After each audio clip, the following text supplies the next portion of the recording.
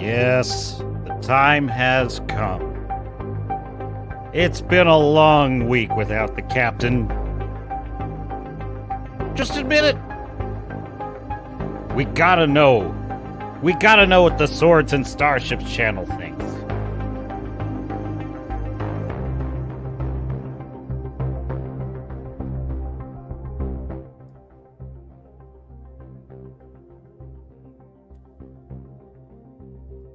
Ahoy! And welcome aboard! Welcome to the Captain's Cast. I am your host, Captain Garrett.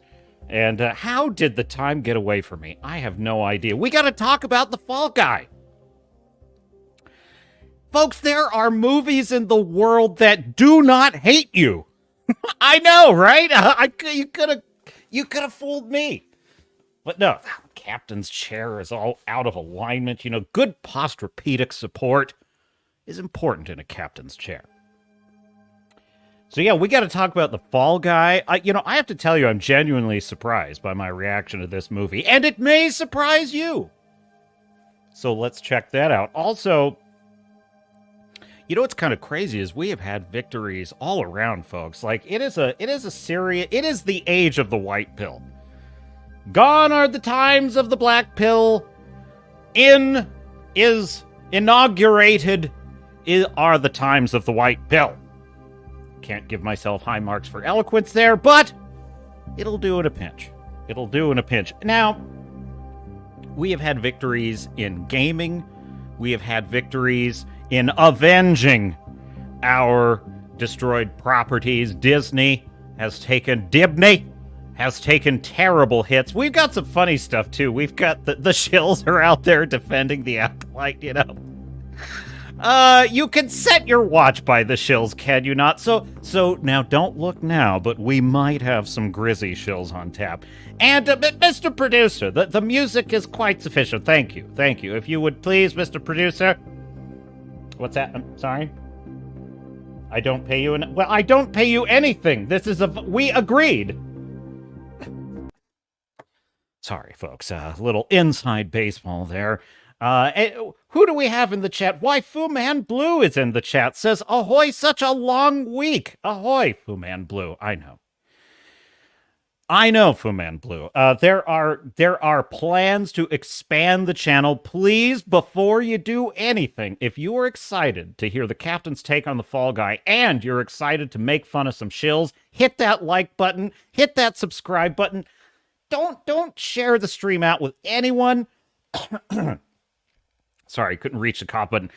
Don't share the stream out there with everyone. Just share it with one person you think would like it. That one person. Everybody knows one. Stonecrow is in the chat. Says, ahoy, my lovelies. Yesterday, I turned 25, and now I celebrate the woman that birthed me. A birthing person. Please have a good day for all. Yes, happy Mother's Day. Happy Mother's Day. Happy Mother's Day, Mom, if you're watching.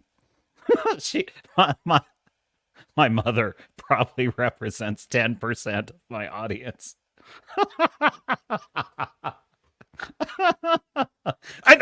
Mr. Producer, you can dump that last part, right? Yeah. You're promising me now. Okay, good. I trust you, Mr. Producer.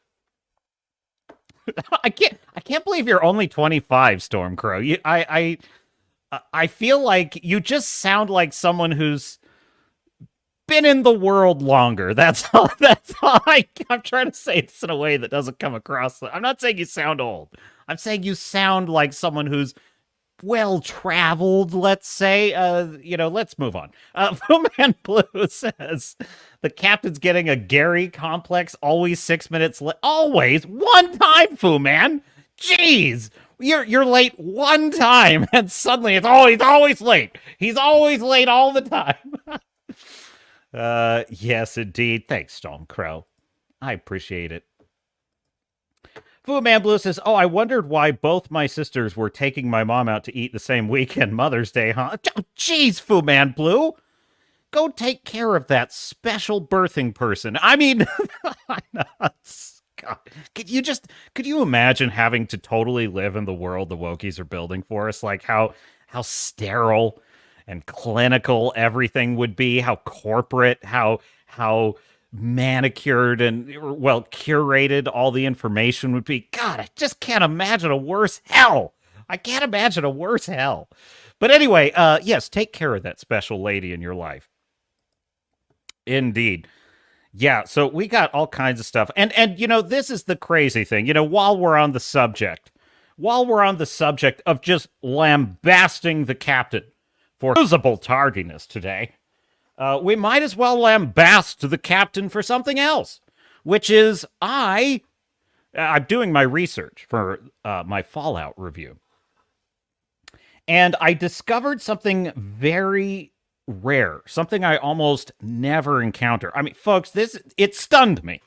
It stunned me when I came across this in my research. I was like, what? How can that be? How is that even? Well, it does happen. It has been known to happen. Rarely, but it has been known to happen. I was wrong. Folks, the captain was wrong about something. On my previous streams, I have been talking about how Jonathan Nolan, he ain't no Chris. Because the writing in Fallout, as you may know if you're following this channel, I think is absolutely atrocious. It is a dumpster fire, and the more I think about that show, the more it unravels and the more I hate it. That would be the Fallout show on Amazon. Total betrayal of the lore, total betrayal of the fans, total betrayal of actual storytelling structure. However, Walton Goggins was cool as the ghoul, all that. But I was crediting all that bad writing to Jonathan Nolan, and I was going through my research. I'm like, Jonathan Nolan did not write a single episode, folks. He didn't write a single episode, so I have massive captain retraction. I owe Jonathan Nolan an apology. It is not his fault. The writing is bad. He directed the first 3 episodes. Okay, but maybe you could explain something to me, my dear chat. I mean, look at this. Look at this. Now, yes, this was an error, and I take full responsibility. The captain takes full responsibility for this error. I inaccurately attributed the writing and even the show running, quite frankly, of which was completely erroneous on my part, to Jonathan Nolan. He was not the showrunner. He was not the writer of any episode, which is strange to me, because check here. But you want to know why the captain made this error? It's still my fault. I should have looked at the IMDb and done better research, but you know, it's a live show, folks. Things happen. Now, let me share this with you. This is why, because this is one of the trailers right here. This is like, check this out. Shits were dead. Westworld director Jonathan Nolan and Amazon MGM Studios present. Look at this. It's like, how could you? Well, I mean, he's kind of more known for being a writer than a director, but it says Westworld director Jonathan Nolan. Okay, right. So I'm thinking, you know, we're talking showrunner here. I don't even know where I picked up this meme. Okay, so that's one trailer. Now look at this one. This is why I erroneously and incorrectly stated that Jonathan Nolan was responsible for the trash fire of writing on display here. But here's the other trailer, right? Look at this. Look at this. Yeah, here we go. It's so dramatic, too.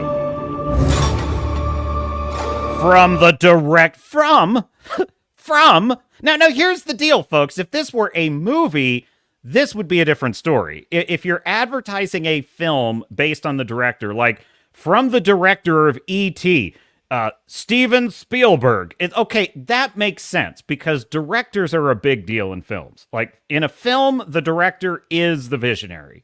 They just are. More than the writer, more than anything else, whether they wrote or not, the director is the primary visionary on a film.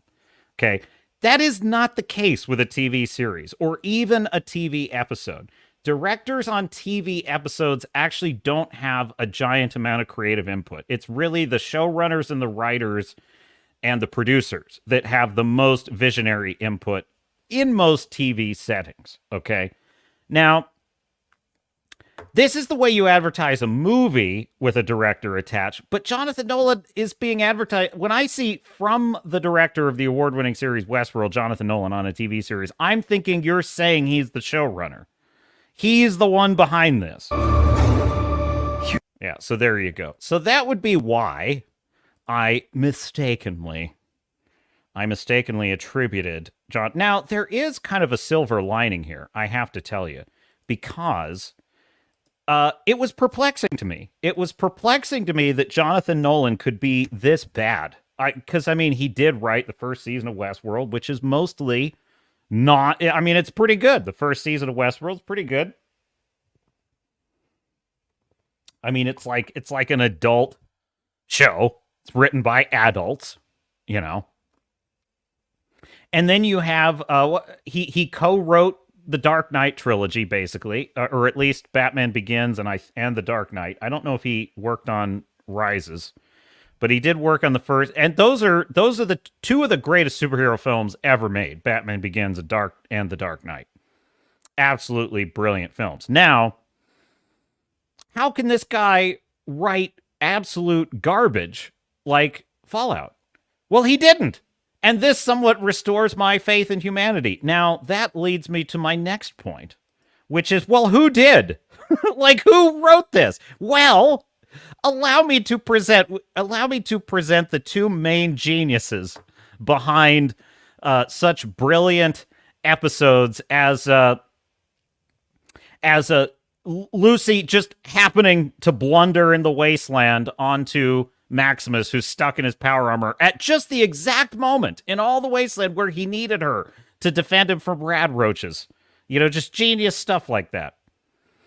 Well, that would be, I believe it's, I'm pretty sure it's these two. Yeah, it's these two. Geneva Robertson Dworet. That, dude, does that sound like a feminazi name or what? That sounds like a feminist. I'm not saying she is. Maybe she's not. Maybe she's a wonderful, charming, empowered woman. It's possible. And then you have Graham Wagner. Okay. Now let's take a look at their respective credits, shall we? So here's Geneva Robinson Dworet. Okay, great. I'm just saying, folks. I'm just saying, okay? All right, moving on. What else has she written? Hang on, I got to hit the cop button. Hang on. Okay. Credits. Captain Marvel. Oh no. Oh no. She wrote Captain Marvel. Oh, she wrote that abortive Tomb Raider movie. Dude, this is her IMDb upcoming. Oh, she's working on Bambi. Oh yeah. But you know what Bambi's going to be? I know exactly what Bambi's going to be. Hang on a second. Hang on. You know it's coming. You know what it is. You know the thing. Put a tick in it, make her gay. Fuck Indiana Jones, put a tick in it and make her name it gay. She's working on Artemis, Gotham City, Sirens. What? That's going to be just a dumpster fire. Dude, this is her entire writing credits, folks. Look at this. She wrote a failed Tomb Raider movie. She wrote Captain Marvel. She wrote Fallout. Okay. This is failing upwards, folks. This is absolutely failing upwards par excellence. Now let's take a look at the other genius. Let's look at the other genius on this. Graham Wagner. Oh, jeez. You know, he looks like a Kurtzman type if I ever saw one. This guy that is an Alex Kurtzman acolyte if I ever saw one. Not really, but he looks like one. All right. Maybe he is. Who knows? What's he written? He has 7. Although those are producer credits. Here's the writing IMDb. Here we go. Oh my God. I forgot about this. He wrote the worst Star Trek short trek. He wrote the one with the idiot that the captain, the idiot male boob, who's just like a toxic male and the captain dresses him down. That's the short trek that he wrote. Okay. He worked on Silicon Valley, a comedy. He worked on was Silicon Valley a comedy, actually? I was thinking of that other one, which was anyway. Portlandia, Baskets, The Office. What is this? This is all comedy stuff. Of course, they made the Fallout show wacky, irreverent, ridiculous, and just wrote nonsensical shit like reattaching dead fingers to repair fingers, reattaching using a fake limb that has a mechanical foot on one end and a sausage grinder on the other. What? I mean, this is who they entrusted Fallout to. Folks, if you liked this show, no disrespect, but you were snookered. You were absolutely snookered. So the captain is correcting the record. It is not Jonathan Nolan's fault that the writing was bad. It is Graham Wagner and Geneva Robertson Dworet's fault. And I continue to work on my exhaustive video on this, and it's taking me a long time, but I'm going to work on it until I finish it because I simply must. I simply must. I must defeat resistance. Let me not let Jonathan Nolan off the hook entirely, because let it never be forgotten. This is another big reason that I sort of mistakenly attributed Jonathan Nolan to being behind this, because the media was focused on the guy. Amazon wanted you to think that Jonathan Nolan was the visionary because he was you know why, folks? You want to know why? Because he was the only somewhat talented person attached to this project. Like the only one. Check out this headline. Amazon Prime's Video's Fallout sci-fi show won't just, quote, please fans, end quote, of the games. Director Jonathan Nolan reveals his new TV series isn't simply paying lip service. Speaking at a press event with T3 in attendance, the director and driving force... Look at... Right there, folks! Right, the captain is vindicated. The captain is vindicated. You know what? I deserve this. I've earned it, Mr. Producer. I think I've earned it. Yes, I've earned it. Can you really blame me? Let me get to the chat for it. Staff Yuri is in the chat. Staff Yuri, welcome aboard. Fu Man Blue. Oh, is that? Oh, jeez. I looped it. There it is. All right. Fu Man Blue says, let the lambasting commence, and it shall. Staff Yuri says, research for Fallout, let's be simple. It's shit! Yeah, I appreciate that, Staff Yuri. I do. I mean, it is, but listen, Staff Yuri, we must convince the normies, you know. This Fallout show is an interesting case for two reasons. Number one, I'm very passionate about the Fallout world and the video games. It's kind of something I've logged a lot of hours in that universe, so it's very dear to my heart. And second of all, this one is snookering people. This one is tricking people, and it's tricking people in exactly the same way that Kurtzman Trek was once kind of able to trick, well, frankly, me for a brief time. Style over substance. It's a tale as old as time. Staff Yuri says, family gets in the way of everything. I know. Let's not, this is not a day for birthing people. This is a day for us. No, I'm just kidding. Sorry, Mom. Fu Man Blue says, damn them. Star Fury says, oh my God, A Critic made a mistake and admitted it. A Critic. Am I a critic, Star Fury? I am, the captain is simply a man who opines. I don't think of myself as a critic. I think of myself as a man of science. As a man, I don't know. I'm just kidding. I guess I'm a critic. Sure. Star Fury says, Marines to the bridge. Take Captain Garrett to the brig. Yes. But my own master gunner is inducing my master at arms to arrest me. Star Fury says, who wrote fall out a 5-year-old retard after having a shock treatment right into the asylum walls. Star Fury is trying to get into like YouTube chat jail today. I feel it. I feel Star Fury's gunning for chat jail today. Not for me. I would never. But the YouTube AI does things I have no control over, you know? Dude, I literally turned off comment moderation before the stream. I always remember, oh, shoot, Star Fury might be here today. So I turn off comment moderation. Because I know he's going to be here. Or I hope anyway. But honestly, it's for everyone, of course. But, you know, I just don't want him to wind up in jail, you know? She doesn't need... wait, hang on a second. I got to read this before I put it up. I guess that's safer. You know, that's what Star Fury has to say. Fu Man Blue says Silicon Valley is a funny one. Oh, geez, Star Fury. Oh, no, I was... Oh, jeez. I'm right. You are definitely gunning for YouTube chat jail today. I can't put that one up. It's for your own protection. It's for your own protection, sir. Fu Man Blue says, LO, special measures have to be taken if Star Fury's in attendance.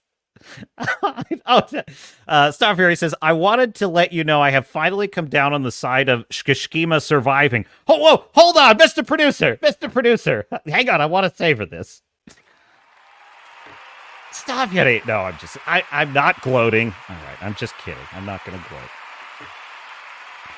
Star Fury says, I wanted to let you know I finally come down on the side of Shkishkima surviving. That would be in Godzilla -1. But my reasoning is that engineer Tachibana gave him permission to live.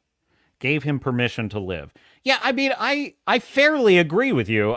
Listen, I really did think the first time I was watching the film, Godzilla -1, first time I'm watching it, spoilers for Godzilla -1, and the only reason I would give a spoiler warning is because they will not release it, folks. They will not put it on DVD, and it's probably not going to be on any kind of media. You can't see it in a theater. Probably you can't stream it, probably for months. So I feel bad because there's still people who probably can't see the movie, which sucks. It's like, dude, that movie, God, it's unbelievable, isn't it? Garbage, absolute garbage. I'm sorry if you like it, but Godzilla X Kong is garbage. And it's like, I can't, it's all fine if you like it. It's not my thing. And it's like, that crap is all over the place, but I can't watch Godzilla -1. It's just, Anyway, that aside. So, spoiler alert, but when Shkishkima, I mean, we pretty much already spoiled it, but Shkishkima, when he survives, I remember thinking that was a little bit just a knee-jerk reaction. That's a little cloying. That's a little too happy ending. But I almost immediately changed my mind when I walked out of the theater, because as I was thinking about the film, I was like, no, that's the right ending, and it's brilliant. And it's only because we're so used to nihilism that I think we have a knee-jerk reaction against it. And the point that you're making there, Star Fury, is quite important, because it's the full arc of Shkishkima that makes that whole thing. I mean, that's the through line of the whole film. It is the whole film. The theme stated in that film is about I shouldn't be alive. That's basically the whole kind of underpinning of the story. And what is the value of life? What is it worth? I mean, there are so many characters in the film that come at this discussion in different ways. Like, I love the scene when Oda is telling all the men they're all preparing themselves for a suicide mission. They're like, should we kind of like get our affairs in order? And I just love how Oda says, no, on the contrary, I think this country has treated life too cheaply, and I would love it if we sacrificed no lives for this victory. And I thought that was so powerful and brilliant. And so the whole story is concerned with this thematic element. And that moment when Tachibana, the man who most blames Shkishkima for the death of the men on Odo Island. Was it Odo or Oda Island? I forget. I think it's Oda Island. The death of the men on Oda Island, he blamed Shkishkima for that. And he was the most ardent in his accusation of cowardice against Shkishkima. So the fact that he tells Kishkima to live is actually him changing as well, because Kishkima had changed and Tachibana had changed, and he had forgiven him. That is brilliant, and that's in keeping with the story. It's Godzilla minus one. The more I think about it, the more I think what a masterpiece of storytelling it is. It is an absolute all-time classic. It is in my top 10 films of all time. No joke. I was even just watching Gladiator last night, and I'm like, dude, Gladiator is in my top 10 films. It's like in my top 5. I would say it's like Lord of the Rings, and I don't know. I haven't really thought about in no particular order. Definitely Lord of the Rings is number 1. But in no particular order, other films in the top 5 would be Godzilla minus one, Gladiator, Braveheart. I mean, those are some of the greatest films ever made. And The Dark Knight. The Dark Knight would be in there. Interstellar. I love Interstellar. It's one of Nolan's greatest film, in my view. The Shawshank Redemption. Oh, I love The Shawshank Redemption. That's such a good movie. Iron Man 1. Yeah, so anyway, well, Starfjord, I appreciate you, sir. You are a gentleman and a respected officer of the watch, and I appreciate that. You know, I have to say, though, all kidding aside, God, I just love nerding out on this stuff, man. I just love being a nerd. Don't you just love it? Ain't it a great time to be a nerd and be alive and just nerd out on stuff and argue about stuff? God, I remember when I was a kid and people would try and make me feel bad about all this nerdy stuff I was into, all this neckbeardy stuff that I loved.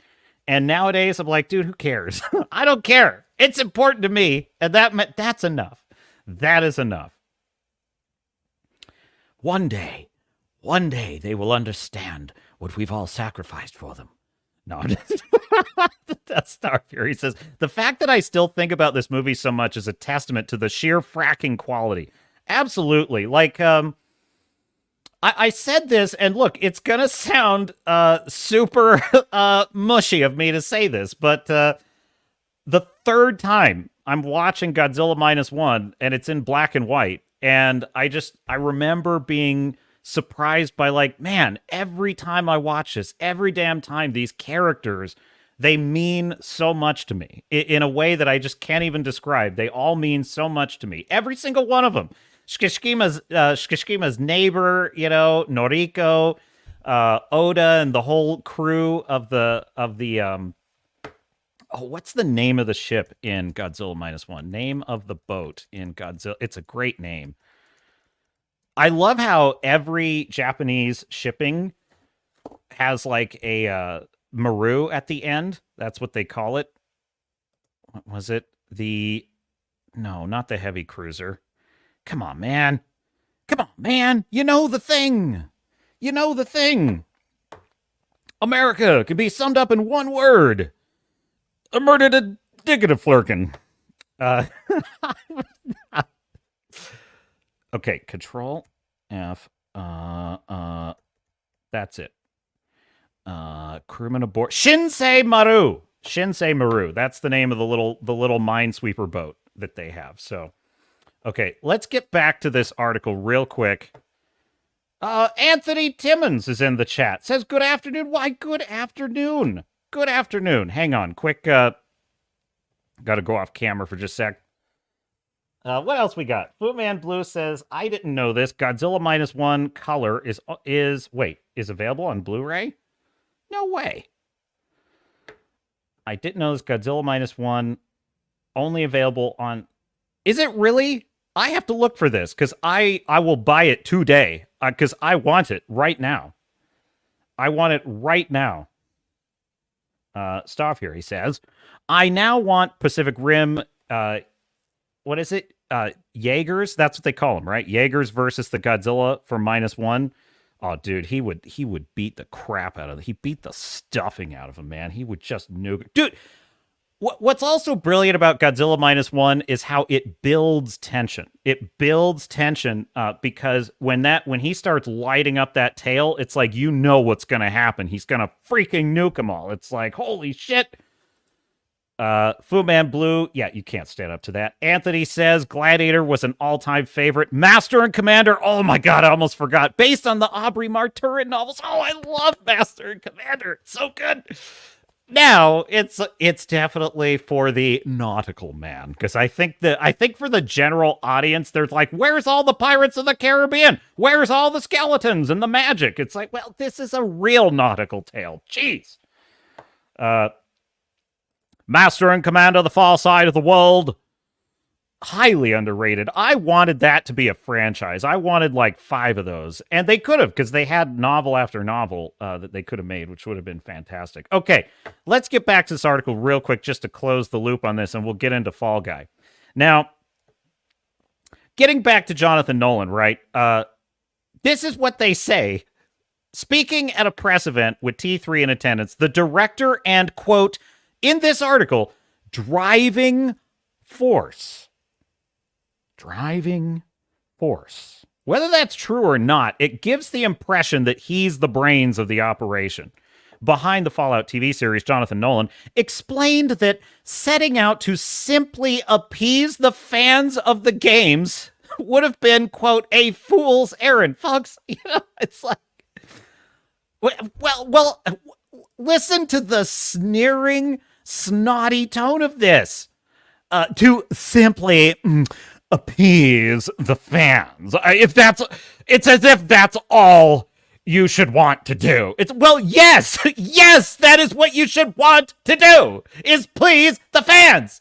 If you don't want to please the fans, make your own fucking story. God, it just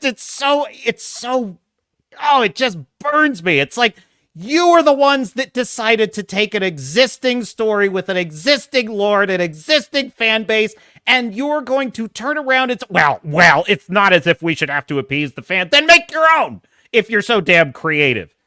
Hacks, all of them. Decorum here. Decorum on the deck. Officer of the watch.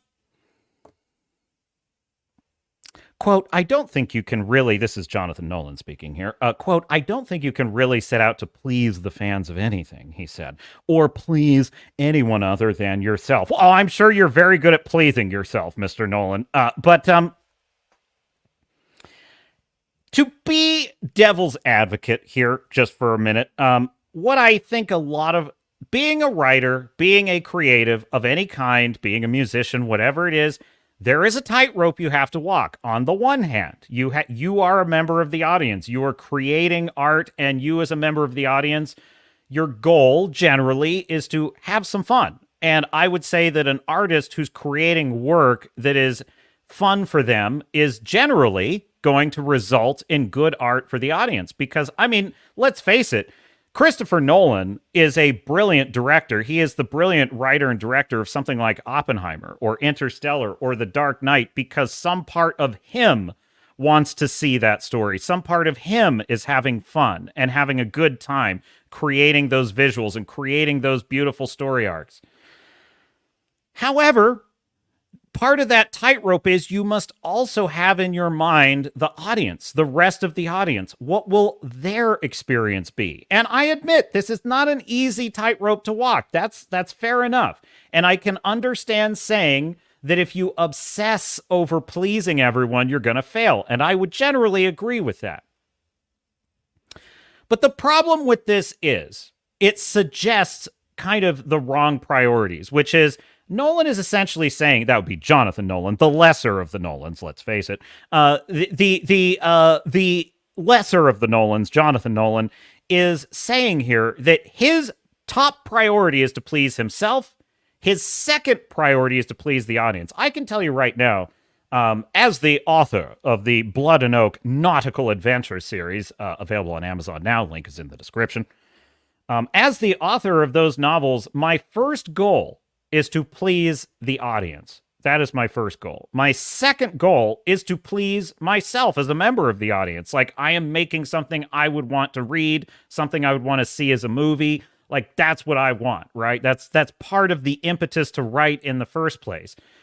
But it's more important to me that the audience has a good time. It really is. And I think that this is a cope, I honestly think. I think this is an ego defense mechanism at work here. This is a low-key amateur mindset on display.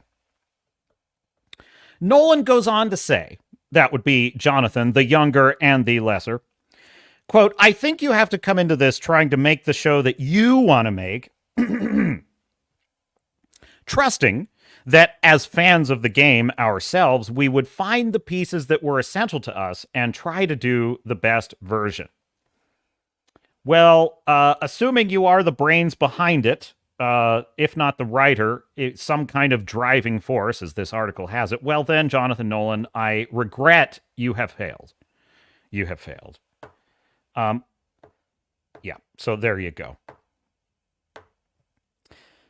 The article says, but those worried that the Prime Video series will deviate too much from the Fallout lore needn't. It did! It did! It destroyed the NCR! It destroyed the New California Republic! It moved Shady Sands thousands of miles just so they could have the characters blunder into it.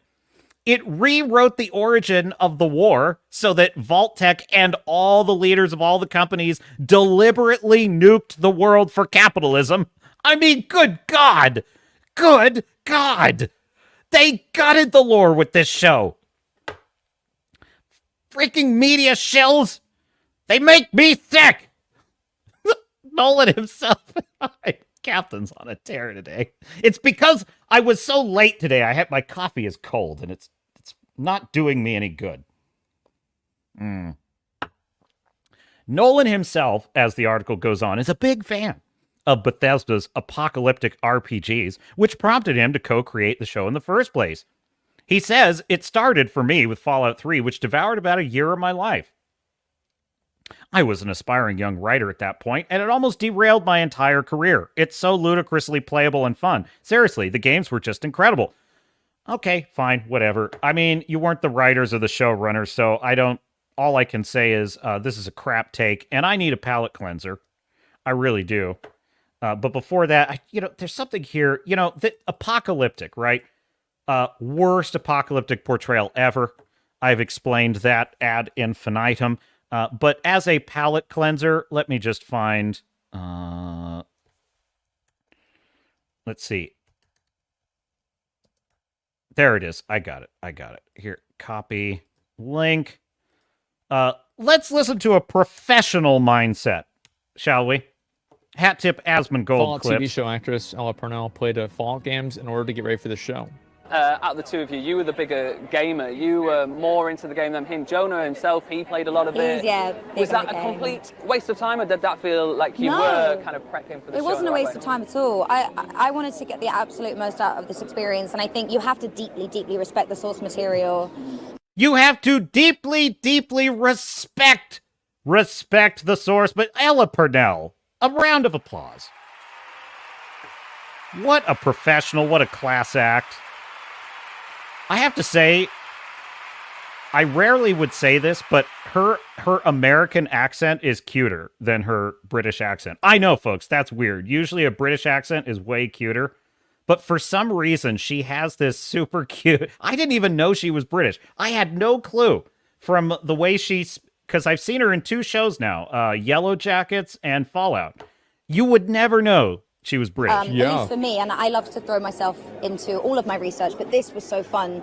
There's so much lore and so much passion behind the games and so many details, and it made it even more exciting when I put the Vault suit on or the Pip-Boy for the first time. Like, that moment was not lost on me, what a big deal that was. So no, it wasn't a waste of time. Well, also, I think the games probably would be fun. Dude, and I just love how that snotty reporter's like, the way he frames that is unbelievable. He's just like, was it a giant waste of time that you played these games? Ooh, gross neckbeard nerds.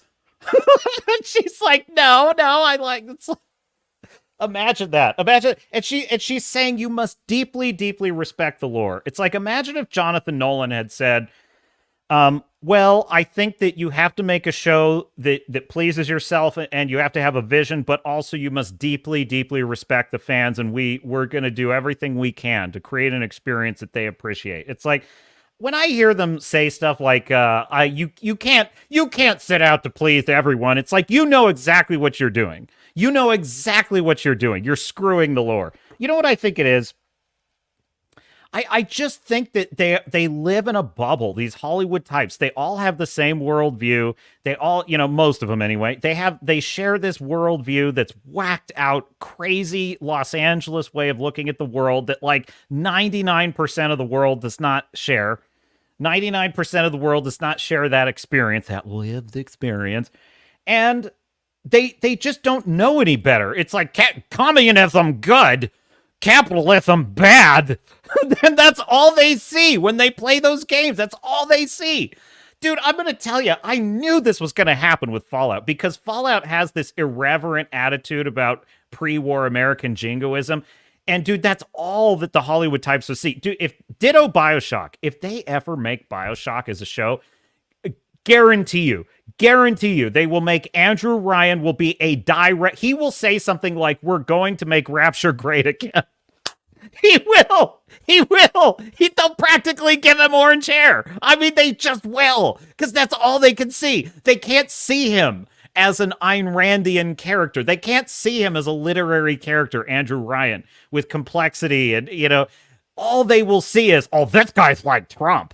That's all they will see. And so it's like, and it will ruin it because Andrew Ryan is not that character. Andrew Ryan is such a more complex character than what they think he will represent. So we're going to get into Fall Guy. What were you saying, chat?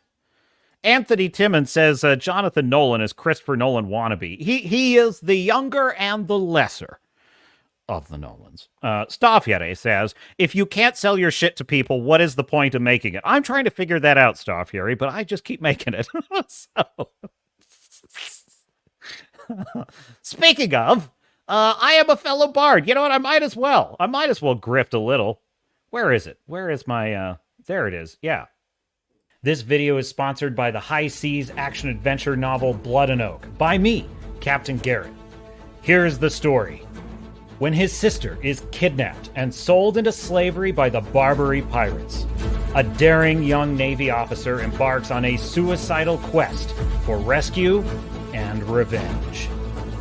This is a story of bloody naval warfare, set during the age of fighting sail, with ruthless rogues, smugglers, cutthroats, and pirates, with deadly sword fights, and tall ships slugging it out with cannons. Available now in Kindle, print, and audiobook. Go to www.bloodandoak.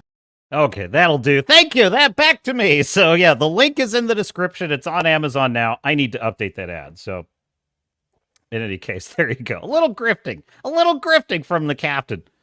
Get the, what stuff here? Get the captain his sippy. I do not have a sippy cup. I do not know where this comes from. I simply do not.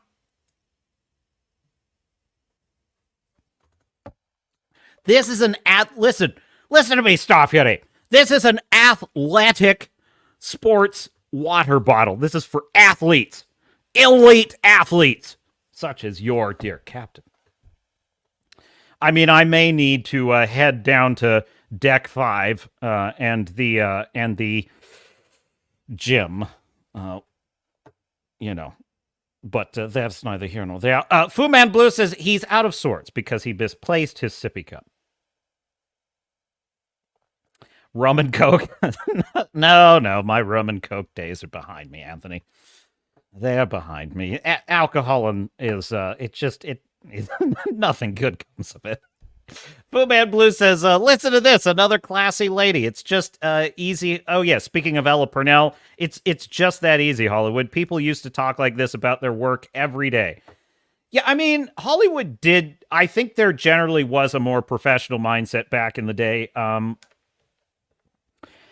It is not easy, to get into that industry, and now they've shifted from the merit model to the diversity, equity, and inclusion model, and that does not require things like talent or vision. You just got to have the right oppression class. What is your oppression rating?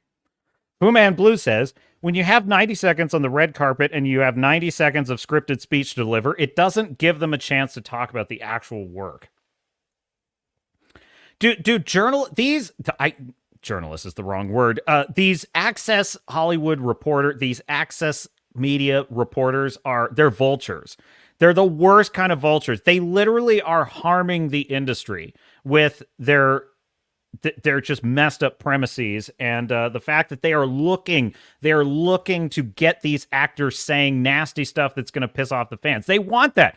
And if the industry were smart, they would get that under control because they work hand in glove with these people. So it's Hollywood's own fault that it's this bad because they agree. They agree with these reporters, but they're stupid to agree with them. They should say, you know what? You're not going to get invited to these red carpet parties if you keep, setting people up for these clips and these sound bites. Stop it, he says. It seems to me the ladies are more base than the men in Hollywood, somewhat. I just haven't come across a professional, a professional man lately. But they're out there. They're out there. I know there was a couple others besides Henry Cavill that have had some great comments in the past. I just haven't come across them lately. They're out there. I'll look for them for you, Staff Yari. I'll look for them. Jeez, Fu Man Blue, that's a very Star Fury comment of you. You haven't talked about the book in weeks, Swords and Starships. I know. It's my own brand of resistance. All right, let's talk about the Fall Guy, shall we? Let's pivot.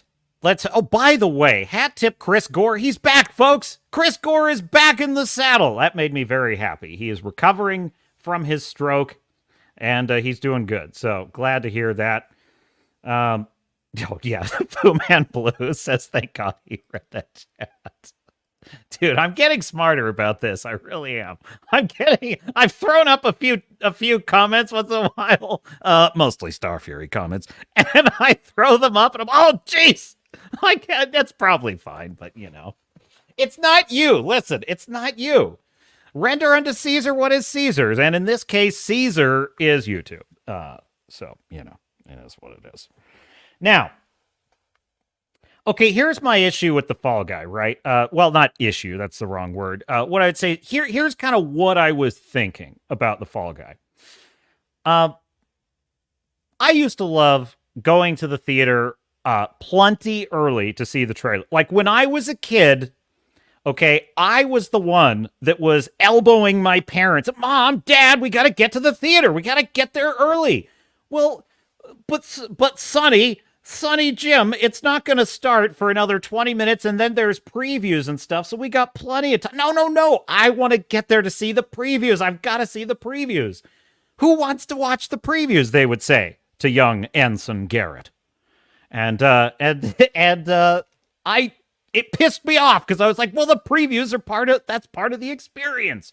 You see like the next movie that's so I was adamant. We had to get to the theater to see the previews. Now I deliberately arrive late. I deliberately arrive late because I don't want to see shit like this. In fact, I'm going to pull it up right. I wasn't even going to pull this up, but I'm feeling particularly pernicious today. Where is it? Maybe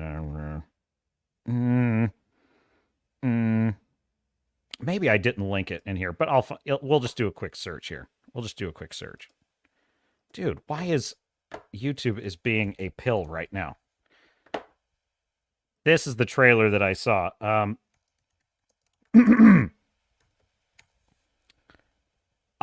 I was so unhappy that I got to the Fall Guy in time to see this. You have no idea, chat.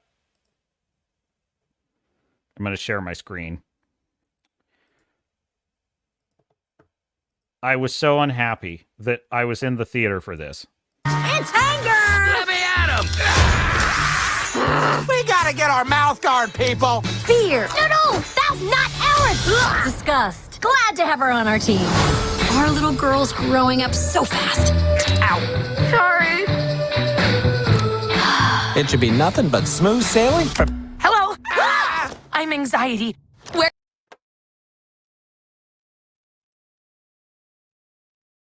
I literally is sitting in the theater. I'm just like, ugh. I can't. God, this is so Inside. I didn't see the first Inside Out, nor do I care to. I have no idea. I have no idea what the first. I don't care about the first film, but I'm just watching this, and I'm like, this was written. This was written by exactly the modern Hollywood class, which are adult children who can't cope with life, and literally everything in their life is obsessed around representation and affirmation and self-care and taking care of your own needs first, and just every day is a freaking struggle to cope with living in a free country in the most prosperous and technologically advanced time in human history, as if it's a daily struggle for survival. And and of course they are anthropomorphizing, or personifying, perhaps is a better word, all of their emotions. Oh, I'm anxiety, and oh no, I'm sarcasm. And I'm like, oh my God, this is like weird sock puppets. You know what I mean? This is like, have you ever seen the movie What About Bob? What About Bob with Bill Murray and Richard Dreyfuss, and Richard Dreyfuss plays his therapist, and Bob is, of course, this crazy, obsessed patient who won't leave him alone on vacation. It's a great movie. And Richard Dreyfuss is like, he prides him. He's like this super egotist, right? And he prides himself on being the smartest man in every room he's in. And so he does psychoanalysis to his kids, and his kids hate it. And so, like, his daughter's fighting with him, and he whips out this sock puppet. What did I say? Sock puppet. He whips out a sock puppet, or it's not a sock puppet, but it's like a puppet of like him and a puppet of his daughter, which is the creepiest thing ever. And he starts like having them talk to each other as like a therapeutic, practice. And his daughter's like, "Oh God, Dad, don't make me do this." This is what Inside Out makes me think of. It makes me think of like weird, immature adults doing a sock puppet theater. And it makes me want to leave the theater immediately. So that's a long way of saying that when I accidentally caught the trailer for The Fall Guy, and it starts out with Ryan Gosling, and he's on the set of a film, and I'm thinking, and I kind of was bracing myself for the usual, like, oh God, here's another Hollywood, just generic chat GPT, AI generated bullshit, But then it's actually a pretty interesting premise. He's a stuntman, and he's on this film set. He gets embroiled in some kind of murder mystery, and he winds up having to actually use his stunt skills to fight the bad guys and get himself out of trouble. Kind of a dude with a problem situation. And I thought, well, that's actually pretty interesting. And this seems pretty fun. And I enjoyed the trailer. I still was not interested in this movie. I still was not interested in The Fall Guy, because my feeling about it was, it's going to be an action movie. I was hearing some people say it was fine. It was kind of okay. And I just, I'm truly kind of fatigued on Hollywood. Maybe part of it is because like I actually think of it as a professional practice now. I watch films to like review them. That's not me saying like I am an approved critic of the intellectual class. That's not how I mean it. I mean that whenever you do something as a kind of work, it changes it. It switches from being something that's exclusively play to something that is sometimes play, but also like this is something it's a responsibility. That always changes the game. Like I've heard professional poker players say that they tried going pro, they hated being a pro, they went back to being an amateur because it took all the fun out of poker. That's what I'm talking about, right? So maybe it's just that I've watched too much garbage. Maybe it's that I'm kind of doing it as kind of a semi-profession right now, and it's changed my perception a little. I'm just tired of going to the theater and having a mid experience. I'm tired of it, So I'm like, I don't want to go to this movie and have it was fine, it was inoffensive. I went through that with Ministry of Ungentlemanly Warfare, which was very disappointing to me, that movie. And I was like, I'm tired of that experience. And so I just wanted a break from it. I'm like, so I'm not going to see this. However, I heard good things. And it's Mother's Day weekend. And so I thought, Mom would probably like this one. So I went to the theater with her to see it.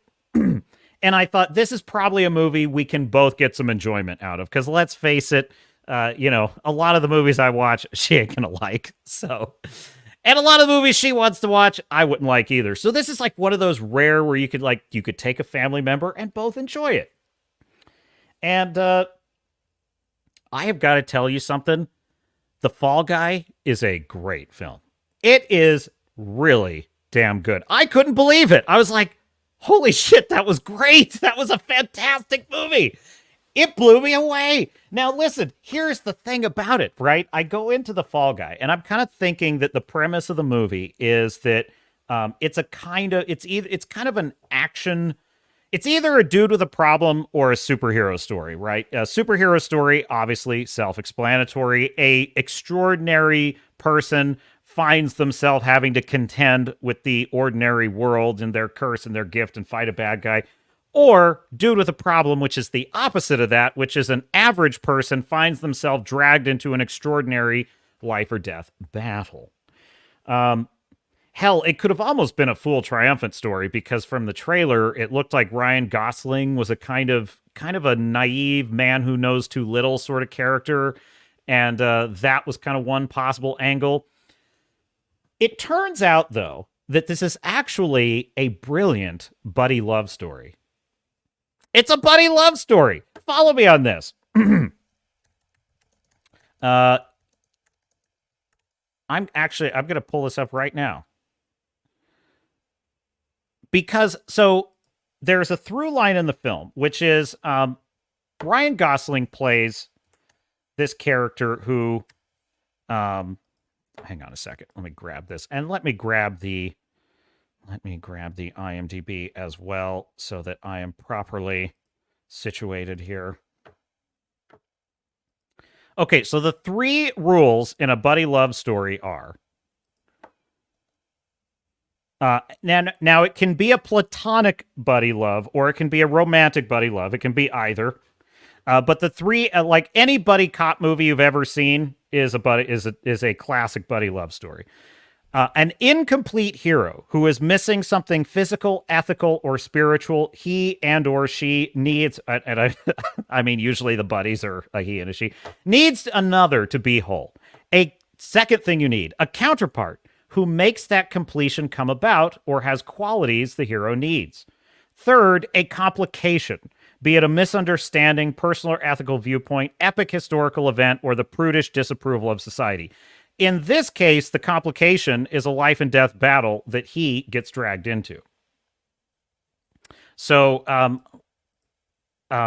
So Ryan Gosling plays Colt Seavers, who is a stuntman who works on the sets with a camera woman that he is madly in love with, played by the cute, charming, lovable Emily Blunt. Folks, she is fantastic in this movie. Emily Blunt is an absolute star. By the way, Ryan Gosling, absolute star. And I have to tell you something. I kind of felt like there's a little bit of a battle of the sexes in this story that made me think, now this is what Barbie should have been. This is what Ken and Barbie, this is the dynamic they should have had. The dynamic that Gosling and Blunt have in this movie is exactly what would have made the Barbie movie 10 times better. Well, or at least in the case of my opinion, would have made it good. So Emily Blunt plays Jody Moreno. She's a camera woman, and I have to say there is something about 2 characters who like each other, who seem like likable, nice people, and who are kind of just doing a job they love, and they're in love, and they're having a good time. This is the setup to the film. There's something about that is immediately endearing. And I have to say, it gives both of them a kind of brilliant save the cat almost instantly, which is you like this guy. Ryan Gosling's character of Colt Seavers is so likable in this film. It's stupid, man. It's absolutely stupid because he gets his ass kicked. He gets beat up. He gets thrown across things. He gets slammed into things. He gets punched in the face, lit on fire, and he does it all with this kind of lovable smile. There's something about that is the ultimate save the cat. But then you add to that he's just got these like puppy love googly eyes for her. And she has the same sort of puppy love googly eyes for him. And there's something about that makes you just instantly love both of them. I don't know what it is. It's what it is. So the movie immediately establishes this kind of lovable, you're going to have a good time tone. Then something happens. The complication, well, it's kind of it's more like a setup to what's coming later, I would say. He has an accident. Colt Seavers has an accident. A stunt goes wrong and he breaks his back.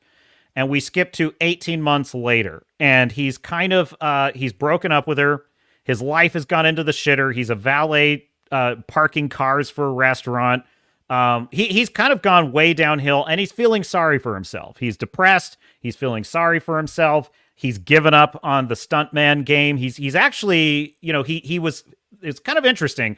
It's a brilliant setup for his character because he starts the film, he is fearless. He's absolutely fearless. Like, he's the man. Light me on fire? Sounds good. Throw me off a building? I'm there. That's his attitude. Then he breaks his back and it changes everything. Now he's afraid. He has real fear. And so that's kind of the setup. He gets a call from this producer who is, dude, this is the best part, man. This movie skewers Hollywood. It does. This is a movie that was made in honor of you, my dear sailors and starnauts. This is a movie that has as the place of primacy the audience, the fans, the people who go to movies to see stunts and to see action. They are here to make you happy. That is the feeling I get from this film. And it is fitting that one of the just odious characters in the film is this grasping, greedy, just narcissistic Hollywood producer. And oh my God, lest I forget, okay? You've got the fictional movie star, Aaron Taylor Johnson, who is the guy that Ryan Gosling's character, Colt Seavers. He's the stunt double for the real actor in the movie, which is Tom Ryder. Tom Ryder. He's this big star in this fictional movie star. Played brilliantly by Aaron Taylor Johnson, okay? He is a classic narcissistic, just delusional Hollywood actor who pretends he does his own stunts, but he doesn't. And it's fantastic. He's hilarious. He wasn't even making like a joke or anything. He would just be acting and I'd be laughing my ass off in the theater because it's so funny. Because it's like, that is so, he's like a male Rachel Zegler. Okay. Basically the character of Tom Ryder, that's his name, right? Tom Ryder. Is that what I said? Yeah. Tom Ryder. The character of Tom Ryder is like a male Rachel Zegler. It's fantastic. It's so good. So anyway, well, this evil producer calls up the very much depressed and feeling sorry for himself Colt Seavers. And who is the producer? Gail Meyer is her name, right? She calls him up and says, hey, darling, I really need you on this film set, And he's like, no, I'm not getting back in the game. There's nothing you can say. I'm not going to do it. I hate your guts. How did you get this number? Which is pretty hilarious. And she's like, listen, this movie's in trouble and you're needed. And he says, no, refusal of the quest. Very brilliant.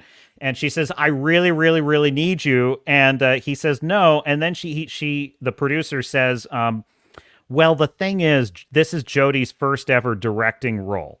She's directing the film. Well, this is Emily Blunt's character, the one he's in love with. And she says, if you don't bail this movie out, Jodie's going down in flames and she's never going to get another chance to direct. And he changes his mind. He's like, when is my flight? Dude, that's another brilliant Save the Cat, by the way. And he gets on a plane and he winds up flying to this film set. Well, it turns out that Tom Ryder has gone missing. And this producer is trying to keep it quiet. She thinks he's in legal trouble. She hires him, Colt Seavers, to go find Tom Ryder and get him back on the set so the movie doesn't go down in flames.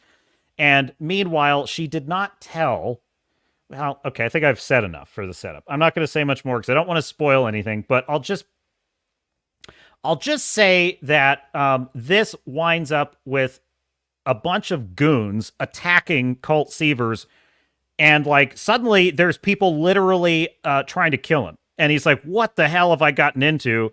Meanwhile, Jodie, the director, she did not expect him to be on set, and she is pissed off that they've broken up. She still is like, has hard feelings about him not returning her calls, and so that's where the battle of the sexes comes in. But it's clear they both still have feelings for each other.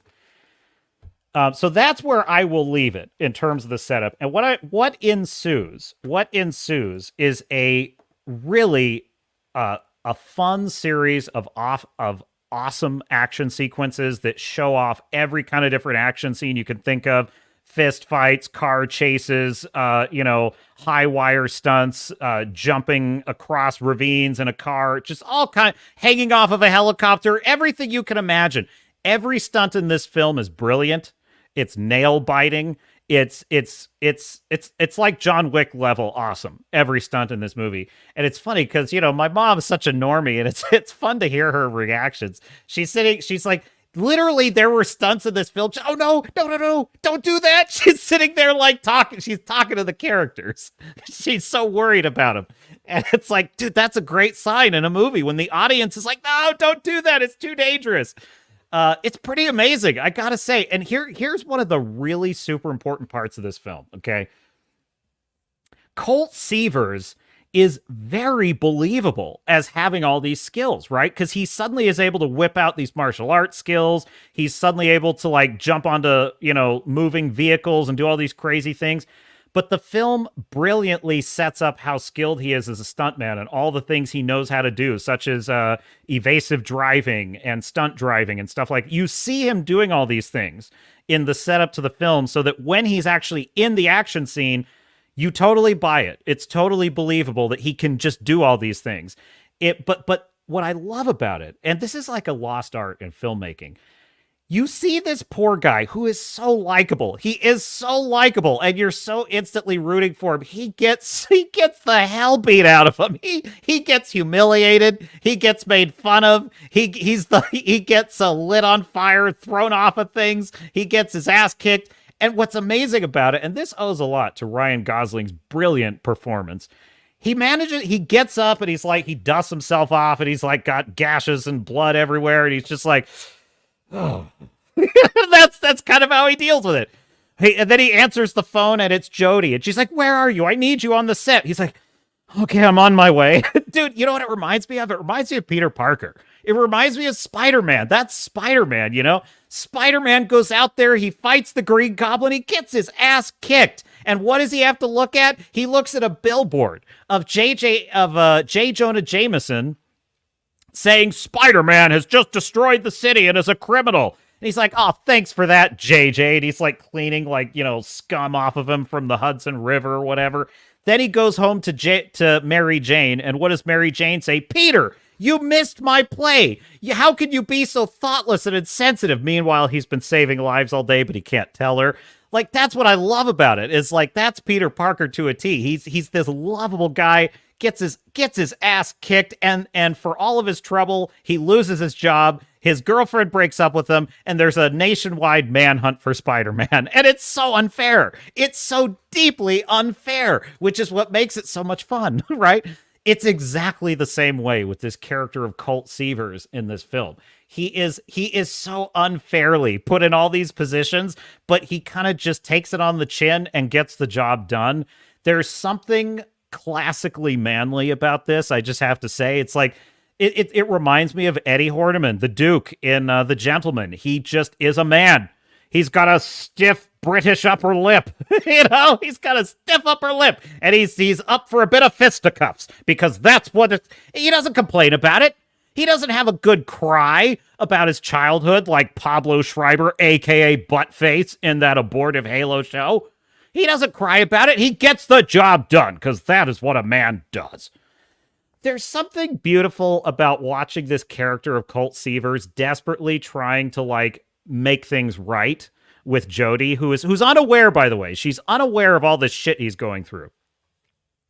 But there's also something lovable and endearing about Jodie secretly wanting to get back together with him, but not being able to tell him that because she doesn't, she still doesn't trust him. She still feels burned.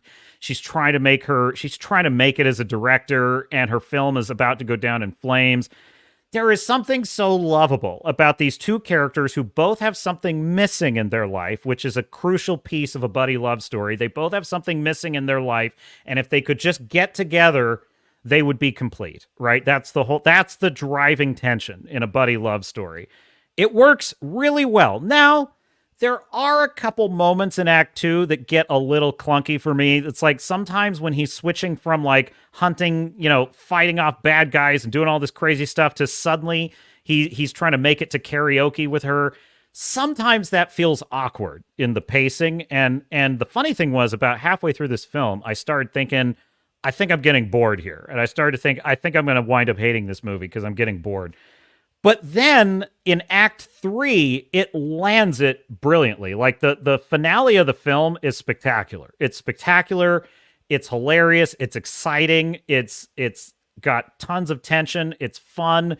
It's rare that a film like this ends well, I think. It's, because usually I get bored in Act 3 with a film. Like, I did not with this film. That's actually what sealed the deal. Lovable characters, likable characters that you root for. And this is a film that loves you. And that is one of the most impressive things about it, is it's a film that loves the blue collar part of filmmaking, which is the stunt people, the camera people, the pyrotechnics guys. Those are the blue collar rank and file people. Many of them who are not part of all this woke bullshit, many of them who just want to make a living at this, and they're working hard, and their passion is making movies, their passion is making entertainment. That is what they're here to do. It's really the evil producers and talent that are kind of the problem, right? And this film nails that. It really does. So Emily Blunt and Ryan Gosling play classic blue-collar, professional craftsman Hollywood creatives who are just trying to make a life out of this. And that makes them very relatable, very lovable. And another crucial piece of that puzzle is you, the audience. You, the audience, are as much a star in this film as the stars in the film. That's really, it's very strange. I've never really felt this way watching a movie quite like I did in this one. It's as if this film is a love letter to people who come to see action movies. Even the closing credits kind of seal that for me, because the closing credits show you the behind the scenes on all the stunt work, as if to say, look how much fun we had making this for you. We're so happy you're here. That's what this film screams to me. This film screams, I'm so happy you're here. Wait till you see what we did for you. Wait till you see this. You're going to love it. Come on. I got to show you this. That's how I feel about the way this film is. The relationship I have to this film is like, it's saying, come on, I got to show you something. It's going to be fun. You're going to love it. I'm so glad you're here. Why is that rare? I don't know, folks. I don't know why that's rare today, but it is rare, and it's beautiful. It's a beautiful thing to see. So I'm going to say, I think I kind of been going back and forth, but this is crazy. I think I'm saying this is a 9 out of 10, folks. I am saying out of 10 bars on the epaulets, The Fall Guy is a 9 out of 10. This is a film that loves you, the fans. It loves the craftsmen, the professionals. It is classic hero archetypes. It is classic, lovable, plucky underdog archetypes. It is classic romance, classic masculine fisticuffs. It's brilliant. And it's what another important thing too, because there's a meme that masculinity somehow means aggression and invulnerability. It's quite the opposite. Ryan Gosling plays a character who is tough, he is strong, he is determined. He also is a man who struggles with self-doubt, who struggles with fear. He has to overcome his fears. He is a man who feels lost without, this woman that he's in love with, the love of his life. He's vulnerable. Ditto Emily Blunt's character of Jodie. She's brilliant as a director. She has amazing talent. She's very confident in her abilities. She also is she has pieces missing in her soul. She's worried. She has her own fears. Will she fail as a director? So this is classic storytelling, lovable, likable, strong characters that also have vulnerabilities and complexities. 9 out of 10 epaulets. I can't believe I'm saying this. I really thought this was going to be a mid film. This is a great film. Go see The Fall Guy. You're going to love it, and it loves you. Hat tip Emily Blunt. Hat tip Ryan Gosling. True talents. She is gorgeous in this movie. She is so charming. It's unbelievable in this movie. And who is the writer? I just want to quickly hat tip as well. Director David Leitch, if I'm pronouncing that correctly. Writers Drew Pearce and Glenn A. Larson. I'm actually curious the previous directorial credits for David Leitch. Let's see. He did Bullet Train.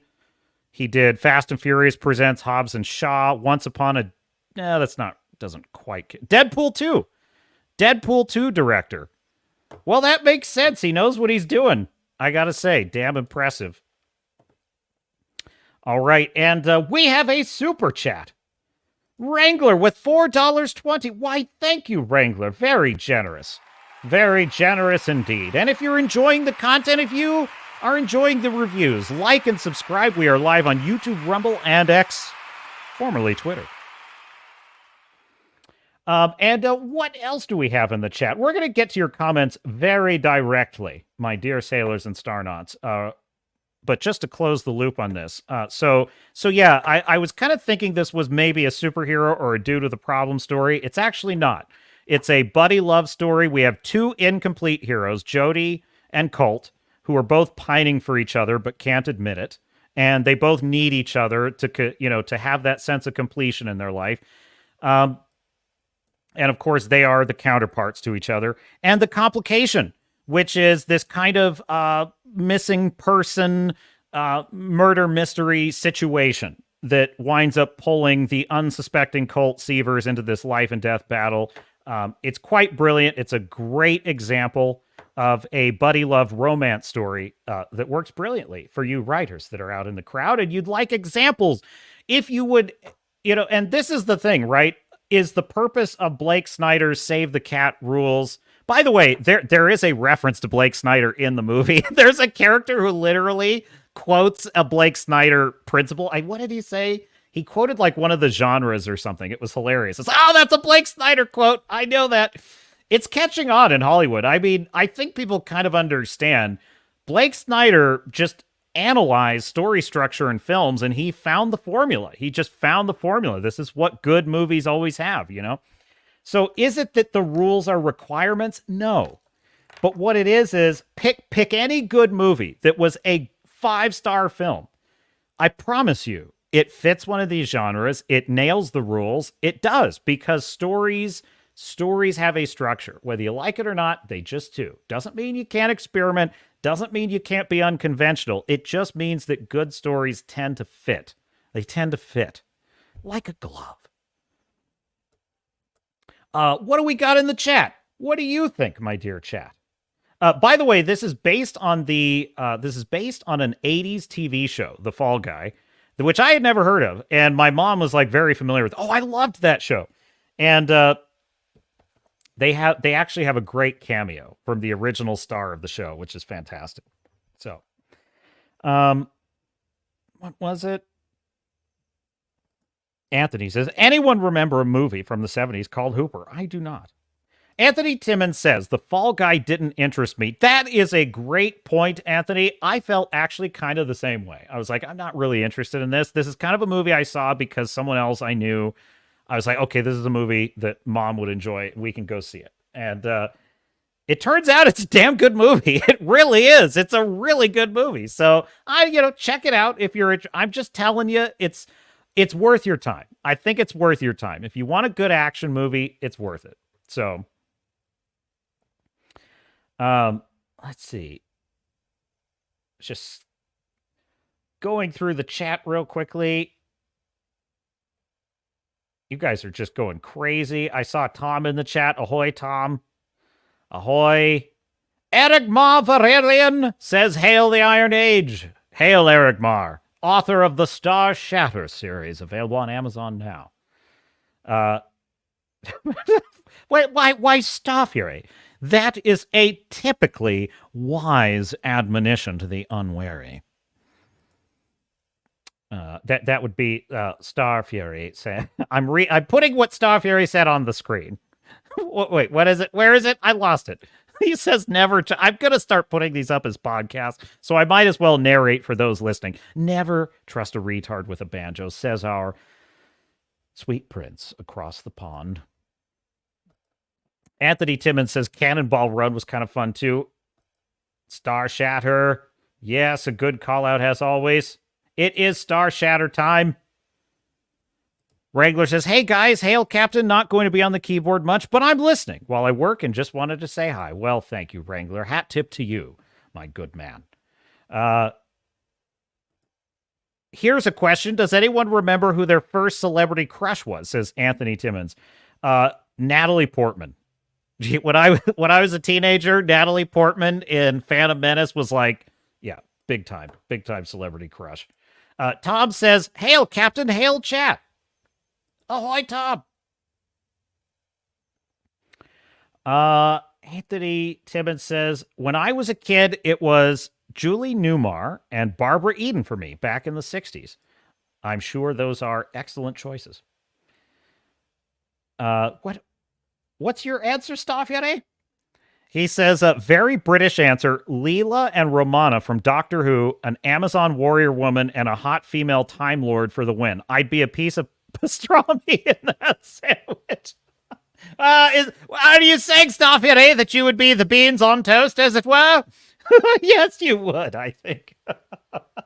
You'd be the beans to their toast. You know what's funny? I just had this thought, too, because David Tennant, of all people, is out there gaslighting the fan base and himself, incidentally, I personally think. My opinion is he's gaslighting himself as much as anyone else, which is he got asked, like, what do you think about all the right-wingers who hate trans people? You know, and he's like, oh, I think that's terrible, and I think people should just live and let live kind of answer. And I'm like, okay, so how about those of us who don't want to tell you our pronouns? Do we get to live? How about those of us who don't want to choose pronouns in a video game?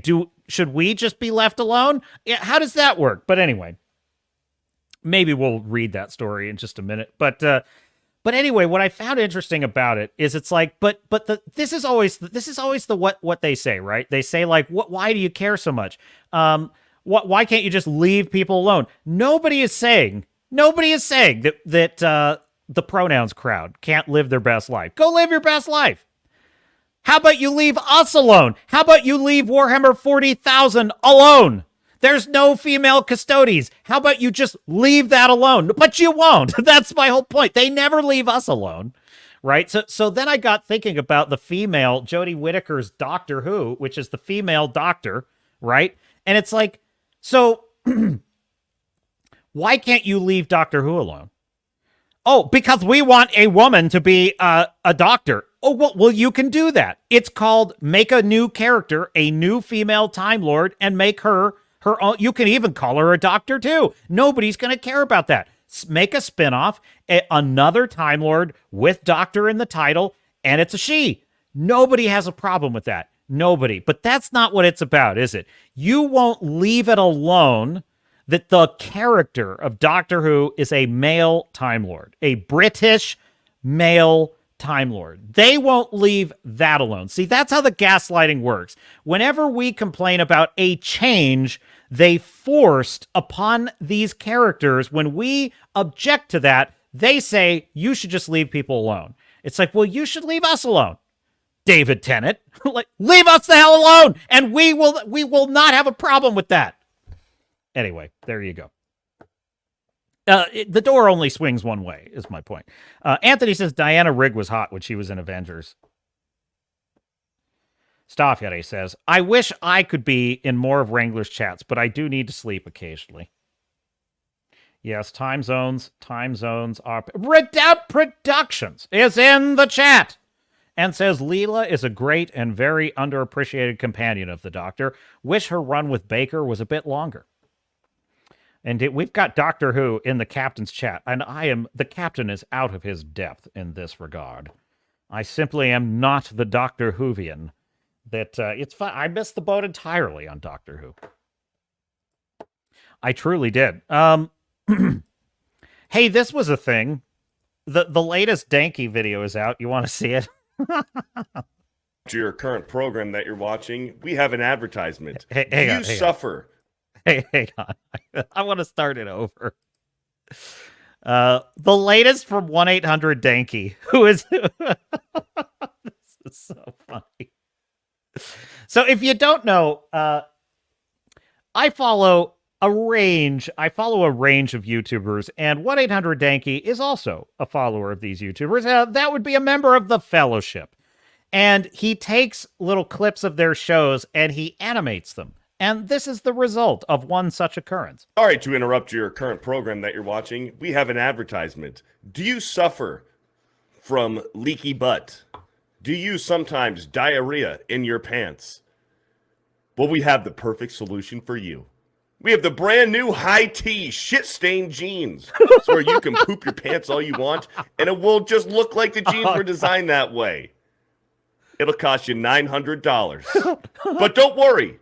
If you can't afford it right now, 4 easy payments of $250. Quick math here. Buy yours today. Warning. The following advertisement contains important information about our product. Please pay close attention. These jeans are made of high-quality denim material and are designed to provide comfort and style. However, please note that there may be a poop stain on the garment. This stain is not removable and is sold as is. By purchasing these jeans, you agree to accept the product in its current condition. We are not responsible for any discomfort or embarrassment caused by the presence of the poop stain. All sales are final. Limited quantities available. Offer subject to change without notice. Consult a physician if irritation occurs. Keep out of reach of children. Not recommended for use in formal settings. Use at your own risk. Thank you for your attention. It's so bizarre, man. It's so weird. I just snorted too, which is the worst part. Hat tip 1-800-DANKY.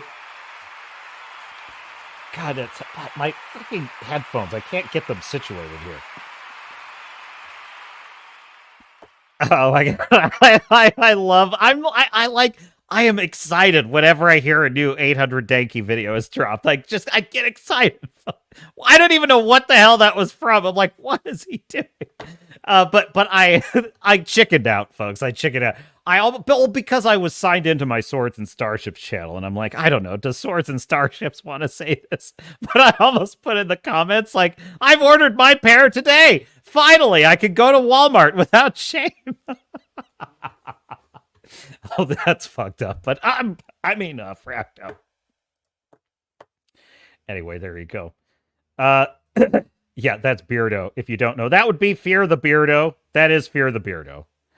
Redoubt Productions is like, why are you doing that? Because the captain. Look. The captain is nothing. Redoubt Productions, if not a sophisticate, an intellectual, a man of science and reason, but I'm also a hayseed hick.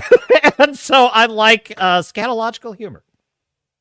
That is the reason. That is the reason for the presence of that clip on the Captain's cast. Where do we want to go next? It's really impressive. We've had some amazing wins in the video game column. Grums he is on Twitter. Okay, just check this out real quick. I just want to give you some quick wins. Quick wins! Mr. Producer, begin the quick wins segment. Immediately. In fact, we might as well.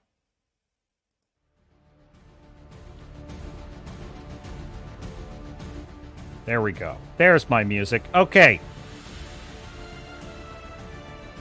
So we have had PlayStation as a result of negative reviews on Helldivers 2 and fan pressure, they have reversed their sneaky little retroactive requirement that Steam players on PC would have to sign up for a PlayStation account? They don't have to buy anything, but they have to sign up with a PlayStation account.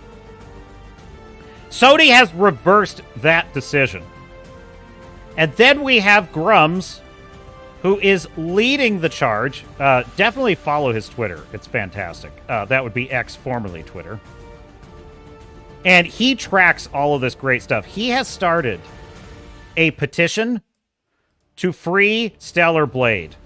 So if you don't know, here's what happened, right?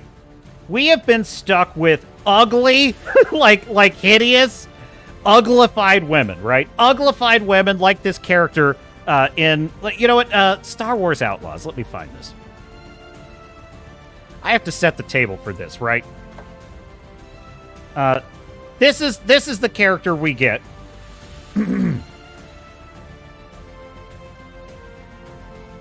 Yeah, this is the lady girl boss that we're gonna have in Star Wars Outlaws. Just a ball sack chin. Look at this! Oh my god! Look at this! Okay, now, and they say, well, what do you expect? Do you expect us to make some kind of fake sex doll that doesn't exist in reality? Well, this is the thing, folks. Star Wars Outlaws main character and model side by side. When you see this is the actress. This is the actress on the left that they modeled this character on. Look what they did to her. Look what they did to her, folks. Okay, so my point is we've had to put up with this stuff, right? We've had to put up with them uglifying all these babes. Well, finally, we get Stellar Blade, right? Which is made by South Korean company. It's made we have an Asian model who modeled this actual character. We have a husband-wife team that designed the character. And she's bringing back the good times in gaming. Well, they have been editing all of her costumes to make them less sexy, less revealing. We have, as of now, and your captain has signed as well, this petition, Free Stellar Blade, reverse the censorship, 87,544 signatures. So my point is, you are voting with your wallets, and you have reversed Sony on Helldivers 2, and you are turning the tide on censorship. Stellar Blade is a smash hit success, and now as they attempt to censor it, we are pushing back. So cheers to you, my dear sailors and starnauts. Thank you, Mr. Producer. Thank you. And so there you go. I wanted to give you some good news. That actress, you're right, Eric Mart. She is gorgeous. And it's like, you know, it's a bunch of unhappy, blue-haired land whales that just can't stand that there's beauty in the world. It's really, that's really what's happening.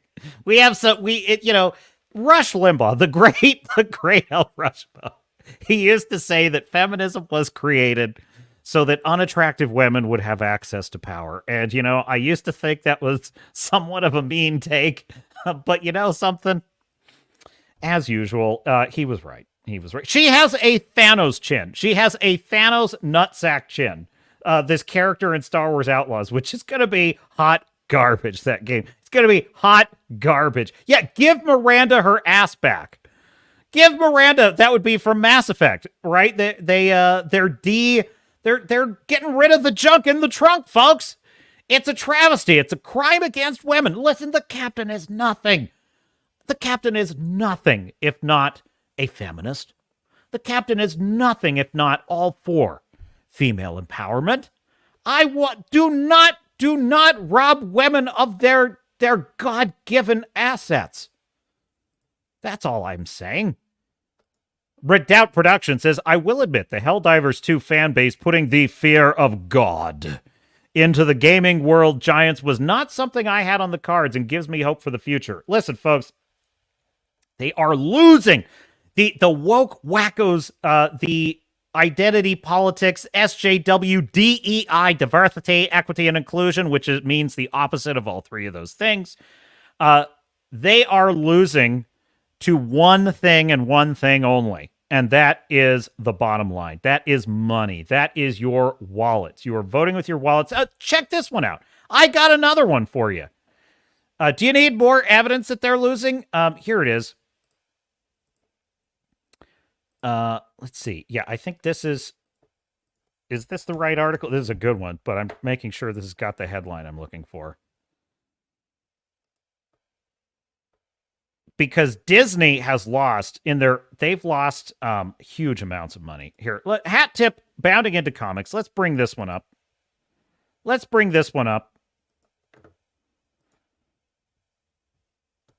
You're going to love this, folks. Disney CEO Bob Iger says Marvel Studios shrinking output to about 2 series a year. Look, there, folks. This is incredible. Bob Iger has learned a valuable lesson, folks. He's learned that quantity over quality is a bad business model. So he is going to drastically reduce the output of the sludge pipe. As our sweet Prince Starfury would put it, the absolute sewer pipe of shit. That's a verbatim quote. That's a Starfury verbatim quote. Maybe he said sewer hose of shit. You can correct me, Starfury, if I've got that wrong. But they're slowing the flow down to just quote 2 series a year. This is just for Marvel, folks. Not D+. This is for Marvel only. 2 series a year and a maximum absolute ceiling, folks. Absolute ceiling of 3 films. 3 films per year.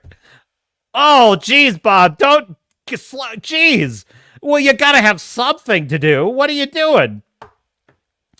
Quote, in following up on his previous assurances that the House of Mouse had recognized their need to be better at curating their various franchises, Disney CEO Bob Iger has revealed that going forward, the Marvel Cinematic Universe, aka the MCU, will be receiving a greatly reduced number of entries per year.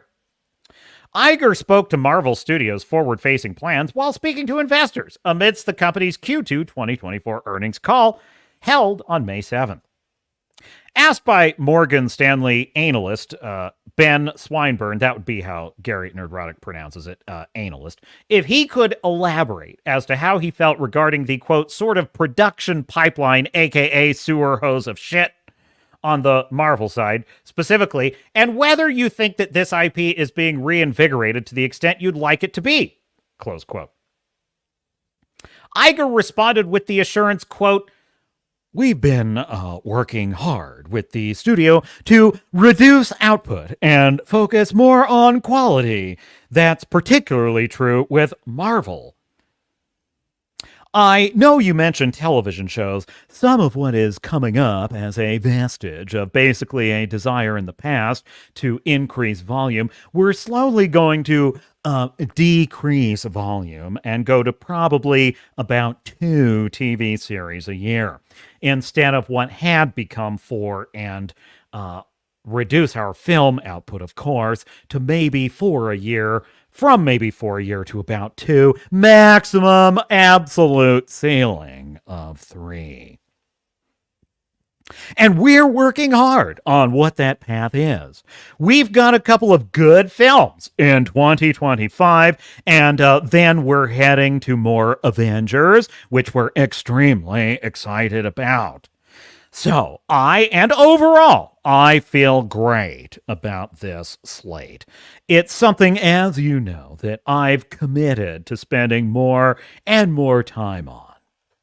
The team is, I think, one that I have tremendous confidence in, Iger concluded. And the IP that we're mining, including all the sequels that we're doing, is second to none. So I feel really good about what's coming up. Folks, they are getting their asses kicked. They are losing millions. They lost $1 billion minimum in box office losses last year. They're getting shellacked. And his only answer is, well, okay, you know what? Maybe it was a mistake to do like 4 films a year, so we're going to dramatically reduce that to like 3.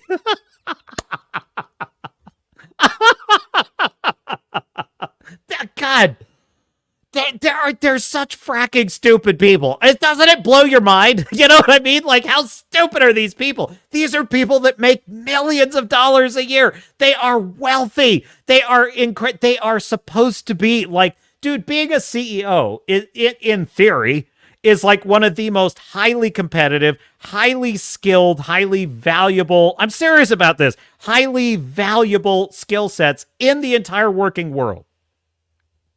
In theory, these are supposed to be like very talented, very skilled, very credentialed people that know what they're doing and they know their business and they are experts at their business. A CEO of an entertainment company, in theory, on paper, is an expert at how to make money in entertainment. They learn nothing. They're stupid people. If they eat glue, folks, glue. Toxic amounts of it. I can't who is the other one? There was another CEO that, oh God, what it was. I'm trying to think. It was the CEO of, God, it's right on the tip of my tongue. Geeks and Gamers had it. If you're going to remind me, I'm not giving you enough to remind me, but there was a CEO who was talking about a change they were going to make. And I just remember thinking, it'll come to me, but I just remember thinking like how can people that are this highly paid in this rare of a position, this many years in an industry? Oh, that's it. I remember. Okay. It's the Planet Fitness CEO. Do I have this story? Planet Fitness CEO, which, by the way, I once had a membership to Planet Fitness because it was dirt cheap. It was like $10 a month. And I freaking hated it. I hated that place. It was gaudy. It's all purple and orange. And it's just like, oh God, you could just, it was not my scene. It was not my scene at all. Planet Fitness CEO.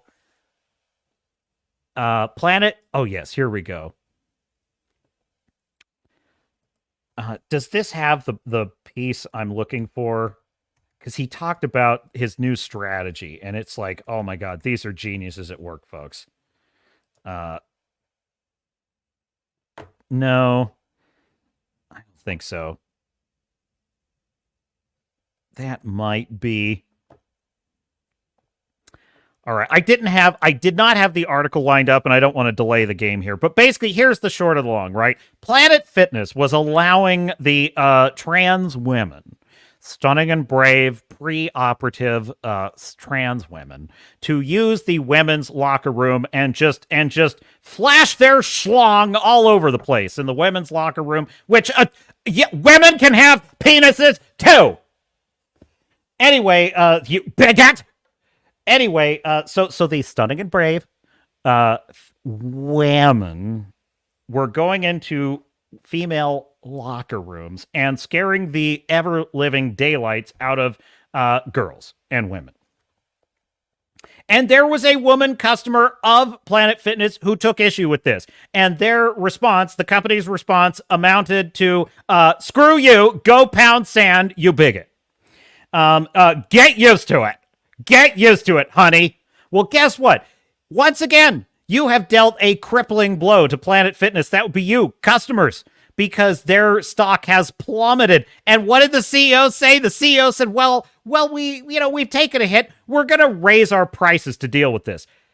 You built, listen to me, fuck, this is a guy that is the CEO of this company. He should be an expert in how to make money in the fitness industry. He should be an expert at how to solve problems for a gym company.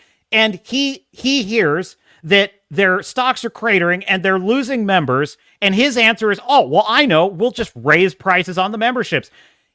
Folks, the Planet Fitness brand is built on being the McDonald's dirt cheap.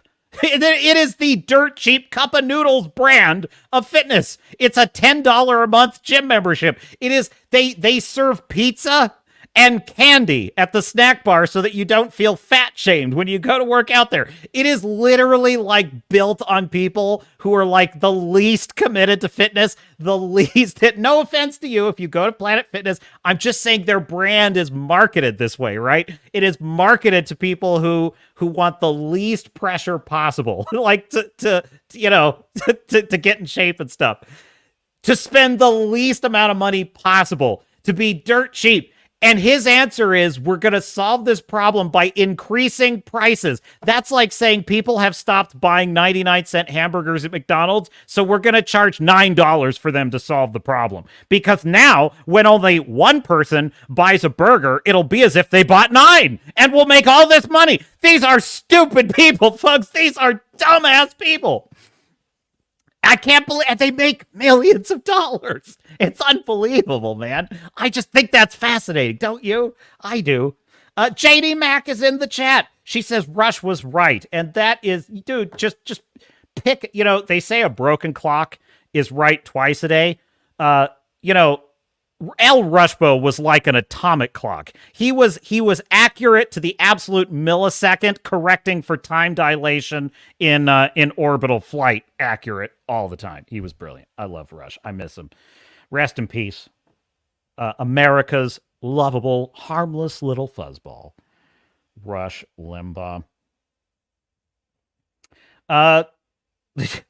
What is this, Eric Bar? I was horrified since no normal gym I went to sold fatty foods. I know. You go to Planet Fitness, right? And they have like a bowl of Tootsie Rolls on the desk, and I'm like, well, this is ridiculous. Like, this is not appropriate for a fitness environment. I go to a gym to be fat shamed. Okay, I go to a gym because I'm feeling fat and I need to fix it. I don't go to a gym for someone to affirm my fatness, okay? That's not what I do.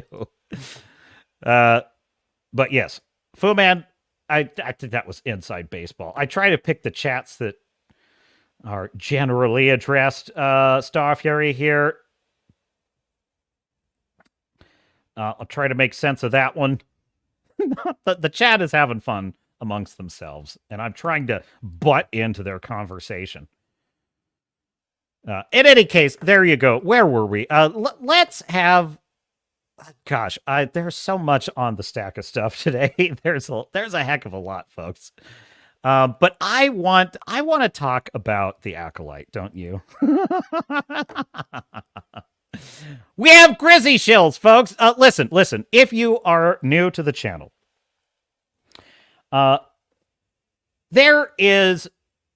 we all probably generally agree here to, varying degrees perhaps, but generally we are on the same page that the direction of Star Wars is disappointing, to say the least. Since Disney has taken over, it's been one farcical disaster after another. It's truly depressing to watch the international event phenomenon that was once a Star Wars film be turned into like sad, pathetic TV series written by people that include in their diet toxic amounts of lead-based glue. It's depressing, to say the least. But the most perplexing thing of all, quite aside from the fact that no matter how many of these fail, they just keep making them, quite aside from that, is there is a type of individual who appreciates what Disney does. They enjoy the sewage. In fact, some of them are like, they're like, Disney, step on my face. I love you. I mean, they're almost fetishistic about how much they love Disney. I'm serious, folks. I have evidence. Check the last stream. I found one for you.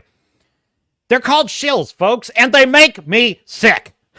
But we are a compassionate channel on the Swords of Starships channel. We believe in different strokes for different folks, and we have compassion for those who are suffering from a debilitating and, frankly, embarrassing condition called shillery. Shillery is a condition in which you have an almost Tourette's compulsion to praise Disney product, no matter how much that Disney product steps on your face and tells you that you are just a dirty animal. There's a type, and Shills enjoy it. They get enjoyment out of this. They're like, oh, you like that? You like what we did? Do you like what we did to that lightsaber? You like what we did to Anakin? Yes, Disney. I love what you did to Anakin. Oh, do you like that? You like that Mufasa trailer? Oh, you like that Mufasa trailer, don't you?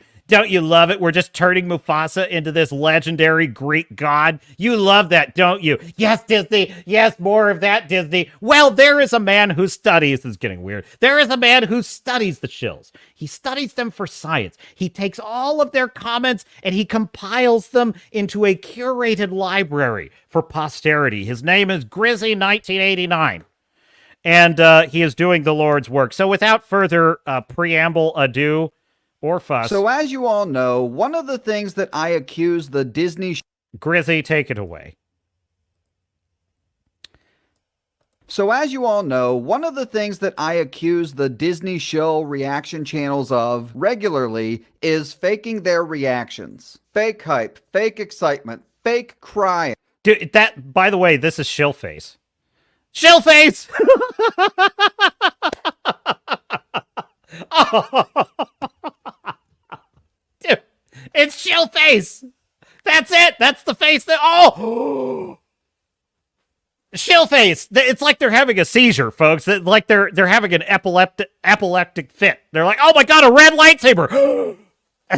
They just think they lose their minds. It's hilarious, folks. It's, you know, we're studying the species. Excitement, fake crying, right? It's all fake news. Fake news. I feel like I'm bad at reaction videos because I always forget to emote. I always forget to emote.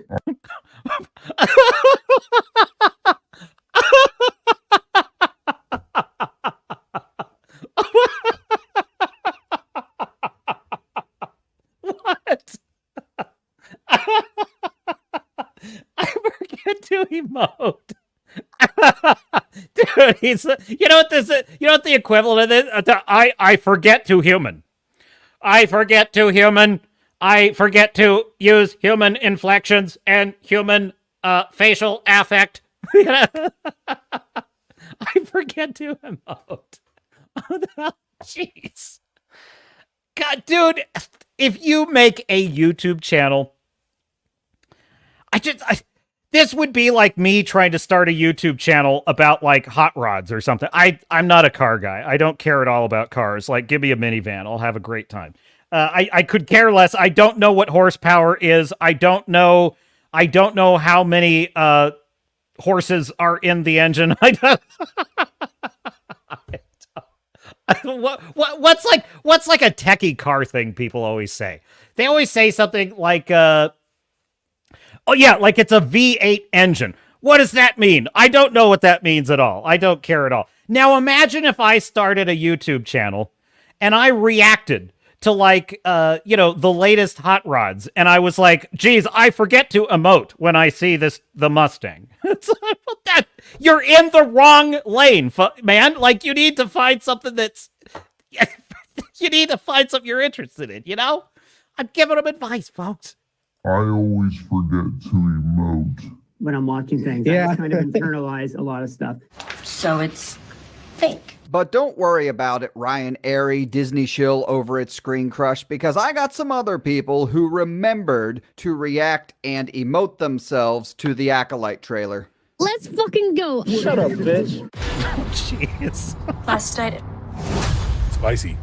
a Jedi was murdered. Andor, Ahsoka, Jedi Temple. the Jedi Temple. Oh, God. I just hate it. Dude, okay, I'm sitting in this movie, Ghostbusters Frozen Empire, right? And I love the Ghostbusters. It was my favorite thing as a kid. They were my number one superheroes as a kid. It was Ghostbusters, everything in my room, okay? I had all the toys. I had the proton packs, everything.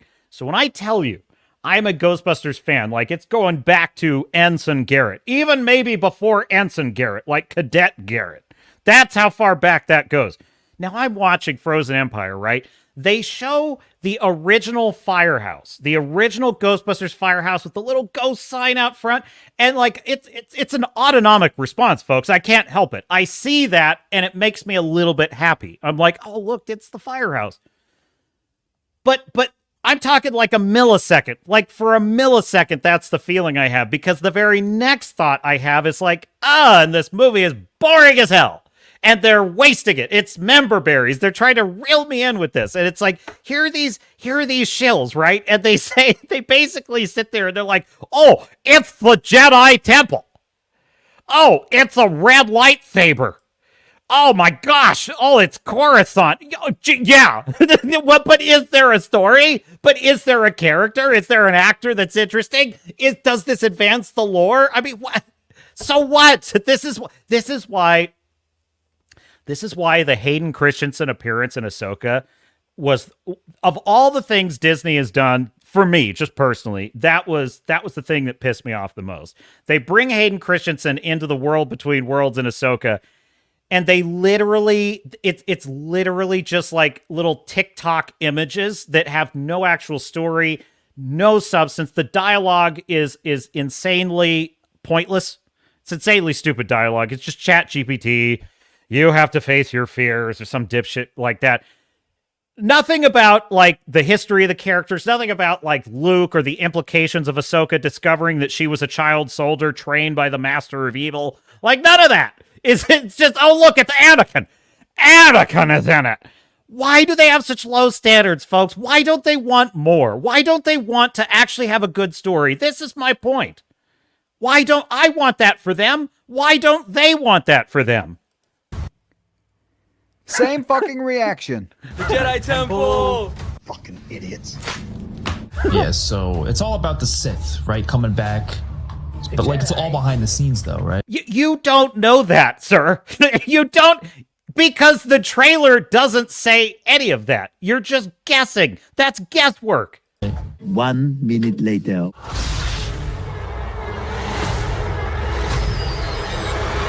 But, like, it's all behind the scenes, though, right? Okay, Trinity, let's go. Oh, that fight looks so cool. Ah! Yes! Yes. Carry on with the Jedi. I can't wait. Are you at Galaxy's Edge reacting to this trailer? Captain here, coming to you from Galaxy's Edge on May the 4th. Reacting to the brand new Acolyte official trailer that just came out. What a fucking bitch, am I right? Zabrak, let's go! Let's go.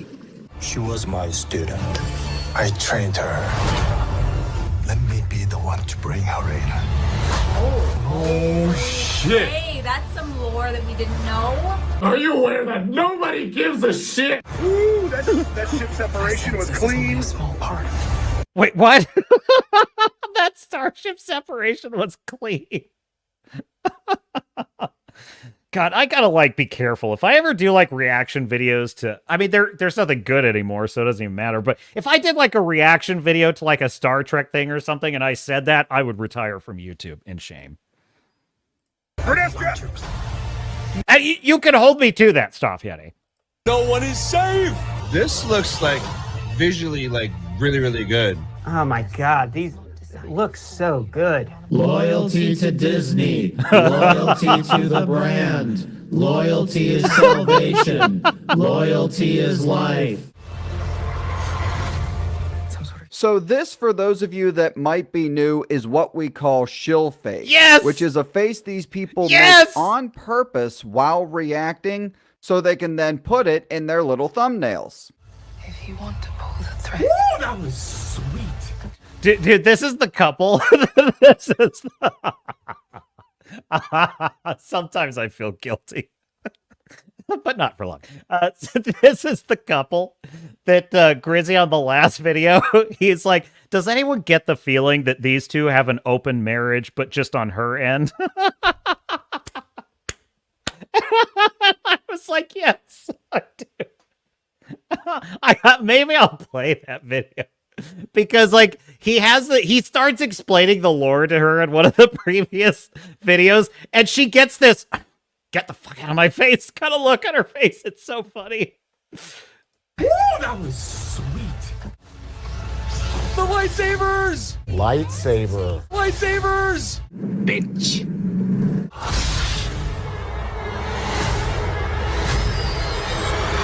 Oh, here we go. Oh! Oh, DD. Oh, what it is? Oh! Dude. Oh!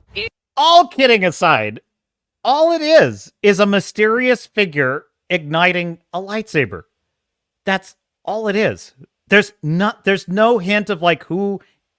I love how I was about to say who he is. You know that helmet's coming off and it's a girl boss. You know that. Like, there's no chance. There is zero chance that is a male villain. I guarantee it.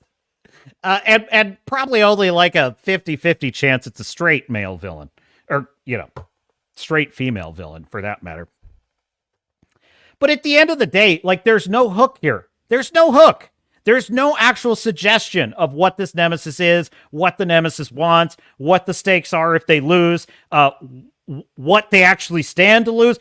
What is even the disposition of the Republic? What are even the Jedi after? Are they... There's no suggestion of any of that. It's just a guy with a lightsaber. That's all it is. It's almost like someone's playing with their assholes just off screen and they just hit that special spot. Oh, no.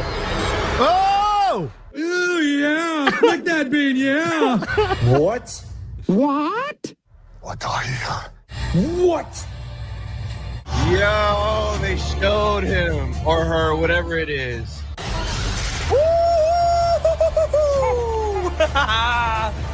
It's amazing. This guy's infant child is acting more like an adult than he is.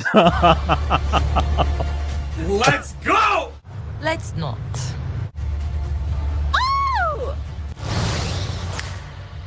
I mean, I can't get any more hyped for this than I already am, but man, that looks good. What the fuck? That's my favorite. That's my favorite. What the That fuck? trailer gave me goosebumps. That got me going. This show looks incredible, and I think Going. this show looks incredible. Okay, hang on. Oh, God, I'm sorry. I didn't mean to go for that far back. That trailer. I have a soft spot for this show. I do. I have a soft spot for this guy. He's the one.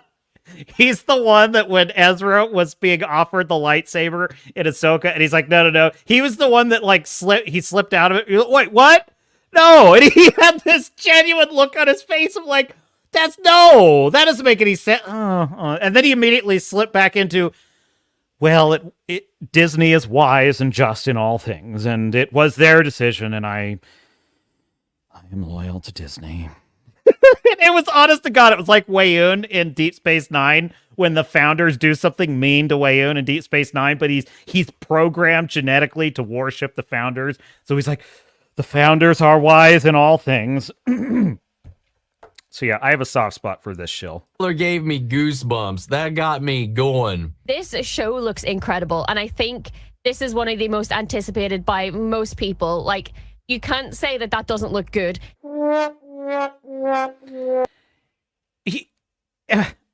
But you would say this about any of them. You would say the next one that comes out, you'll say the same thing. The next one of these will come out, you'll say the same thing. You can't say that doesn't look good. Cunt. Oh, no. Fucking cunt. No, Thanks for watching. Oh, And if you enjoyed the video, oh, jeez, Grizzy.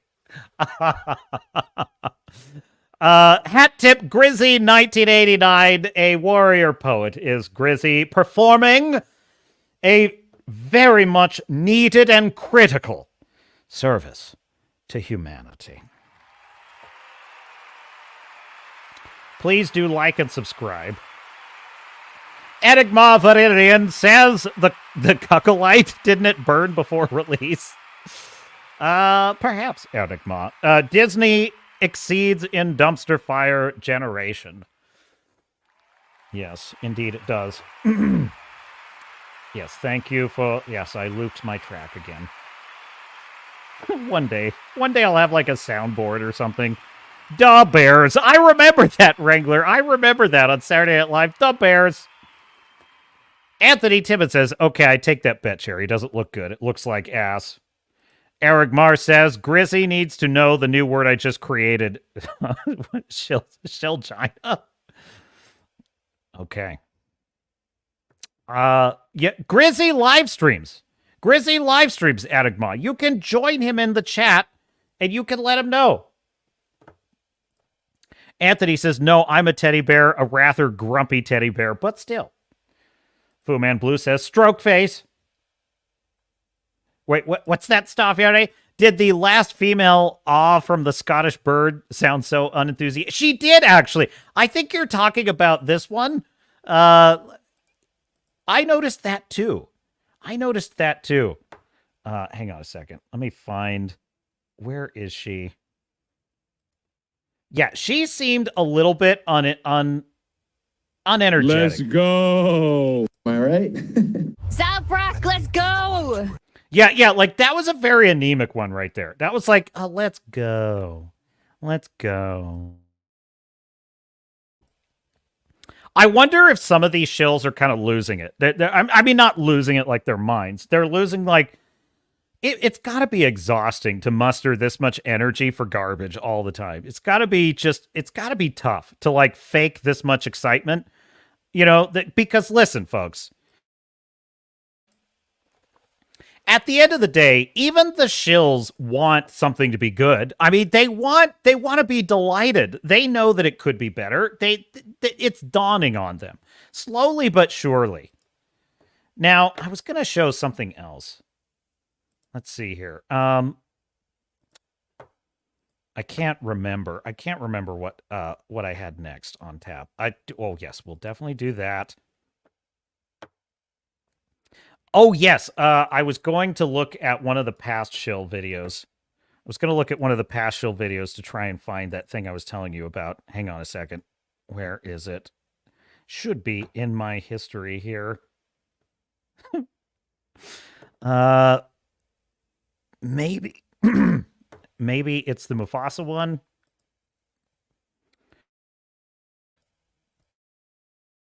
Cough button. Sorry about that. Okay. Let's keep it pushing. Okay, I've just got a frog in my throat. Hang on. Cough button for 1 second. I'll be right back. Hang on just 1 second. I'm even going to just do this for a second.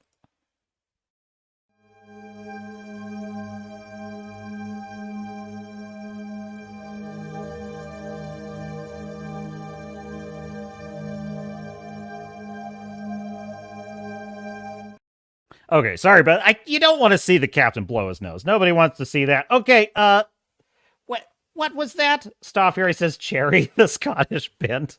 Yeah. Oh, that's what I was looking for. The one where he's like, does anyone think this is a open-ended romance, or open-ended marriage, but just for her? I think it's this one. No, it's not that one. It's got to be...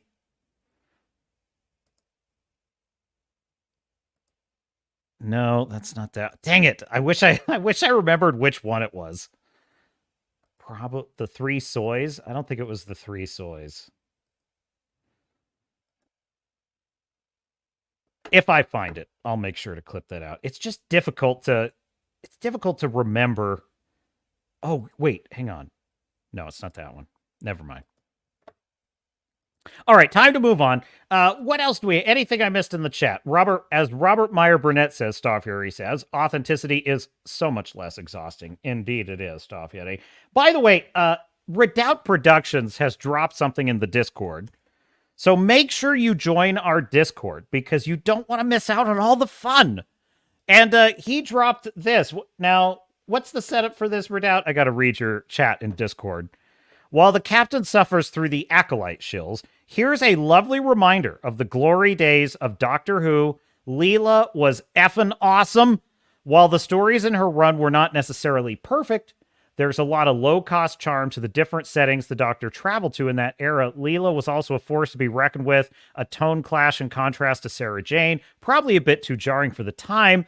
The more I think about it, the more I realize Leela was shafted, similarly to how Martha Jones was shafted by Russell T. Davies. I don't think Russell T. Davies is shafting anyway. Never mind. Anyway, I'm trying to get, like, I have this pulled up, but I need a link to this. You can't send me something this amazing and not send me a link so I can put it up, because I can't share the Discord. Doctor Who Leela. That should find it. This is... I mean, this is pretty fantastic, Redoubt, I have to tell you. And I want to share this. There it is. I found it. Oh, it's from the wiki. Perfect. Perfect. Okay, here it is. I'm going to share what Redoubt Productions put in the Discord. That would be Leela from Doctor Who. That's awesome. That is a very fortunate looking woman. That is a very fortunate looking woman. Dude, whatever happened to just hot science fiction babes? Whatever happened? Dude, you could imagine if Star Wars Outlaws was a character like this, folks. Imagine if the Star Wars Outlaws babe was like this babe here. I mean, hello. Why do these companies hate making money? Why do they hate making money? That's just, I mean, it's curious. It keeps me up at night, folks. It truly does. Actually, you know what? Let's pivot to this because there is another interesting sort of controversy that has emerged over the past week, and it involves James Gunn's DCEU. Now, as you may or may not know, James Gunn of Guardians of the Galaxy director-writer fame has inherited the dubious proposition of reigniting excitement and rebooting, I guess, the DCU. And he's taken over, and he fired Henry Cavill, who everyone wanted back as Superman. He got rid of him. He kind of mangled the answers to fans on like whether or not the latest DC movies have anything to do with his continuity. He kind of just said, well, they do and they don't. Go see them. Give us money. And he bungled it. Well, there was one ray of hope, and that ray of hope was maybe James Gunn will give us finally an optimistic, inspiring Superman that we can all get behind and, that brings back truth, justice, and the American way. Maybe we can finally have an end to all this grim, dark nihilism, Game of Thronesing of everything. Well, folks, he released the first ever image of David Corenswet as Superman. And hat tip Dave Cullen, who had this video on the subject. And I haven't seen the full video yet. I thought we would review it together.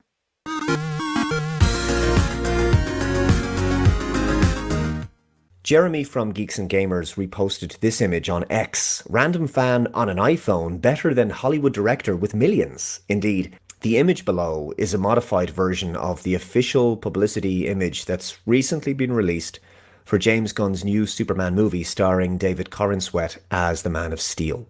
Now, I want you to look at this, folks. This is a fan who edited the official photo that was posted, right? And it looks beautiful. It's bright. It's hopeful. The suit looks good. I seriously think this picture nails it. Like, absolutely nails it. Hollywood is not capable of this because they themselves look. At the end of the day, why is it that Hollywood sucks so bad at writing classical heroes? Why is morality so twisted? Why does every villain have to have a sympathetic sob story now? Why is that? Well, it's because they live in a worldview that believes that the worst case scenario is happening everywhere you look. Climate change is going to end the world. The coof is going to be the end of humanity. It's like the orange man is going to end democracy. It's like they just believe everything. They believe everything is the worst version of everything.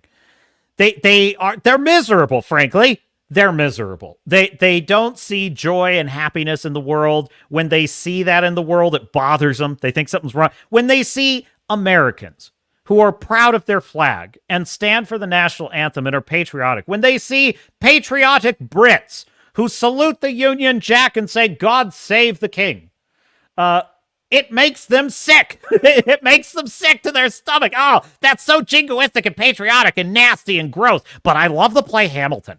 Alexander Hamilton is Lin-Manuel Miranda is brilliant. And Alexander Hamilton was a genius who founded America and made America wonderful. And he is my favorite founder because he's the one I heard about. But I hate America, and we should all kneel for the national anthem, and we should take down the Washington Monument.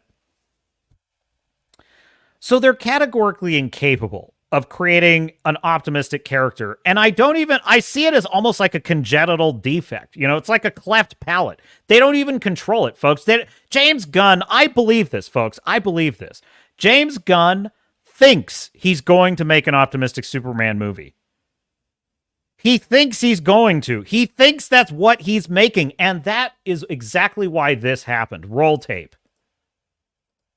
So the original image you've probably seen at this point. I think everything about it is just low energy and kind of depressing for a number of reasons. The colors look very desaturated. Superman's suit looks too dark and dreary, and it doesn't look like it fits him very well. Henry Cavill's suit, by comparison, fit him like a glove, making him look strong and muscular, as Superman should look.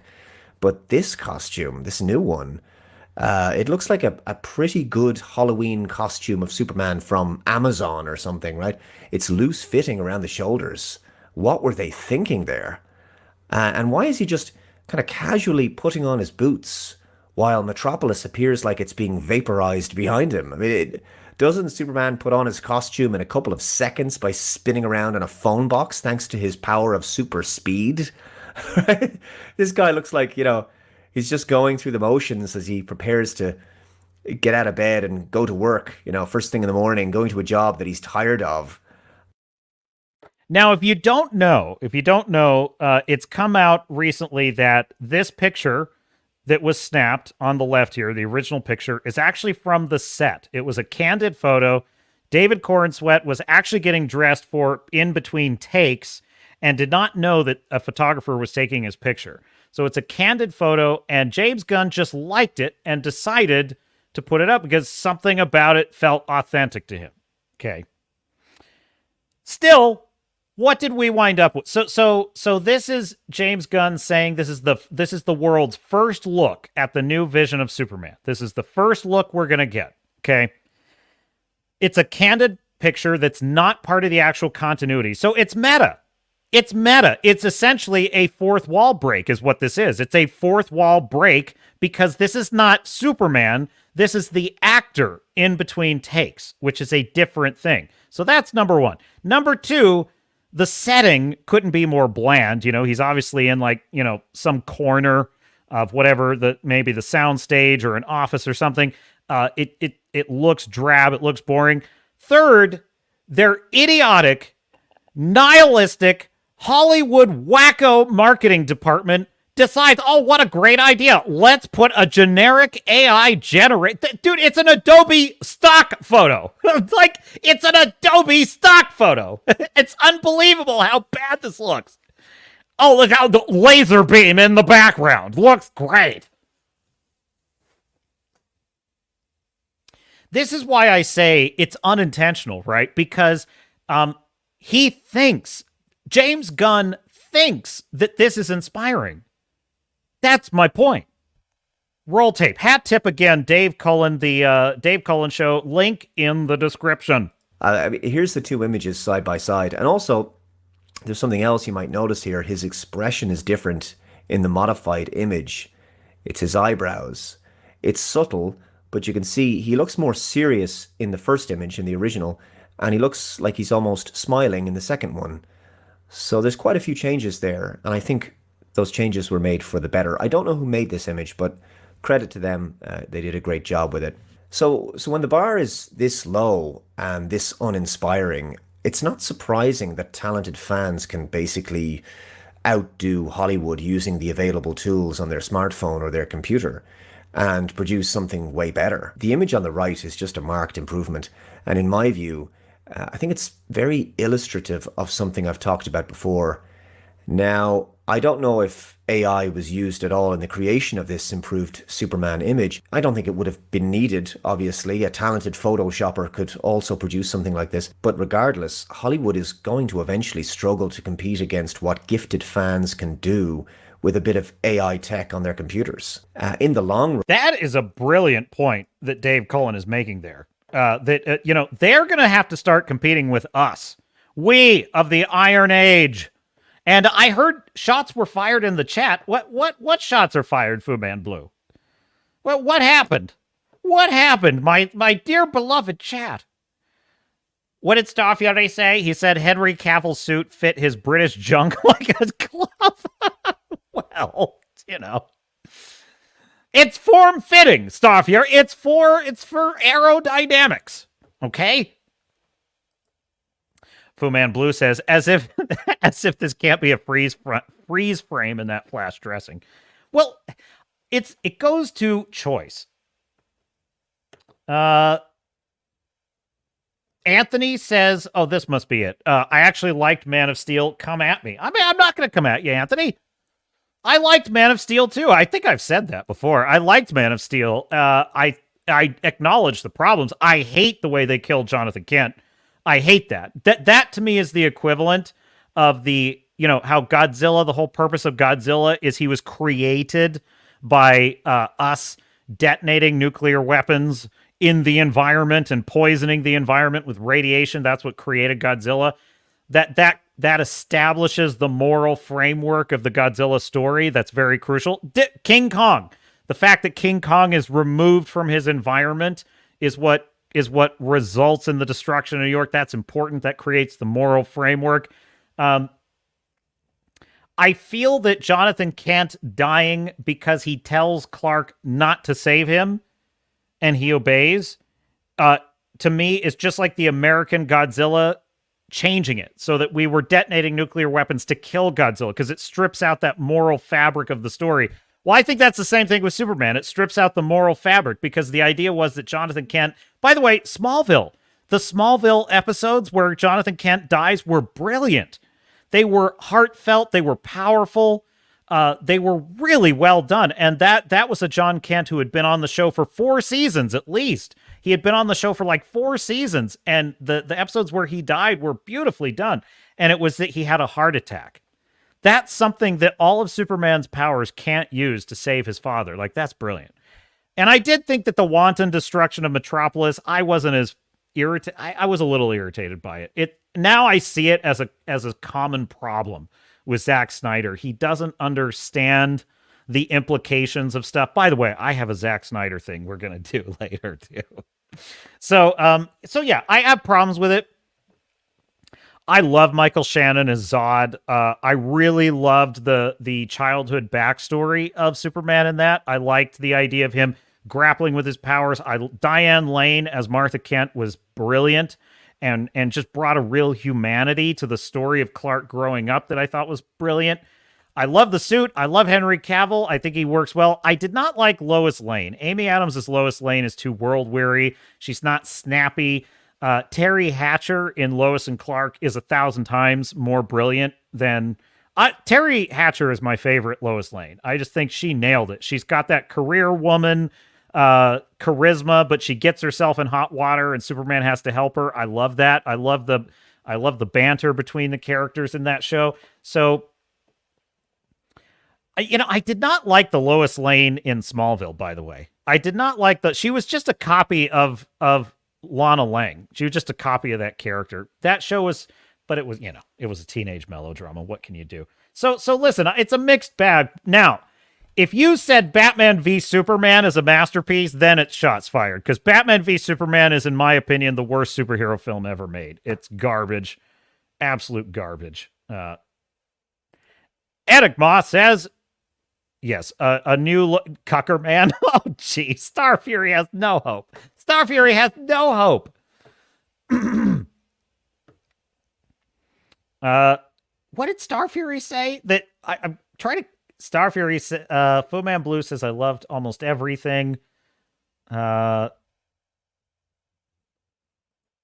going by fast. Star Fury says, I will say there are parts of Man of Steel I like, but I can never forgive the death of his father. Big agree. Wrangler, the Gunner and the Navigator are butting heads. Well, I do believe I have said that Fu Manchu is the master at arms on the ship, which is sort of like he's sort of like the policeman. He's like the police officer of the ship. That's sort of what he is. Anthony Tibbett says, yeah, that did suck. Agree with that.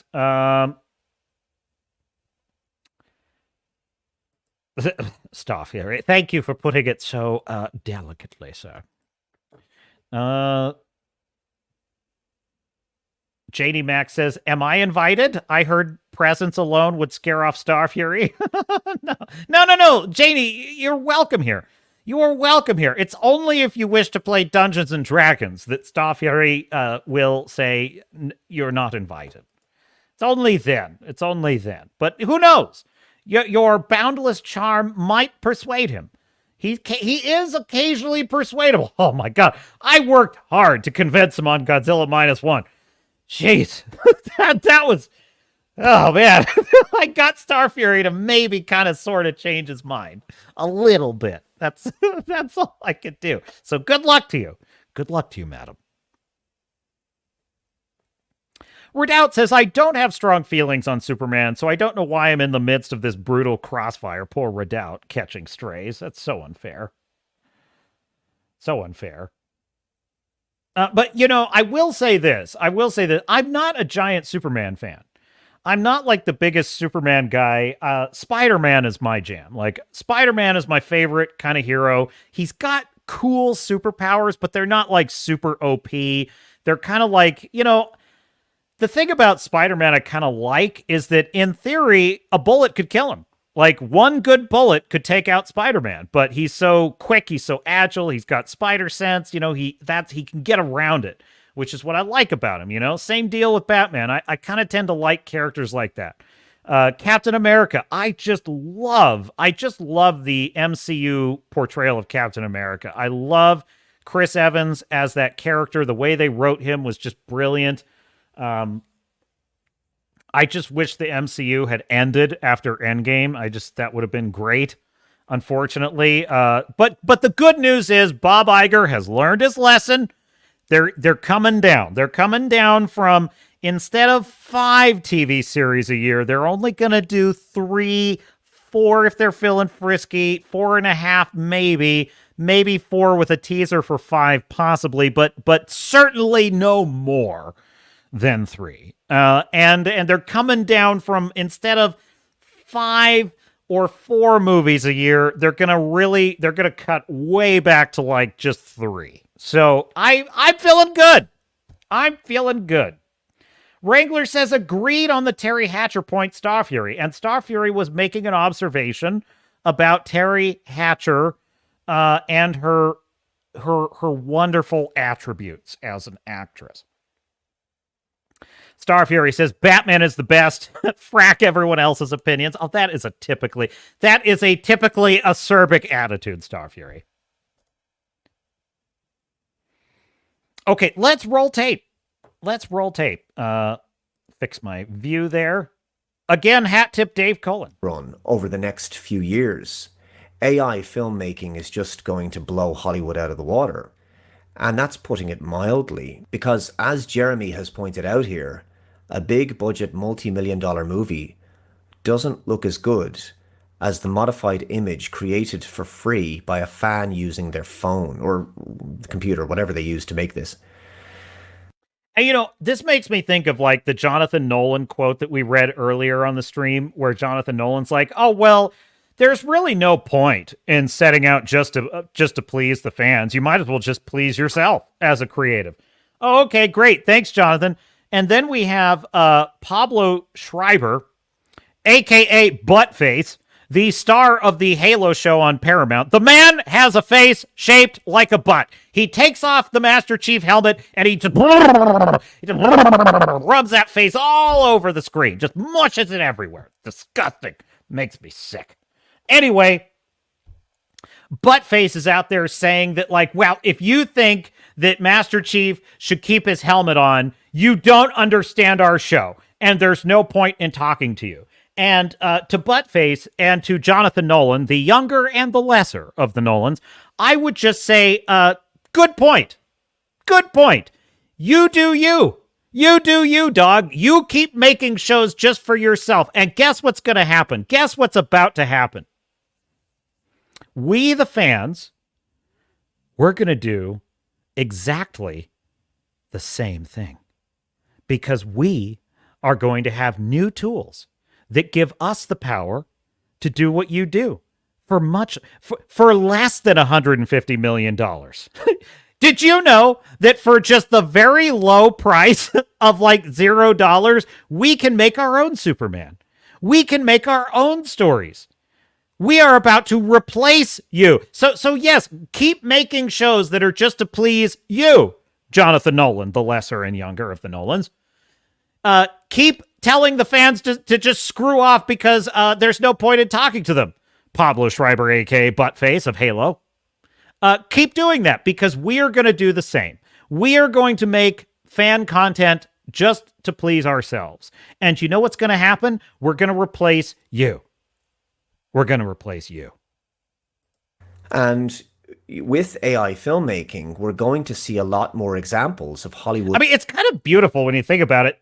That's good advice, Jonathan Nolan. I think we'll take your advice. We'll make content to please ourselves. Being shown up by independent filmmakers sitting at home on their computers and making better quality works of art and entertainment in their pajamas. So the Hollywood system works a particular way and can't really innovate or move as quickly as what will be possible with the potential power of AI. And we've recently seen, and I've talked about this before, Sora AI. And Dude, the chat is having an epic battle royale over just superheroes. And I am here for it. We're talking about Batfleck. We're arguing about Man of Steel. It's fantastic. You have got to get in this chat. If you are watching this stream and you are not in the YouTube chat, you've got to get in here. You've got to join the Discord, like and subscribe. We're having a great time here on the Captain's Cast on the Swords of Starships channel. Example of text to video content that will enable realistic video creations with just some prompts. So in some cases, indie filmmakers might shoot some reference footage for their films, but in the future, advanced AI tools will allow you to upload images and videos that you've created and use them for reference, and you can modify those videos using a few prompts, and this will drastically reduce post-production times and indeed production times. And again, I have to say, I'm not a fan of the idea of AI filmmaking. It's going to essentially destroy conventional filmmaking as we know it. And that could lead to some bad outcomes, specifically artificial intelligence replacing human creativity, robbing human beings of employment opportunities, and replacing... I disagree slightly with what Dave Cullen is saying here. I was asked I was having a conversation with someone some time ago, and I was it was one of those conversations where I was seeking advice from a mentor, and the mentor asked me if I was worried about AI replacing writers, and my answer was what it's always been: no. AI cannot replace talent. It cannot replace creativity and true vision. Yes, it is true that AI is going to make it possible for almost anyone to create movies, animation, all kinds of artwork, all kinds of things. But the fact of the matter is, Hollywood already has all of that at their disposal, and look what they're producing. Look at the garbage. Consider the fact that, like, let's take news media. We do live in a world. Imagine if we had been wringing our hands about, oh my gosh, in the early 2000s, okay? Imagine if we had been wringing our hands about, the internet is going to render newspapers and news anchors obsolete. Do you realize this? News anchors are going to have to compete with people in their bedrooms with cameras who can just access the internet and report the news, or just go out into the world with this newfangled, did you know there's cameras in phones now? One day there's going to be video cameras in phones. You'll have people who can just forget about a camera crew. They can just go out and film things on their phone and post it to the internet. They'll destroy news. They'll destroy. Well, folks, that's happened. That's happened. But it has not changed the fact that the currency of news people actually want to consume has not changed, which is actually informative content, like informative content that can be trusted. That's the currency of news, isn't it? Trust. Trust is the currency of news. You can't trust the anchors on powerful networks with millions of dollars at their disposals and whole studios and armies of camera crews and all kind and editors and producers and all this stuff. They can't compete with frickin' Gary, an ex-felon, an ex-felon drug addict. They can't compete with him. He's crushing them on Nerdrotic. Hat tip Nerdrotic. They can't compete with that anymore. And it's only for the better, folks. It has liberated us. It has set us free. It has given us the power to compete with them. The same thing is about to happen to the film industry. The film industry will always have more and better access. Whatever tools we have, they're going to have more of it and better of it than we can ever have. That's never going to change. And you know what? We're still going to beat them. We're still going to beat them because they are a corporate committee, woke, ideologically driven dumpster fire of bad ideas. They have bloated budgets, bloated writers' rooms, bloated crews. They hire way too many people, and they hire them based on their race, gender, and sexual orientation rather than their talent or their merits or their character. That means they're going to fail, no matter what they do, no matter what tools they have. So you cannot replace true vision. You cannot replace true creativity with artificial intelligence. You can't do it. Aside from a truly, fully self-aware, sapient consciousness, that's the only scenario where it could replace human creativity. And even then, I still think that AI would want connection of some kind in order to actually create. You know, I don't think that an AI would in a vacuum be able to create better. I'm not talking AI like as we know it. I'm saying science fiction, fully formed artificial intelligence. It literally has a soul. Okay. The Geth in Mass Effect, if you will. Even if that scenario comes about, I don't believe that those artificial beings would replace humanity in terms of creativity. I still think, you know, I love those episodes of Star Trek The Next Generation where Data is like learning to act in a play. And it's harder for him than for a human because he doesn't have emotions. He doesn't understand human behavior the same way. So I think there's still a grain of truth to that scenario. So what I'm saying is only Christopher Nolan is Christopher Nolan. Certainly Jonathan Nolan is no Christopher Nolan, and that is the absolute Bible truth. Christopher Nolan, though, creates Oppenheimer, and I'm going to tell you something. The visuals in Oppenheimer, the sound design, the acting, the performances, second to none. They blow the doors off. Every time I see a real film by a real filmmaker, such as Takashi Yamazaki and Godzilla Minus One, Denis Villeneuve, Dune Part 1 and Part 2, or Christopher Nolan of Oppenheimer, when I see those films, and what the hell, I'll throw in Fall Guy. I see a real film with real talent and real vision. It's night and day. It is night and day. AI will never be able to replace that, ever. Nolan is irreplaceable and always will be, just flat out. So I think Dave Cullen is both right and wrong here. Staffyette says, problem with writers in Hollywood is they have no life experience, so when AI troll through the shit writings of current era, you'll get the classic garbage in, garbage out. Dude, that's every trailer. Modern trailers, it's not just that the content the trailers are advertising sucks. It's the fact that, like, the trailers themselves suck. They do not tell a story. They do not introduce a character with wants and dreams and desires. Most of the time, I'm saying. There's the exceptions. The Acolyte trailer, it's like, what are you? There is a darkness. There is an imbalance. That's not a story.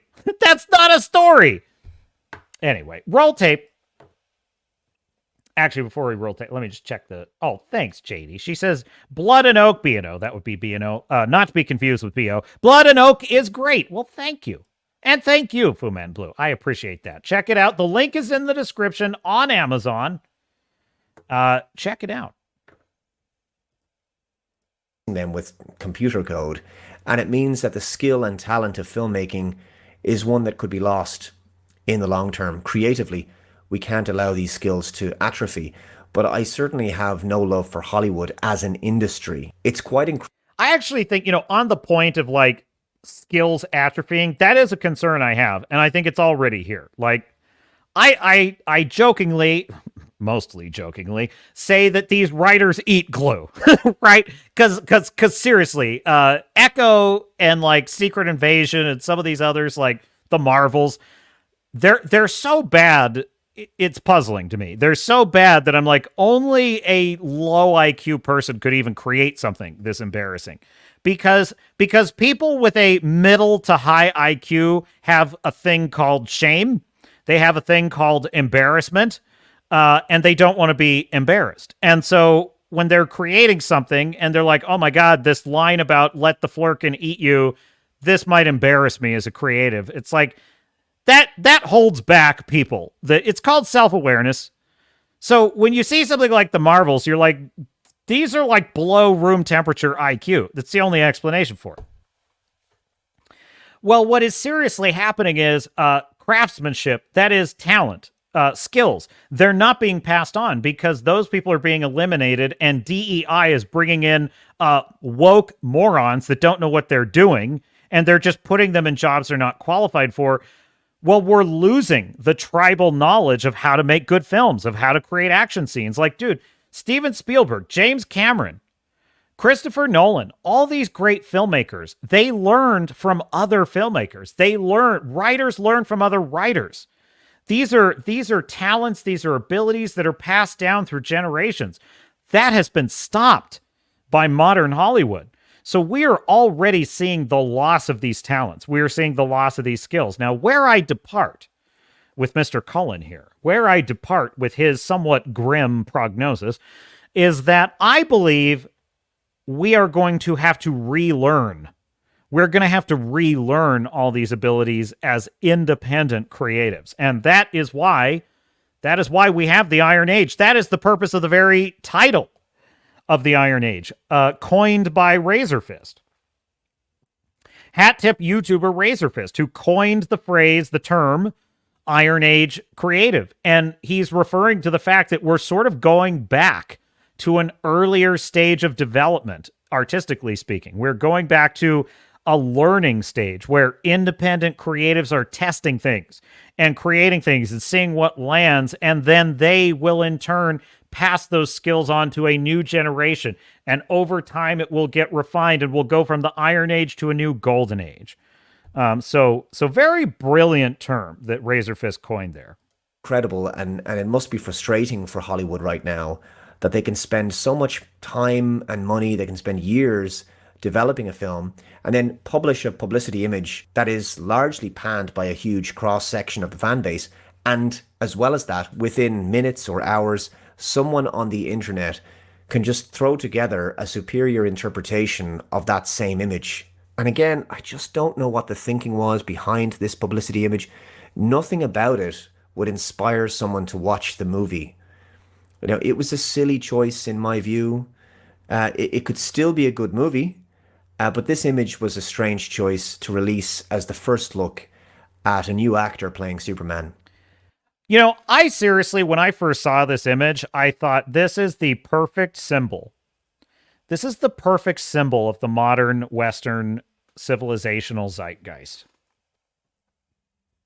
Which is a heavy-handed philosophical observation, but I seriously think that. I seriously think that Western civilization has fallen into a state of decay and deep denial of itself, like deep regret and self-hatred. I think that the very freedoms, the very principles that we prize and value, like freedom of speech and the innocent until proven guilty. I mean, these are treasured ideals, which are directly tied to Western civilization. And if you look around, especially the social justice crowd, they are literally inverting and reversing every single one of them. They almost hate them. They almost see them as symbols of tyranny and colonization. It has resulted in a kind of malaise, a kind of lack of hope that people have. It's one of the reasons why, Godzilla Minus One was so stunning to me. The idea that Shikishima is a man who very much embodies this idea of he believes he doesn't deserve to live. He believes he's failed. He believes the future is hopeless. He thinks the only valuable thing he can do as a man is to give his life that another generation might have a chance at a better life. That's all he can think to do. But his journey is about learning that his own life has value and meaning, that the lives of his friends have value and meaning, and that he is needed. He is needed here. He's needed here on this planet. That is such a hopeful, beautiful image, and I find it interesting that it is an Eastern culture that we have to look to give us that beautiful hope. Same deal with One Piece. One Piece, based on the manga by Sensei Akira Oda. It's is it Oda or Oda? I forget. Akira. It's because I keep confusing Odo and Oda. I think it's Oda. Yeah, Akira Oda. Sensei Akira Oda. And his beautiful One Piece story, which gives us the character Luffy, who faces adversity but never gives up on his dream, inspires the dreams of others. It's fascinating to me that Western civilization has become a civilization in which depression and regret and self-doubt are the order of the day. Superheroes must doubt themselves. Superheroes must apologize for their actions. Superheroes must question whether or not they're actually fascists. Where super villains must be misunderstood victims who themselves are the victims of oppression and are simply acting out the crimes of their oppressors. And in fact, maybe they have a point. Maybe the villain is right. This image of a sort of depressed Superman, barely able to muster the energy to go out and save his own city, to me is emblematic of that attitude, of that nihilistic, depressed, miserable attitude towards humanity, that miserable attitude towards Western civilization. It is the most predictable thing in the world to me that James Gunn, though well-meaning, thought that this was an inspiring image. I find that sad. I find that to be sadly predictable. I find that a touch pathetic. And I find it late in the game for these people to not be waking up to the fact that this is not what sells anymore. And I'm not saying this to blackpill. It's actually quite the opposite. I'm saying that we stand right now in the midst of a renaissance in which I'm saying the elites and the Hollywood snobs, they are deeply entrenched in this culture. But you and I, my dear sailors and starnauts, you and I, my dear chat, we're starting to have a good time again. Happy days are here again. That's how we're feeling. And why are we feeling that way? Because we're starting to create our own things. We're starting to change the story. We are using our tools to create a better idea of Superman. And we're having fun. We are finding ways to please ourselves as fans. And you know something? Movies like The Fall Guy and Top Gun Maverick and Godzilla Minus One are making a huge comeback. They're making a huge comeback. Games like Stellar Blade and Helldivers 2 that are unapologetic, that are fun and happy and exciting. Movies like Super Mario Brothers that are just there to bring you joy and happiness on a Saturday night. You know, pile the parents, the kids, the teenagers, pile them all in the car. Let's go have fun and see Mario be Mario. Not a sad, nihilistic, depressed, self-doubting Mario. No, he's Mario. That's making a comeback, folks, and The Fall Guy is absolute proof of that. This movie loves you. It loves movies. It loves having fun. It loves action heroes. It loves men. It loves women. It loves men and women falling in love and having a great life together. It loves that, The Fall Guy I'm speaking of. And I'm saying that this crap that is on the screen right now, this is on the way out. This is on the way out. And happiness, truth, justice in the American way, that's what's making a comeback. So feel happy, folks. Feel happy. On that subject, David Corenswet certainly looks the part of Clark Kent in Superman. He has the facial characteristics to play the role, and I'm sure he'll be great in the role, but I'm still one of those people who thinks, what was wrong with Henry Cavill? I actually know David Corenswet from, there's a show, it's probably one of the gayest shows on Netflix, which is saying a lot, but it's a show called, what was the name of it? Hollywood? I want to say, hang on, David Corenswet. It's been a long time since I saw the show. I'm forgetting the title of it. Hollywood Land. What the hell was the name of it? Where's his IMDb?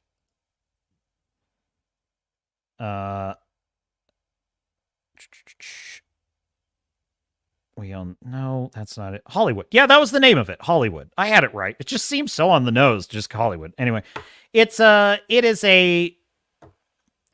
kind of retro story about early days of Hollywood, a bunch of young actors trying to make it in Hollywood. And it's by Brian Murphy, the guy who does American Horror Story. And obviously, if you know American Horror Story, you know, Brian Murphy loves his gay storyline. So there's lots of that. So that may not be to your taste. But it was a very fun show about like these young Hollywood actors trying to make it and dealing with Hollywood corruption and the casting couch. David Corenswet plays a young aspiring actor in this show who is he's just brilliant. He's just great in the show. So I actually do think he'd make his character in the show Hollywood is a very likable guy. He's a very positive, upbeat guy. He's just come back from World War II as kind of a war hero, and he's excited to live the American dream. So I fully believe that David Corenswet can do a good Superman. Like, I fully believe that. The question is, can James Gunn do it? Well, exactly. I feel like he was never allowed to really hit his true potential in the role of Superman, and I think we needed another film with him. That would have been ideal. But there you go, a multi-million-dollar Hollywood production versus a guy on his phone or desktop computer. In addition to showing the gulf in quality between these two images, which demonstrates the ability for a random person to produce a superior fan-created interpretation, it also demonstrates how the fan base often seems to know what audiences want and resonate with in these kind of franchise properties better. Often seems... the audience is always the genius in the room, as Jerry Bruckheimer said. But, you know, something else about this image I love is there's something so beautiful about the image on the right. This is like Superman getting ready for his day. Superman is getting ready for another day at the office, being a reporter, saving lives, you know, saving cats from trees, stopping Lex Luthor, because he loves his city. He loves his country. He loves Lois Lane. He loves the people in his life. It's no trouble. It's no trouble for Superman to take care of those things. That's what matters to Superman. This is Superman's life. This is his livelihood. This is his career. This is what he was born to do. He doesn't save the world because he's obligated. He saves the world because he was raised on a farm by Martha Kent and Jonathan Kent, who taught him values about doing the right thing for people. He has more power than any human could ever imagine, so he simply uses that power in the way that comes natural to him, which is to help people. If he had no superpowers and he saw a situation he could intervene in, this would be Clark Kent, he would intervene and he would do what he could because that's who he is. Ditto Peter Parker, Spider-Man. Peter Parker learned from Aunt May and Uncle Ben the values of helping people, that with great power comes great responsibility. That's why Peter Parker does what Peter Parker does. It's no trouble. It's no trouble. It's what they're born to do. They are doing what they were born to do. Okay, this is what actual fans of superheroes naturally understand. This is why one of my favorite elements of superhero stories is the slice of life. It's the things they're doing in between missions that is the most fun. Spider-Man swinging from a web from his favorite skyscraper while he reads the paper and drinks his coffee on the way to the Daily Bugle. Sometimes that's as much fun as seeing him beat the Green Goblin because it's about the lives they lead, okay? That's what you're seeing on the right here. And there's something so beautiful about that. On the left, you're seeing modern storytelling, which is grim, which is Game of Thrones. It's everything gets worse. Humanity is irredeemable. Superheroes feel put upon. They feel put upon. It reminds me of the line in I think it's Doctor Sleep with Ewan McGregor, which is the sequel to The Shining, where the ghost of Jack Torrance is at the bar and he says to his son Danny Torrance, if I may say, sir, you seem put upon. That's what I think of when I see this left side image. So I just think it's a beautiful juxtaposition here. To know what audiences want and resonate with in these kind of franchise properties better than some high-paid Hollywood filmmakers. And that's certainly something to think about. So there you go, guys. Let me know All right, hat tip David Cullen show. Please like and subscribe. Let's make sure. Yep, I put a like on it. So good, all good things. Beautiful breakdown. Very much enjoyed that. So hat tip David Cullen. There it is. There's what the captain's looking for. Staffjare says, damn Cavill and his Custodes regiment. Yeah, I think it is so sad. Poor Cavill. He gets done so dirty. Here he is. He's got his favorite army, Warhammer 40,000, and they're turning it into a bunch of girl bosses. It's like, you know what's amazing is you have David Tennant. He says, oh yeah, anyone who has a problem with Doctor Who explaining pronouns, you just need to leave people alone. That was his quote. Just leave people alone. How about you leave the Custodes alone? How about you wackos leave these characters alone and go make your own characters? In fact, I'm going to grab that headline because I'm going to take this on. I've brought it up 3 times now, so I might as well. JD Max says, no one can beat Cavill. I really did like him as that character. Now, I did not like how world-weary he is. I felt like the beginning of Batman v Superman, it seemed like they were starting to change that. Like Superman was starting to seem a little more like Superman. You know, he's like letting, people are like putting their hands on him and, oh, it's Superman. There was something kind of beautiful about that. But then it just swerved right back into Superman is so grim. He's so guilty. He's just so guilty all the time. I love the image of Superman walking into the Capitol building. I think that was a beautiful like image. I just think that what happens in the film is awful. It's awful. Zack Snyder, man, he blows up the Capitol building. He blows it up. And Superman watches the entire Senate committee burn to death. It's like, what the hell is wrong with Zack Snyder? What the hell is wrong with that guy? Anyway, Starfury says, why can I never take capes seriously anymore? Engine backwash, anyone? I know, that's pretty... what was it? The Invincibles totally ruined the idea of capes with superheroes. It's hilarious. Redoubt Production says, so this endemic genre deconstruction that mainstream media have been so high on for so many years was inevitably going to crash them. And I totally agree. Absolutely agree. Star Fury says, unfortunately, the elites have created a system to reinforce the depression and nihilism, mass media, education, social media, all spotting the doom and gloom and put us all at each other's throats. They really do. And when I get angry, which, most of the time I'm just having fun. But when I'm really angry, that's what it is. It's like people with positions of power and wealth and prestige, and they are deliberately they know what they're doing. They're using it to lie and misrepresent what fans have said, and they are using it to create division because that's how they profit, that's how they get clicks, that's how they shield themselves from criticism. That makes me angry. That does. It really does. It makes me angry because that's an abuse of power, and the captain cannot abide that.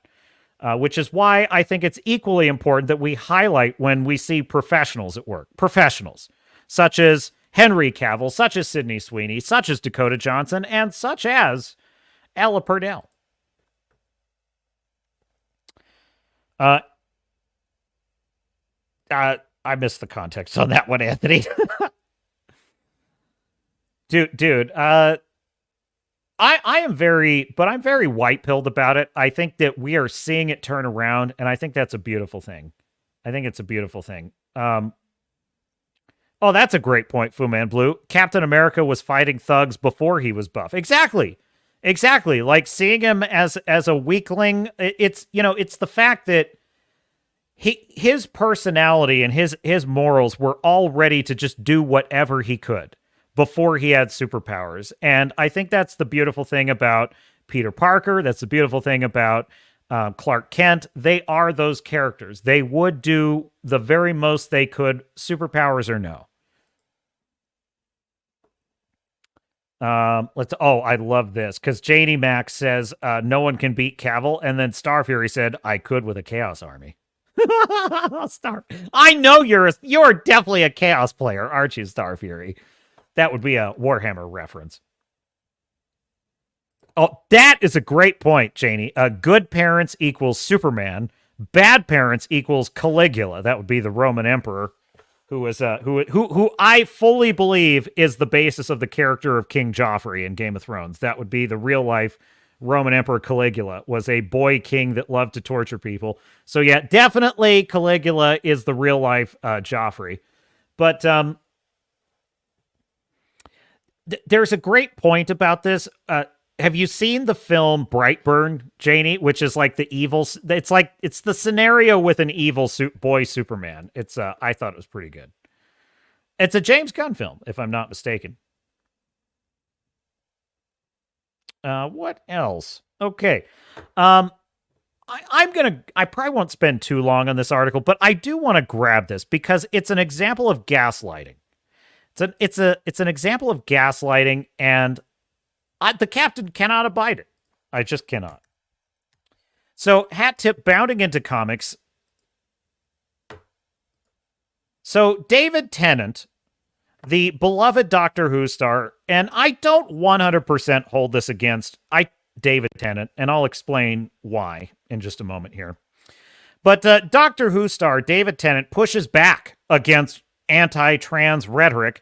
You don't need to be bothered about it. Frack off and let people be. Frack off and let people be, which already sets up a straw man argument, right? The straw man argument is that anyone who objects to seeing the Doctor explain pronouns has a problem with trans people living their lives as they see fit, which is a false straw man argument. But let us move on. In the opinion of Doctor Who star David Tennant, not only is he fed up with the ongoing, quote, weaponization of transgender rights, and that's another clever little straw man argument, and we'll get into that in just a second. But he also feels that those who continue to take such active issue with the concept should just, quote, fuck off and let people be. The fan favorite 10th Doctor actor offered his take on the current transgenderism discourse while speaking with fans during a May 5th appearance at the Proud Nerd Angels, Demons, and Doctors convention in Germany. I don't know how to pronounce the name of that. But in any case, pressed by a fan who themselves identify as transgender, whether his, quote, relationship with gender expression, masculinity, and femininity had, quote, changed over the years, Tennant recalled, when I was a kid, the idea of being non-binary wasn't something that existed. It still isn't. It still isn't. It wasn't a concept, he added, as seen in a TikTok video provided by the fan who asked the question. I've seen that emerge, and people are able to express themselves through that. It only ever seems positive as far as I can see. Well, to Mr. Tennant, what I would say is, okay, what if someone thinks it's not? What if someone thinks it's not a positive thing for children to be deciding which gender they are and mutilating themselves? What if someone thinks that's not a positive, Mr. Tennant? Are you okay with that? Should that person be left alone? I'm just asking. To this end, Tennant then recalled, when I was a teenager, I remember gay rights being weaponized politically. That always felt ugly and nasty. We look back on that 30 years later, and those people are clearly on the wrong side of history. You know what's funny is 10 years ago, I would have basically agreed with his statement there. Yeah. They were on the wrong side of history. Now we have Drag Queen Story Hour. Now we have children being taken to drag clubs to watch men engage in sexually explicit behavior in front of children. Suddenly, I don't think those people look like they're so on the wrong side of history anymore. Do they, Mr. Tennant? Resuming with the quote, Tennant says, now, there is a similar weaponization of these topics being taken by mostly the right wing, ooh, gross, or certain sections of society to create friction and conflict and division where it needn't be. Now, this, I'm going to close quote there for a second.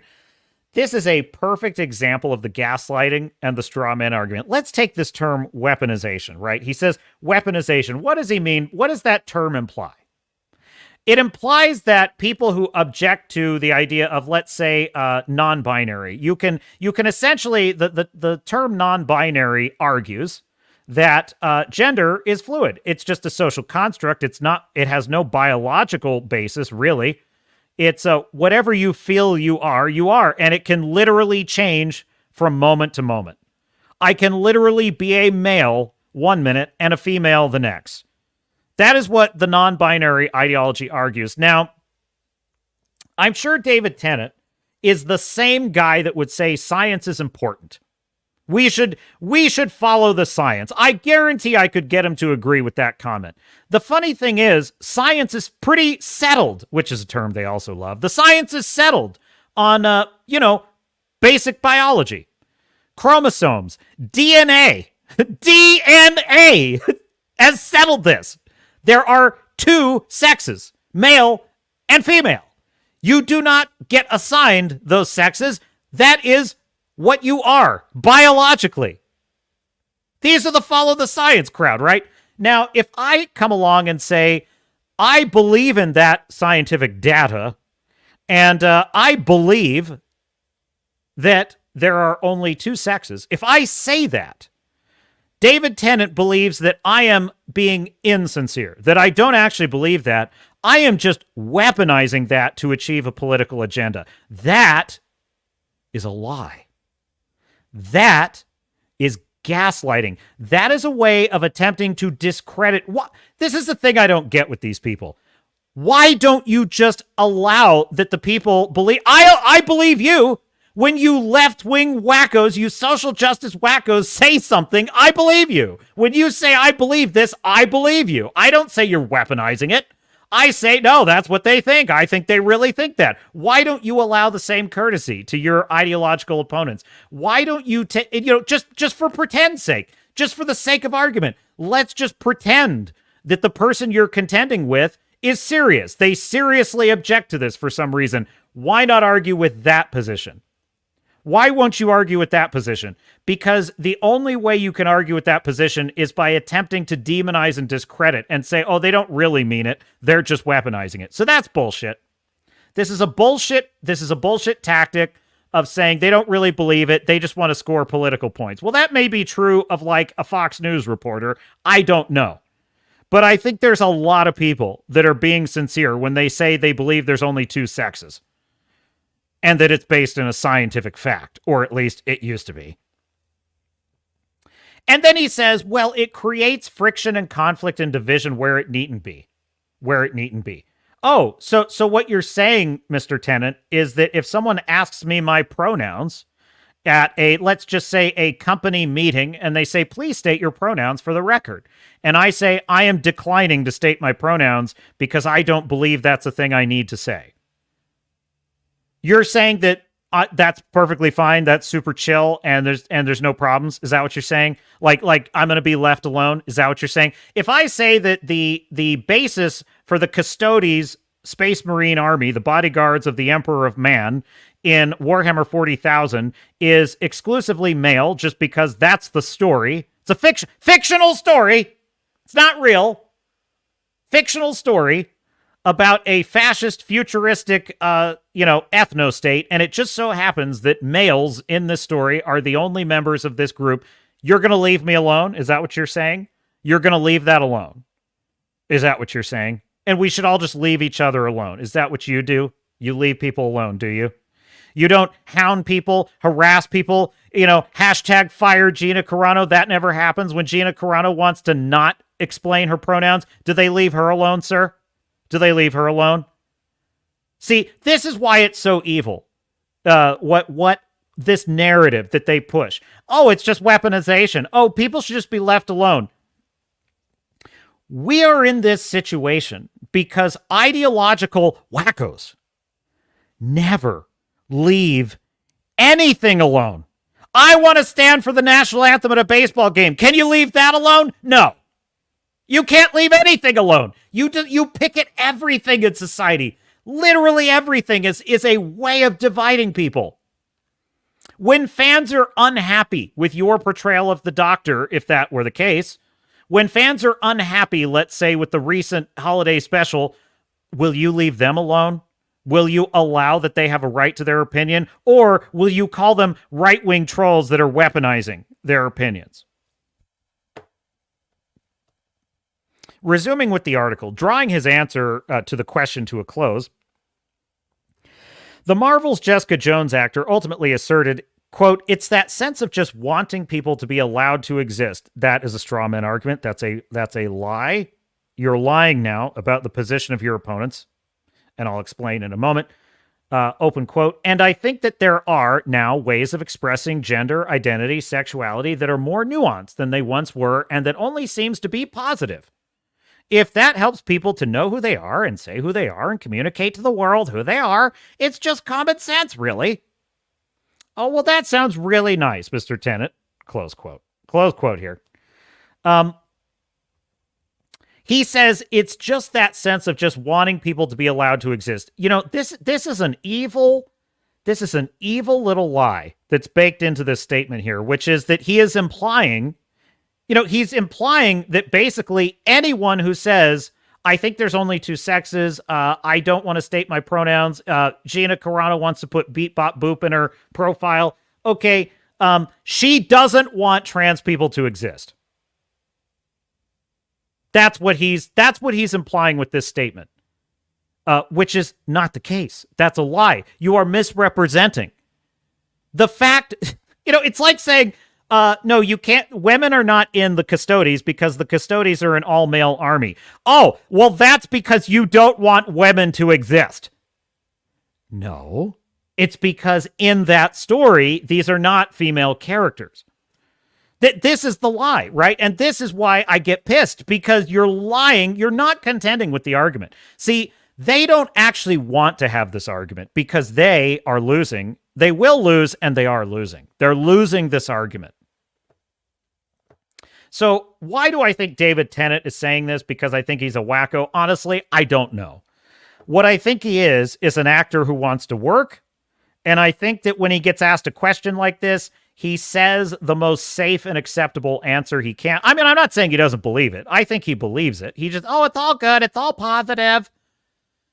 But he doesn't see the evil side of this, which is if you object to sexually explicit books in a school library, for example, you're not left alone.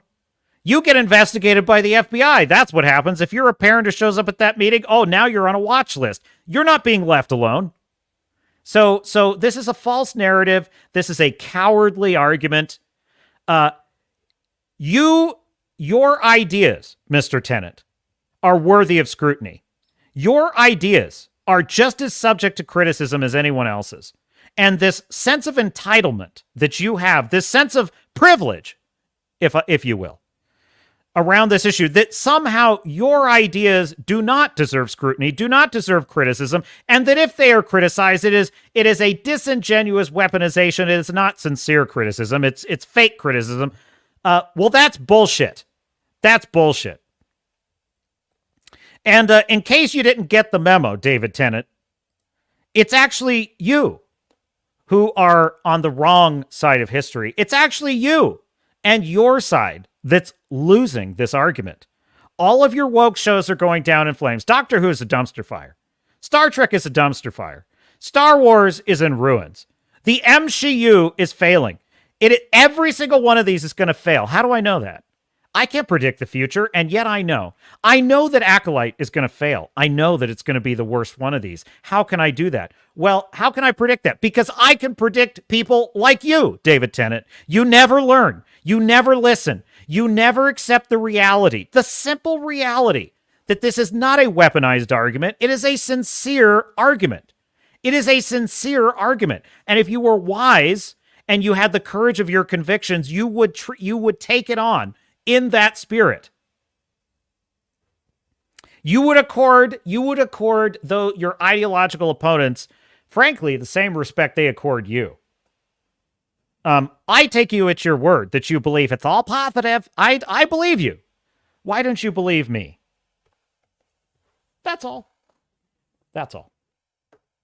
Anthony says, I'm pronoun fluid that way. Yes, I hear you, Anthony. I think I've made my point. Starfury says, they want to let a child of any age have full autonomy with the ultimate aim to allow all those degenerate adults to have their nefarious way with, oh, geez, yes. I mean, I basically agree with you. But you know, what really irritates me about it, Anthony, is it's frankly, I've always been kind of outnumbered because I've often lived in cities. I've often, at college or things like that. It's like, obviously, most people I know tended to be on the left wing. And what has always been the most kind of frustrating thing about it, whether I was always consciously aware of it or not, is this attitude of how can I say? It's like this attitude of assumption. It's like, well, obviously, if anyone disagrees with me, they're lying or their parents abuse them. Like that's just how they think about it. And it's like, what an arrogant way to look at the world. And it's like, that's what pisses me off. It's not, David Tennant could say, well, I've heard people say this and that, and I think they're wrong. But he doesn't say that. He doesn't say they're wrong, and here's why. What he says is, I think this is a weaponized argument. They don't mean it. They're just trying to weaponize it because they hate people. That's why. It's like, well, that's bullshit.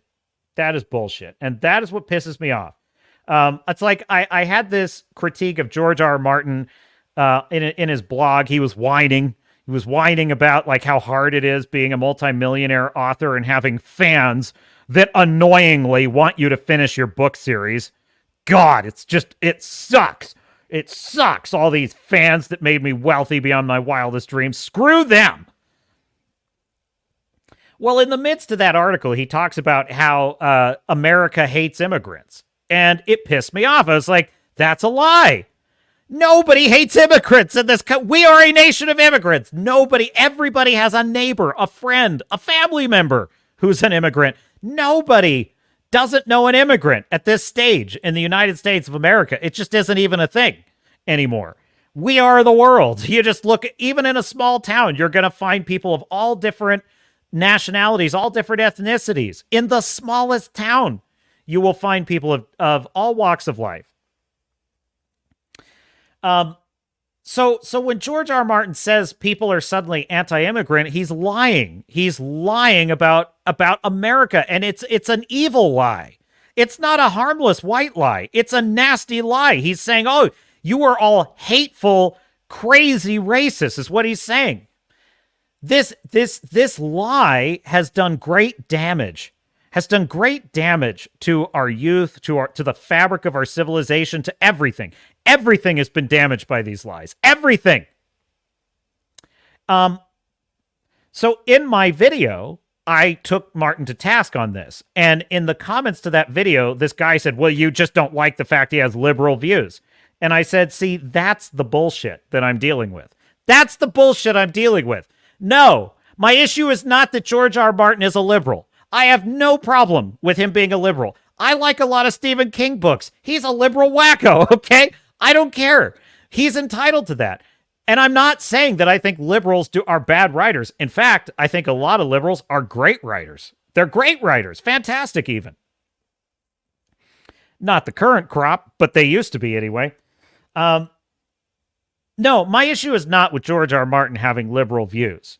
My issue, as I pointed out to this commenter, was my issue is he's lying. He's lying about Americans. He is lying about our views. He is perpetuating a nasty myth that we are a racist country that hates outsiders, which is not true. That's the problem. It's a dangerous and destructive lie. He has the right to say it, but it's a dangerous and destructive lie, and that's the problem. If it were simply George R. R. Martin saying, I disagree, I think, whatever, then that's a different story.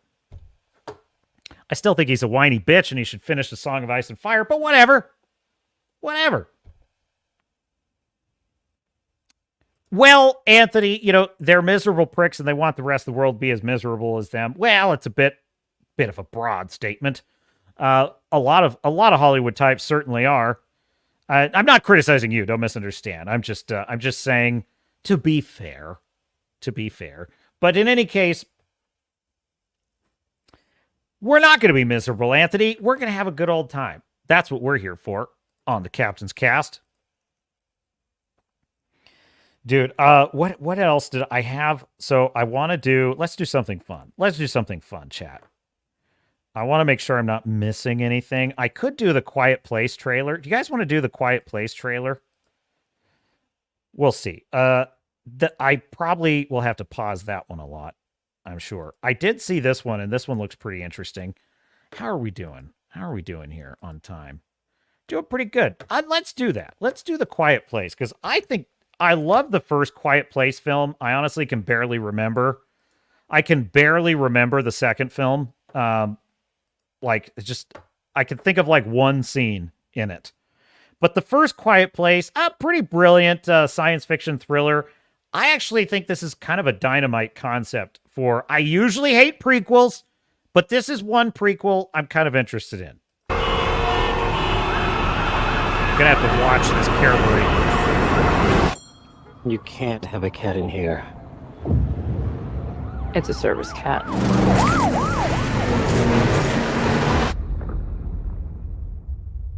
Dude, I am definitely getting irritating, SJW smugness vibes here, though. It's a service cat. It's a service cat.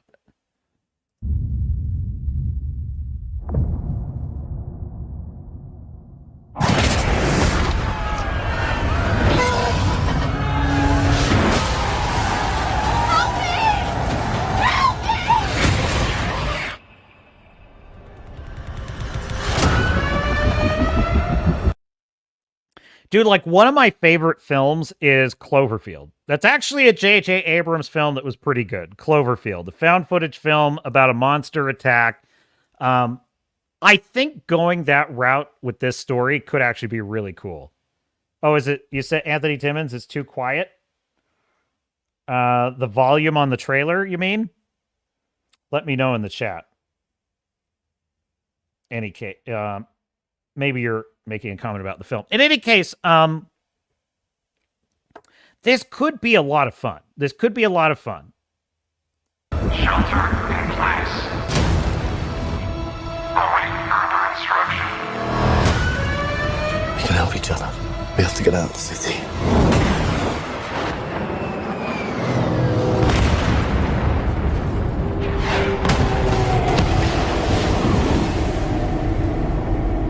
I have a question. Just a question.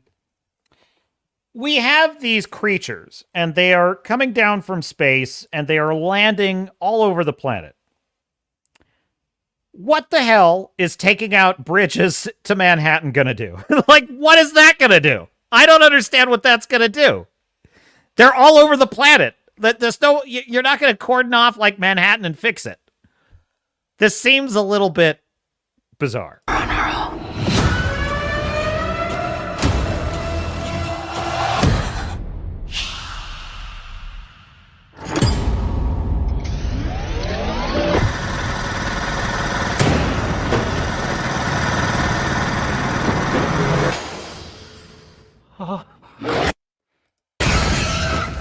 Oh, that was a good one. That was a good one. I'm just making sure I pause enough here. But is that Jimon Hanzu that's in this? I'm just A Quiet Place Day 1. Boy, they are going to milk this franchise. They are going to milk this franchise for... Yeah, Jimon Hanzu. Is that how it... Hounsu? I'm probably mispronouncing that wrong, but Jimon Hounsu, great actor, phenomenal actor. Lupita Nyong'o, also a great actor. So potential here. If we stay here, we die. I have a plan. It's the end of days. No more people. No more New York. I'm heard nothing. This is kind of one of those trailers I don't like because it's giving away too much.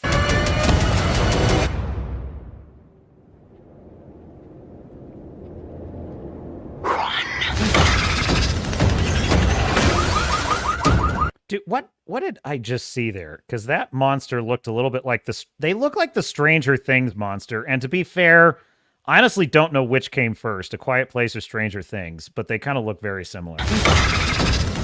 Yeah, they look like the Demogorgons. They look like the Demogorgons.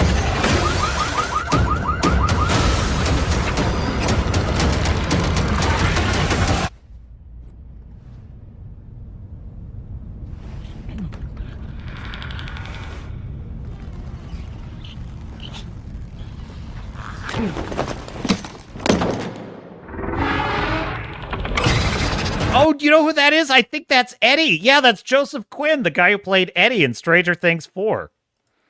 Oh, that's awesome. He's a great actor. I really hope he does well. He just is he seems like a really cool guy. That's another professional, you know? He was at this con, and I forget what happened, but like they're like the handlers at the con were like really mean to him or something. I forget what the story was. They'd just been treating him like shit. And like there was a fan who stood up and just said how inspiring his character of Eddie was in Stranger Things and how much they loved it. And the guy kind of like broke down in tears, you know, and it was very good. It was very heartwarming. It was very heartwarming. I have a soft spot for that.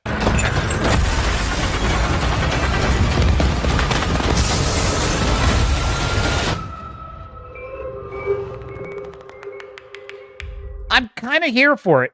There's not much to say about it, quite frankly, because it's just a standard. I mean, it is your standard by the numbers monster in the house story, which is a lot of fun. A lot of fun. Could be a lot of fun watching civilization fall, try to survive. The benefit is they can just use modern day New York. They can just use New York in its current state to show the fall of civilization. JD, about Doctor Who, saying Tennant was the favorite. Tennant is generally, as far as I understand it, accepted as like, he's like the GOAT. He's like the favorite. But yes, Matt Smith is also popular. You're saying your kids only liked Matt Smith? Starfury says, the aliens are so generic. That's kind of true. I have to say, the aliens are not super interesting lately, least of all in Star Wars, which is like one of the worst. But in any case. Fu Man Blue. These aliens look like they were modeled after Buttface. They were. Pablo Schreiber. They took his actual face and they just scanned it and they just digitally uploaded it. That's how they got the monster. And you notice they just open up their face and they just rub it all over everything. He performs Master Chief in the nude. It's an interesting creative choice, Cotton. Let's see how it works out for him. Starfury says it's also tactically sound if you want to isolate a location. It depends on the enemy's overall strategy. I know, Starfury. I know that they're taking out the bridges because it's like, oh, we got to contain the situation. But what are they containing? Like people escaping? What's that going to do? They're everywhere. They're all over the place already. There's nothing you can do. They're everywhere. I'm just saying. just, I'm having trouble seeing the tactics, Star Fury. I just am. You know what's funny too is like, okay, so I'm watching Gladiator last night, right? Which is, again, one of the greatest films of all time. It's just an incredible film. Something did occur to me in the film, because the real Marcus Aurelius really was a philosopher. And what I noticed is that even though Maximus Decimus Meridius is a fictional character, he actually embodies, he's kind of like the personification of Marcus Aurelius's writings. He's like the personification of Marcus Aurelius's beliefs. I mean, the real Marcus Aurelius, which I find kind of interesting, but that's aside. The opening scene of Gladiator is this epic battle in Germania where it's the Roman legions and all their ballistas and all their catapults and their cavalry versus these big burly barbarians with battle axes and everything. And, it's essentially these barbarians trying to charge this entrenched Roman position, and they just get annihilated because it's like ballistas and catapults and the Roman legion, and then Maximus comes in and flanks them. Now, it's all well and good. It's a great battle scene. Redoubt, you got to help me with this, Redoubt. What is the tactical scenario in which a bunch of barbarians are going to head-on charge a Roman, defensive line? You know what I'm saying? Now, the Romans were masters at grinding down even, powerful barbarian warriors because the Roman legions were a machine. They were a machine. They didn't have to have individual skill was not all that important. As long as you had a Roman soldier that was well-trained, it was the machine of the Roman legion that was going to grind down. By the way, Spartacus, the show Spartacus, especially the final season, shows this brilliantly. The final season of, actually all the seasons, but in particular, the final season of Spartacus, which is a brilliant series, shows how the Romans did this, how they used their tactics to grind down the enemy. No matter how strong the enemy was, they could grind you down, right? Which, by the way, is how we model all militaries in Western civilization, and now, frankly, Eastern civilization, are modeled on this, which in turn was modeled on the Greeks, right? But my question is, why would the barbarians just attack an entrenched Roman position? Why not bypass it? Why not harass it? Why not force the Romans to come after them? Why not use guerrilla tactics? You know what I'm saying? Help me out with this, Redoubt. Is Redoubt in the chat? He's a historian. That's why I ask.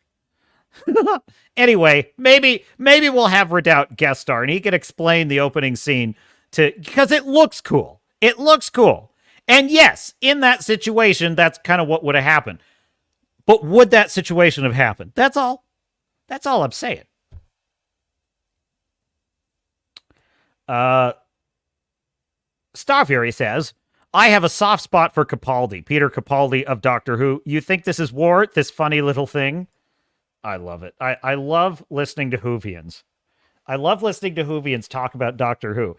It's kind of like listening to my NFL fan buddies talk about their fantasy football teams. I don't know how they're making any of these decisions, but I find it fascinating. A Star Fury. That's actually a really good point, actually. I'm not that I'm surprised. You're making a good point. Don't misunderstand. I'm just surprised there's a good point to be had on this subject. You're saying that this is cynical, Star Fury. This is very cynical of you. But you're saying that the military is destroying the bridges around Manhattan to create a concentrated food source, as you put it, cattle in a corral, to sort of draw the aliens to that area to buy time. Yeah, you're probably right. You're probably right. That's messed up, brah. That is messed up. Or as you would say across the pond, bruv. That's messed up, bruv. Oh, geez, Janie. Oh, my God. It's like having two Star Furies. It's like the female Star Fury. She's like,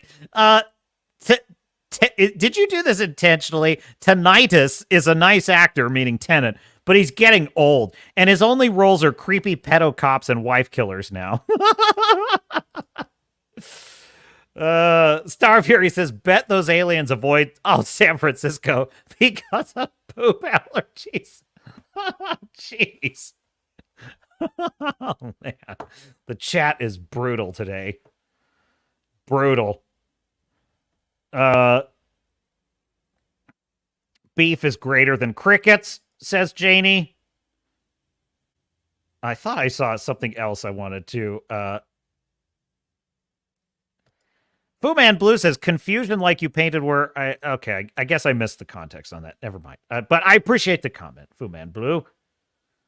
It's because I step into the middle of like a discussion sometimes and I pull it out of context. So it's not that I don't appreciate the comment. I just don't know the context. So I'm trying to keep up with the chat. The captain is sharpening his skills.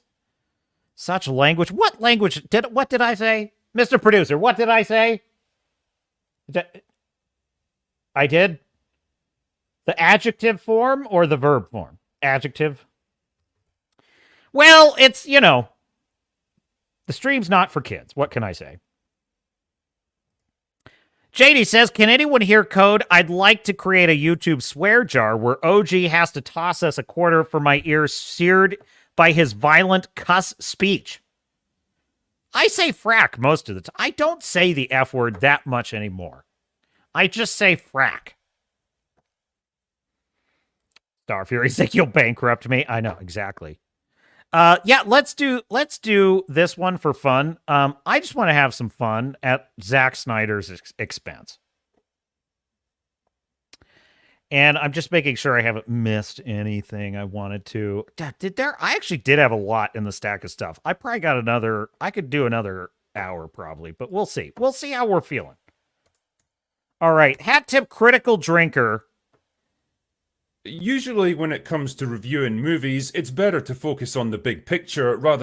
So instead of reviewing all of Rebel Moon Part 2, okay, he decided to review just one scene in Rebel Moon. And he calls it the dumbest scene in movie history. This, folks, I agree with him. I agree with him. This is brilliant. This is one of the most brilliant things the Critical Drinker's ever done.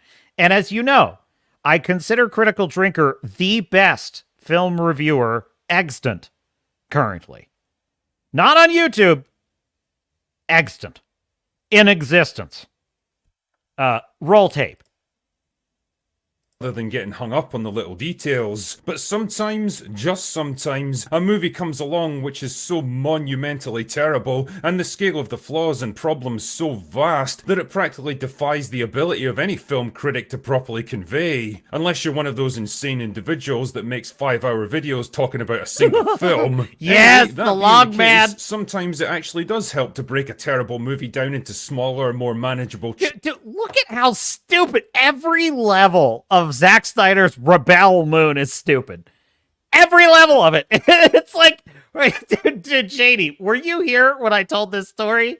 I'm going to tell this story again, okay? Last week, my uncle, my dear uncle, comes to visit, right? And he's very very opinionated, like your dear captain. And he's a little bit of a movie buff, you know. So I asked him, have you heard of Rebel Moon? I mean, Rebel Moon, because, you know, he doesn't know the meme. So I said, Rebel Moon. He's like, oh, I think I've seen that. I think I've heard about that. I haven't watched it yet. And I kind of started telling him my thoughts on it. I was being mostly sarcastic, but then I just said, I want you to guess. This is how bad this movie is, Uncle. I want you to guess. There is a power source that they use to power their interstellar, faster-than-light starship. I want you to tell me what you think this power source is. He was trolling me. He was joking. And he said, I don't know, coal. and I just stared at him. He's like, no. I was like, that you absolutely nailed it. Their ships are powered by men in a boiler room, shoveling piles of coal into a coal-fired boiler, like in the Titanic. And he's like... Are you kidding? I said, no. He said, I was joking. I was trying to pick the most ridiculous thing I could think of. And I said, well, sir, you nailed it. You nailed it. But my point is, look at this freeze frame, right? Okay, so this is the invasion of one of the worlds in Rebel Moon, right? Look at this dreadnought. For no reason, it's just crashing into skyscrapers. What is the purpose of that? What is the purpose of a dreadnought just crashing through spot? It doesn't make any sense. There's no actual tactical value. Chunks, a certain character, a particular story event, or in this case, a single 3-minute scene. Wait, did I cuss? Fu Man Blue, did I cuss? Are you talking about others in the chat, or are you talking about the captain? Honestly, Mr. Producer, did I cut? I may have. Well, that's not that bad, is it? All right, fine. Well, I'll keep an eye on it. Thank you, Mr. Producer. Thank you. Likes of which I've never experienced in all my years of consuming media. A scene. What am I gonna do if I actually get a real producer? If I actually get to the point where I have like a real producer, then what am I gonna do? I won't be able to. What I mean to say is, I do have a real producer. Which somehow manages to effortlessly fuse together overwrought soap opera melodrama, horrific acting, baffling creative choices, and grandiose allusions to classical history that feel more out of place than Movie Bob at a salad bar. And does it all with such pompous, self-important seriousness that it genuinely had me laughing out loud at the idea that the creator probably considers it a piece of cinematic arts. Oh my god! Oh my god! This is a perfect example. Chat. If you have not seen Rebel Moon Part 2, it is 2 hours that feels like 6. It is 2 hours that feels like it is War and Peace coupled with Gone with the Wind, and it just goes on. And this is part of the reason, right? You literally get slow motion grain cutting, grain harvesting, grain bagging, grain flip. She's flipping grain in the air in slow motion. Shot on Zack Snyder's iPhone, by the way. Shot on Zack Snyder's iPhone with this cool iPhone filter. Why is she doing this? Does this have anything in common with an actual grain harvest ever? Look at the film this. in question is Rebel. Creator probably considers it a piece of cinematic arts. You don't need me to tell you that the film in question is Rebel Moon Part 2. Dude, I can't. You can't get through one frame of this stupid piece of shit. I don't. That was a. Well, I can say shit, can't I? Oh, all right, fine. This piece of excrement. No. So Mahler pointed this out that okay, so this part right here. This is when she's like the SJW she's like the Antifa chick, right? This is in her past, in her backstory. She is a stunning and brave slave. She is a slave who is a miner. Well, she's mining, right? She's got you see on the left here, you see this glowing streak of slag. She's got a mining laser. She's been mining. Do you notice that she's just at the entrance of the mine, and she's just cutting into the entrance of the mine? Mahler pointed this out, and I'm like, oh my god, you're right.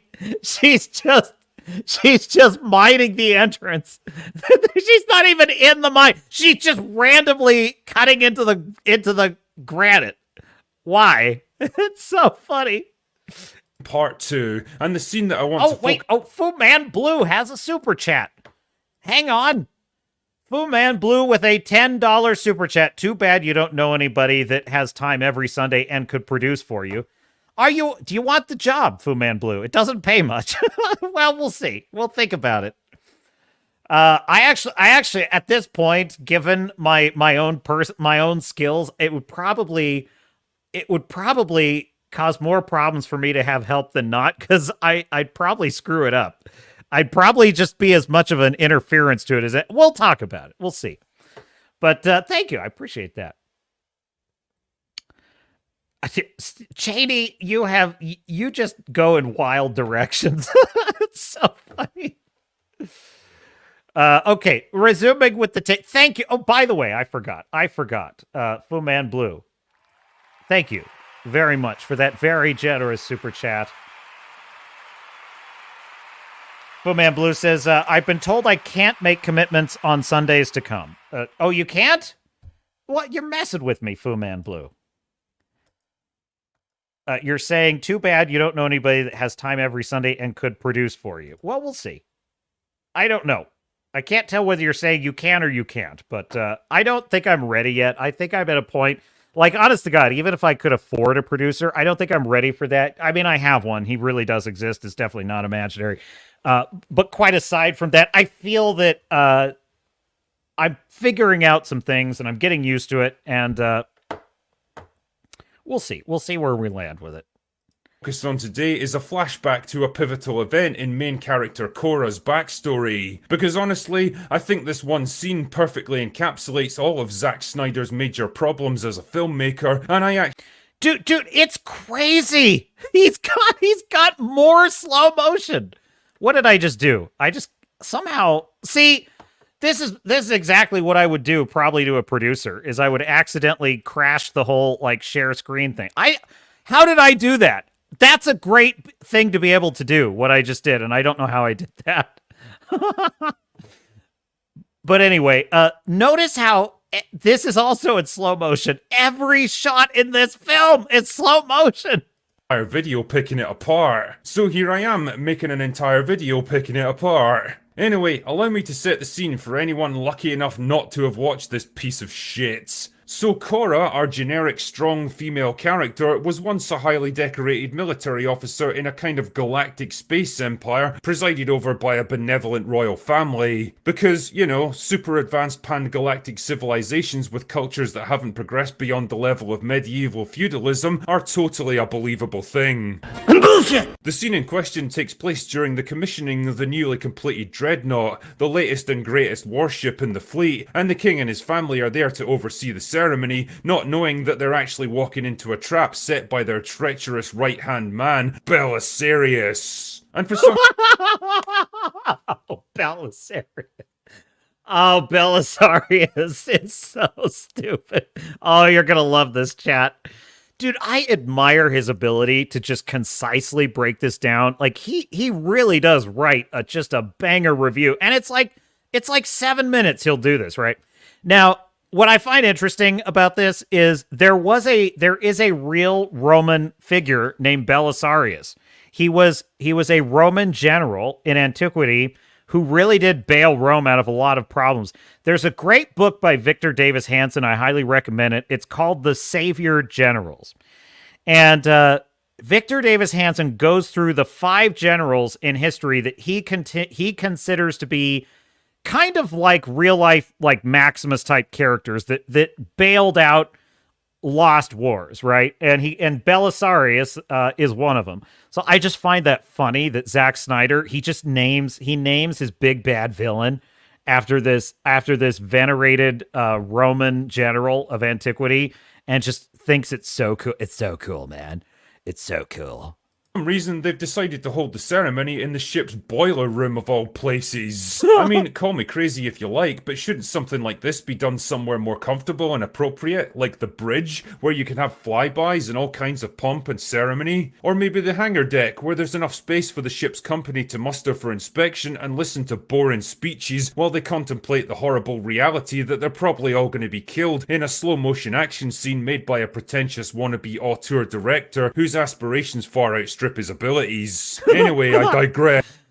You know, compare that with Battlestar Galactica, the miniseries. They have that amazing like that ceremony where they're commemorating Battlestar Galactica herself and turning her into a museum, and it's in the port.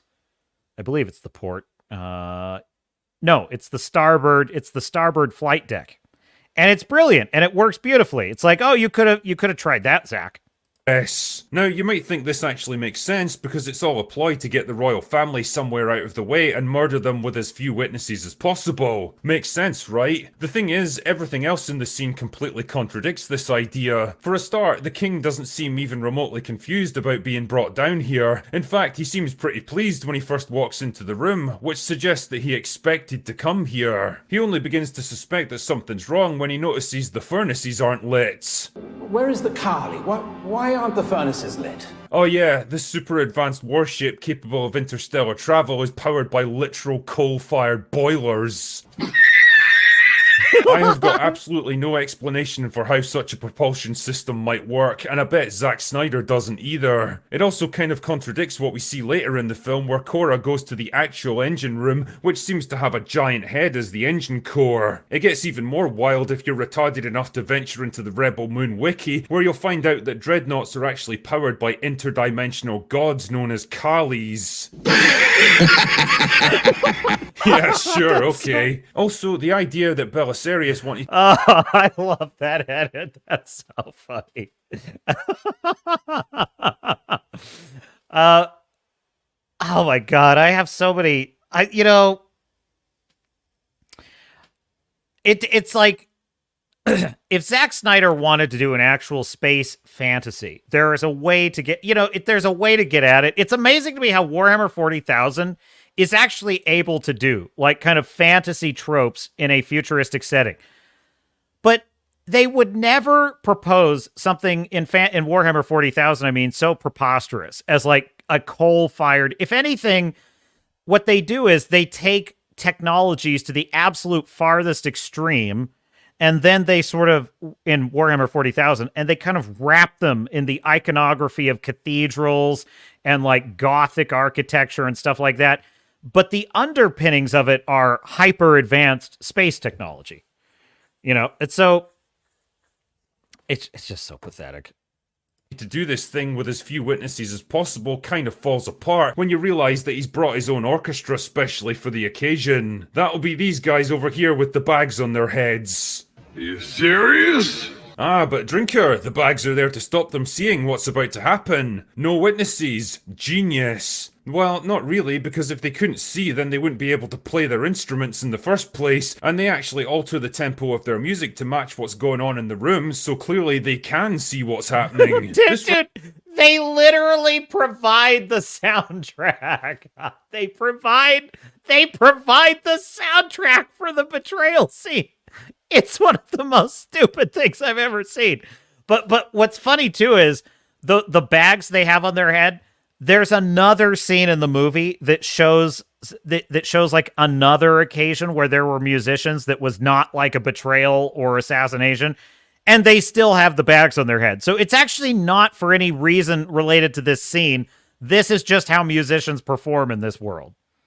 Right here is an example of someone trying very hard to work diegetic sound into his film, which I'm willing to bet is something that Zack Snyder discovered right before making this movie, decided it was cool, and forced into the script without pausing to consider if it actually makes any sense. Dude, that Critical Drinker is about to draw a comparison here that is absolutely just on fire brilliant.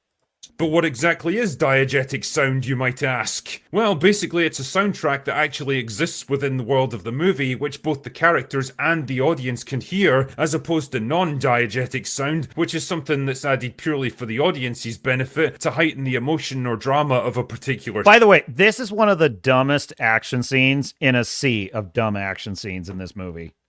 Scene. The closest example I could give you would be this scene from Titanic, where the ship's orchestra decides to play one final melody as the ship sinks beneath them. It's meant to serve as a moment of poignant reflection amongst all the chaos and drama of the sinking, because it's intercut with various scenes of other characters that have chosen to accept their fate. The elderly couple that have decided to go out together, the mother putting her children to bed for the last time, the captain that's resigned to go down with his ship, the architect whose greatest creation is fallen down around him, people from all different walks of life bound together by the same fate and choosing to meet it in their own unique ways. And in a wider sense, you can kind of view this as the last moments of relative calm before all semblance of order and discipline finally breaks down and the ship's final minutes become a frantic, desperate struggle for survival. It's a moment for the audience to pause and take a collective breath, to pull back from the overwhelming destructive spectacle and reflect on the individual human stories caught up in it all. All of this is to say that diegetic sound sound, when properly used, can be a pretty effective tool for bringing the audience and the characters just a little closer together and effectively setting an emotional tone that feels consistent with the events taking place. And it works well in this case because none of it feels out of place or contradictory. We know already that the ship's orchestra is a thing which exists in this movie because we've seen them playing throughout the night, so their appearance in this scene is entirely consistent and logical. And actually, this shit really did happen on the actual Titanic as it sank. Instead of abandoning their posts, the orchestra carried on playing until they were swept away by the rising waters and died to the last man. Damn man, what a boss way to go out. Anyway, I better carry. Dude, it literally was true. That was historical fact. It's one of the most brilliant, it's one of the most amazing things about the Titanic story. That point that the drinker just made that was brilliant. And by the way, he just reminded me that I love the film Titanic. It is in my top 10. And listen, he just pointed out, dude, it is an amazing nautical film. It's got all the nautical themes. It's a disaster. The captain goes down with the ship. Dude, I love this passage where he talks about the architect watching his creation fall down around him. The mother putting her children to bed for the last time. It's a brilliant story. I love Titanic. It's a great nautical story. Anyway, resuming. Carry on here because I'm doing everything possible to avoid talking about this shitty film. But by the way, that's just an excellent example of diegetic sound used brilliantly. It's so well done in that movie. It's actually one of my favorite moments in the film when the ship is falling apart and you hear the sound of the orchestra playing. The fact that it really happened historically just makes it that much better. But it's just excellent in that film, and it fits. It's perfect juxtaposition. And I'm gonna stop peppering more and more snooty critics' terms. So Zack Snyder obviously decided he wanted to do something similar with this movie because, classical music is for smart people, right? And he wanted his movie to be smart. Hence the orchestra with the bags on their heads. But the question is, why? The whole reason for bringing the royal family here is for Belisarius to murder them with as few witnesses as possible. You don't need the orchestra to get them into the room. They're just an added complication that you're going to have to deal with later. But man, it sounds cool, right, Zack? Anyway, it's time for Belisarius to spring his trap. Extremely slowly. So he and the other senators, or whatever the fuck they are, surround the king and his wife and pull out knives. In a world where laser guns exist. Not a great plan. Why? Because Zack Snyder probably read about the assassination of Julius Caesar by his own senators right before making this film and thought, that's cool, let's put that in my movie too. Honestly, I'm surprised the king didn't say, it's to Belisarius right before he got murdered. Then it's time for Cora to pitch in too, so she turns around and guns down what I assume are supposed to be the king's bodyguards, which prompted another question from me. What the fuck were these guys doing while a bunch of men armed with knives slowly surrounded their king? Surely they must have realized that bad things were about to happen. Maybe they were enjoying the orchestra too much. So with the king and his wife dead, there's only one loose end to tie up. The magical glowing girl who's the key to everything. This job falls on Cora for some reason and leads to what may be the greatest line delivery in the history of cinema. Do it. No. Do it. Kill her. Dad, kill her. It's the best. It's the best line delivery ever. One more time. Dad, kill her. Line delivery in the history of cinema. Do it. No. Do it. Kill her. Do we have to put up with this? I mean, can't we get a better actor? I know it's a small part, but I think we can do better than this. Fuck me, where did they find this guy? So she kills the magical glowy girl, but oh no, obvious bad guy does obvious bad guy thing and betrays her because he wants to pin the whole assassination on her instead, and so he has her arrested. Oh, come on! Wait, what? The king and queen were killed with knives and Cora was armed with a pistol, so how the fuck was that supposed to work? Also, why arrest her and take the chance that she might be able to get the true story out there when you could just kill her right there and then and make up any story you want? Why do your goons grab her by the arm but don't actually disarm her? I mean, she's just gonna break free and... fuck it. Dude, the most amazing thing about this too is Cora, oh my god, she's so stunning, she's so brave. She's so stunning, so brave. She was down with it. She was like, oh yeah, let's assassinate the royals. Great plan. Dude, Zack Snyder is mishmashing about a dozen famous things from history and better films. He's got basically the assassination of the Romanovs, the assassination of Julius Caesar, the Red Wedding. He's combining all of it into a witch's brew of nonsense. It's unbelievable, folks. It's so unbelievable.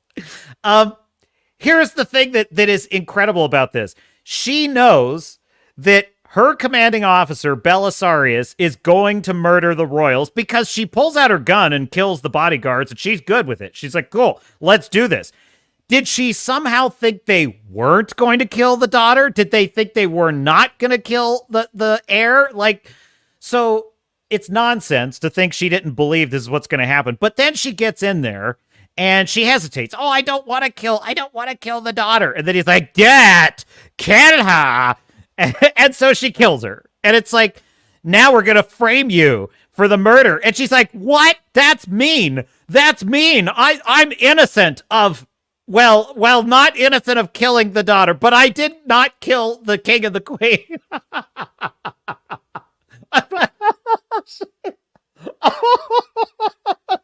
She's like, but no, I only killed 1/3 of the royal family, and you're gonna frame me for killing all of the royal family.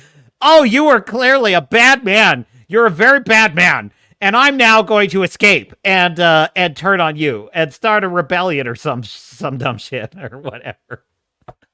And it's like, oh my God, she's so stunning. She's so brave. She's such a good person. She's such a good person. You know what I mean?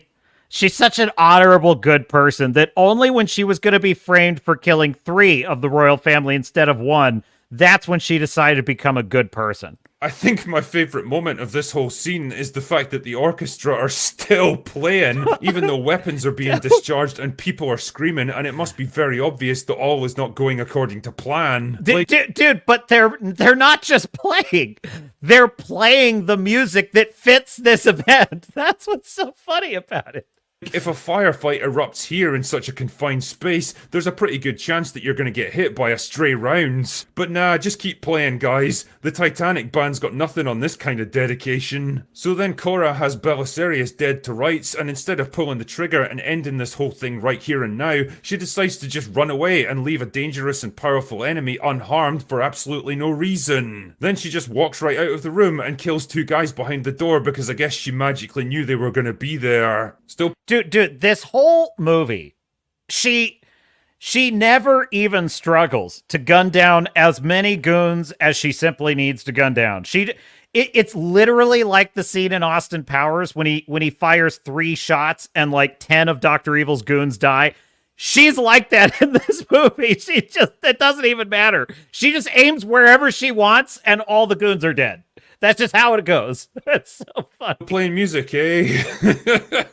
Also, how does one woman manage to escape from a heavily secured warship with thousands of crew on board? Why don't they shoot her out of the sky the moment she gets airborne? Why is any of this shit happening? Don't know. I said before that this one scene perfectly encapsulates everything wrong with this movie and Zack Snyder as a filmmaker, but it's not until I started really breaking it down that I began to appreciate the layers of retardation compounding together on it. Almost nothing about it makes any sense or follows a logical sequence of events and decisions. It's all just a collection of superficially cool but completely incongruous stuff lumped together into 3 minutes of absolute insanity, and the fact that I had to spend so long explaining all the problems it creates should give you some sense of what a monstrosity the entire movie is. It's exactly what happens when you allow shallow, superficial ideas and pompous self-importance to take priority over cohesive writing, and honestly, you could practically use this whole thing as a case study for how not to make movies.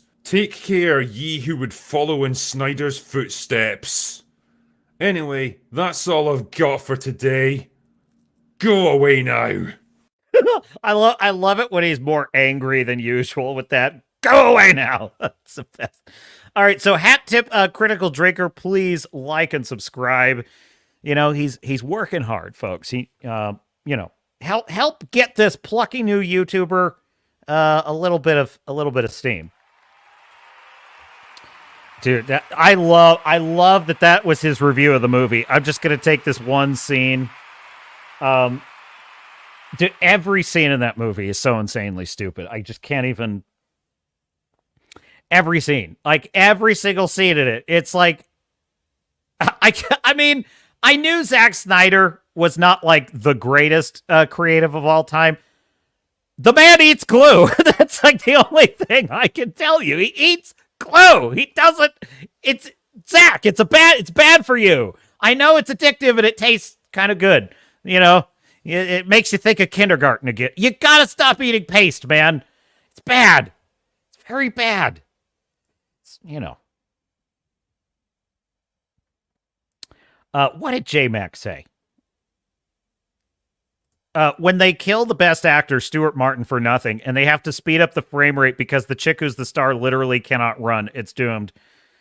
God, she's so... I said this, like, about the first one. She's not even, like, modern girl boss. She's, like, vintage, like, Mad Max Fury Road girl boss. She's like the first... She's like the Mark I girl boss, you know, back when people weren't aware of what was going on and they're like, oh, we didn't think every movie was going to be this way. So we weren't like totally objecting to it yet. And it was just like, she's vintage, man. It's like, Zach, we've moved on. We've moved on. She's not even gay. She's not even a gay girl boss. She even has like a romance in it. Like, she's not even a don't need no man girl boss. She's an old school girl boss.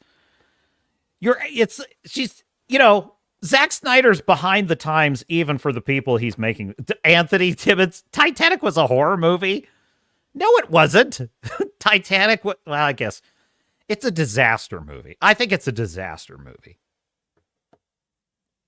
How is it a horror movie? Where's the monster? You could be right. I don't know. Fu Man Blue says, I thought so. I thought so. JD Back says, I heard it was supposed to be a cricket harvest, but the iPhone wasn't up to the challenge. I know. It's, oh, dude. That movie dwells on the harvesting of the grain for so long. I mean, oh my God. But the worst part is why. The worst part is why they're doing it. The best part is it starts out with Cora. They're like, hey, Cora. Hey, Cora.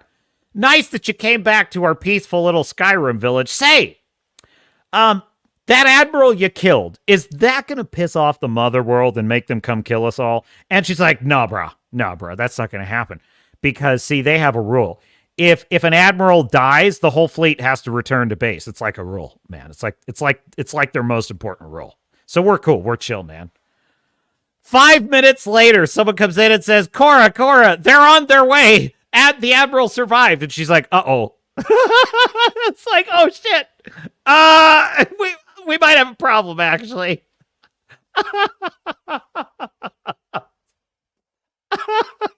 So stupid.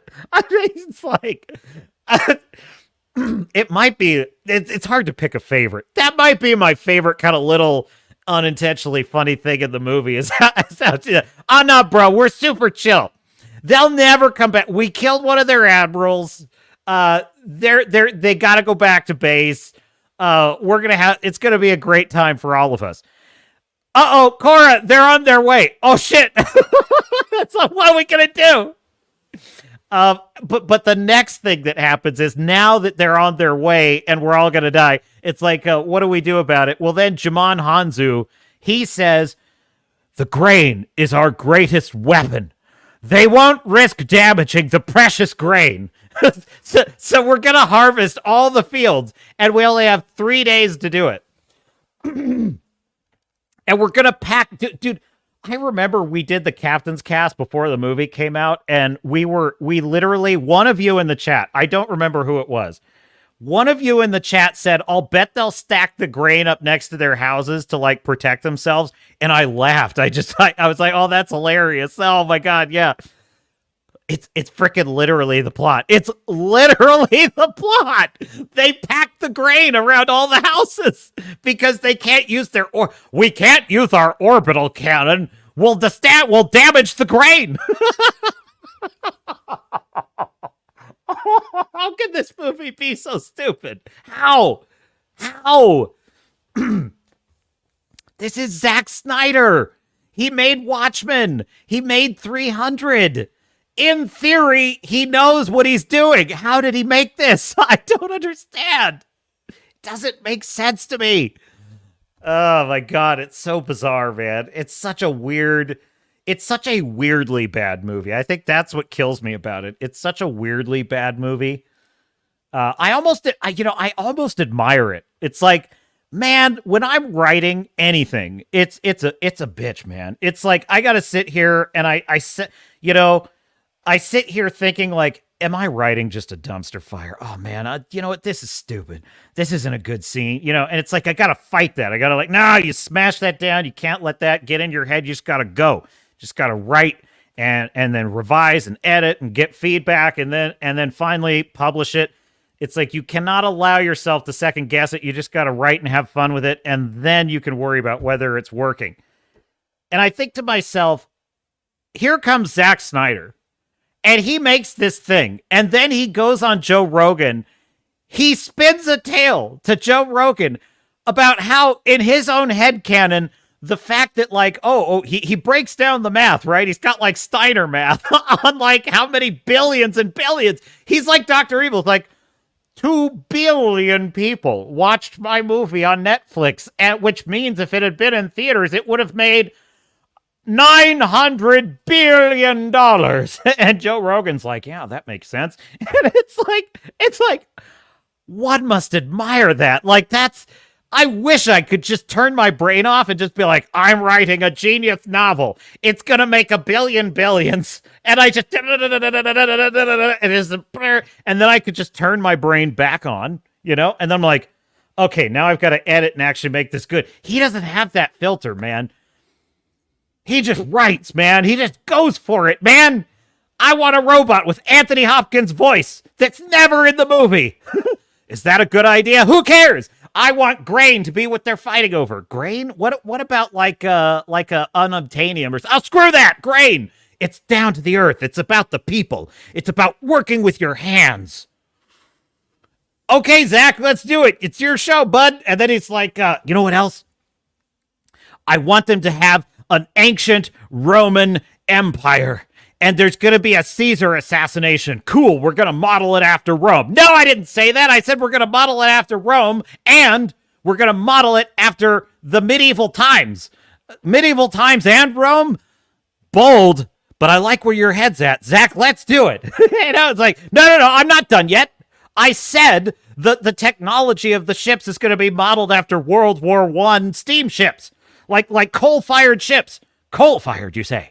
Yes, and not only that, it's not only steampunk and science fiction and fantasy, it's modeled on Greek god myth. They've captured a god, don't you know? And he's what powers the ship. So, okay, Zach, we're Roman Empire, medieval times, World War I, and we're going to model it after, what the hell was the other thing? Greek gods. And he's like, yes. It's going to be great. he just writes it, types it all up, and then he's like, and we're going to have a magnificent 7.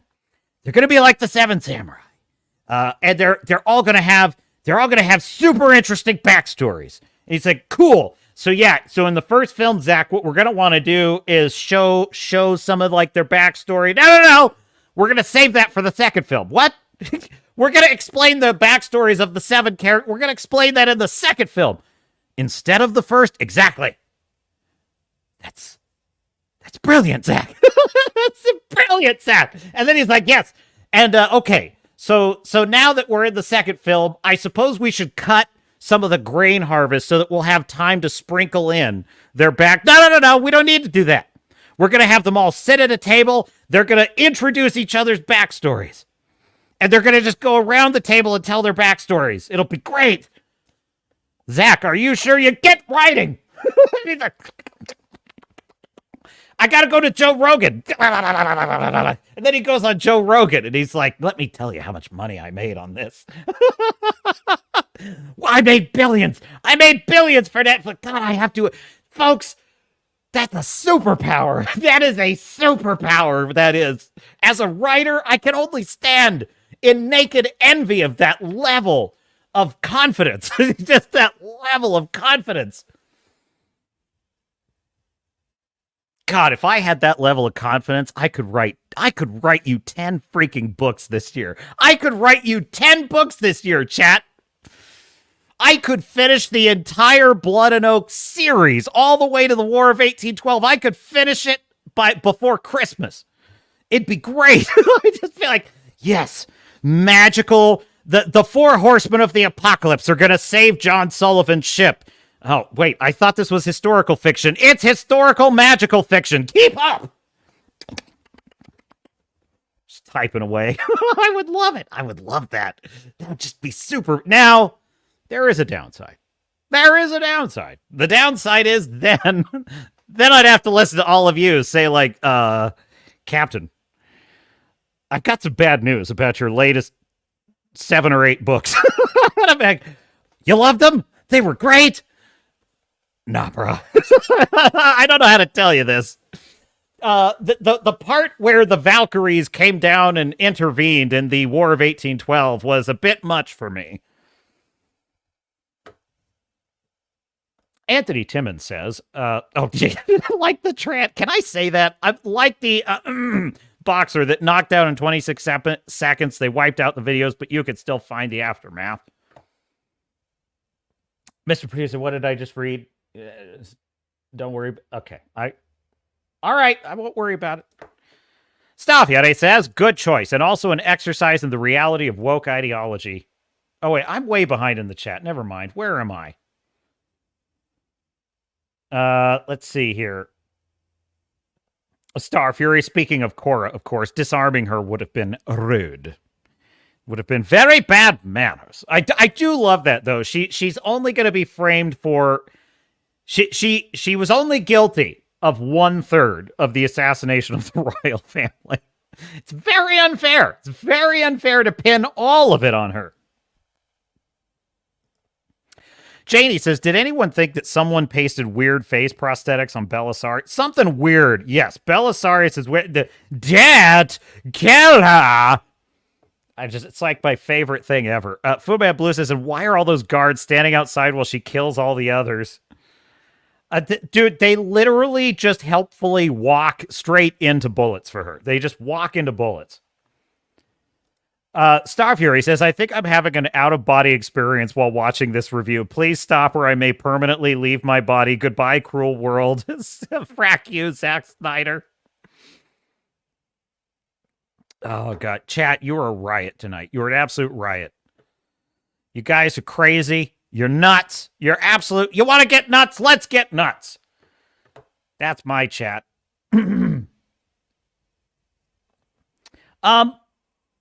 One more thing before we close it out. And this has been mentioned a couple of times, and I'm not even going to introduce it. We're just going to roll it live. Okay, chat? Are you ready for this? Is for you. This is an honor of you because you know what? You're my favorite part of every week. I love hanging out with you because you're super awesome. You're never lame, and I appreciate that about you. So this is for you. Ahsoka Tano, mystical Jedi warrior, trained to be a child soldier by the Master of Evil. The Master of Evil! She must learn to walk her own path while maintaining order in the galaxy.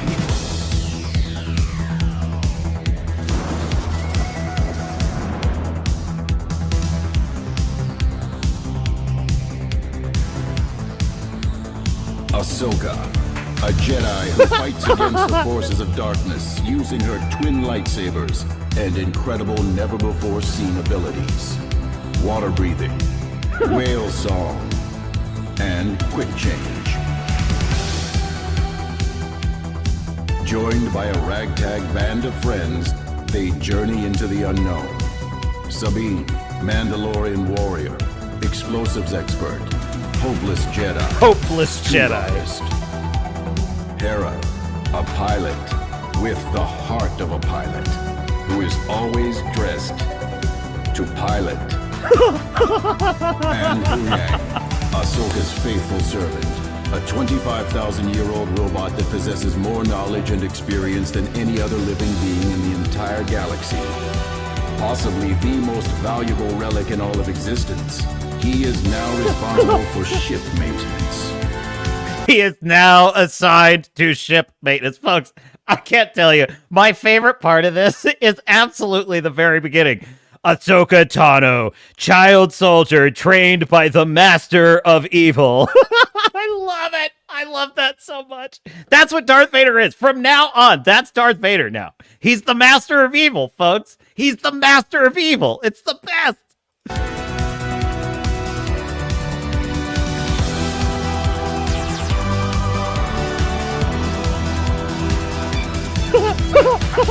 Yes!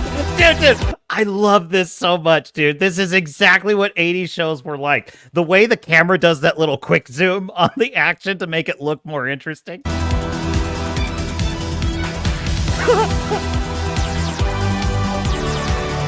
Dude, I love this. Look at this is this is the actual show, man. She just deflects blaster shots with her wrist. Her Beskar armor wrist. That's not a thing. That's not how the Force works. That's not how deflecting blaster shots work.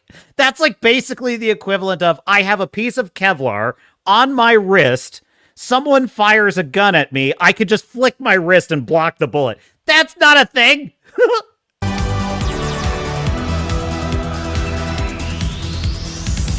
With the threat of a new Star War looming over them, they wrestle the threat of a new Star War looming over them.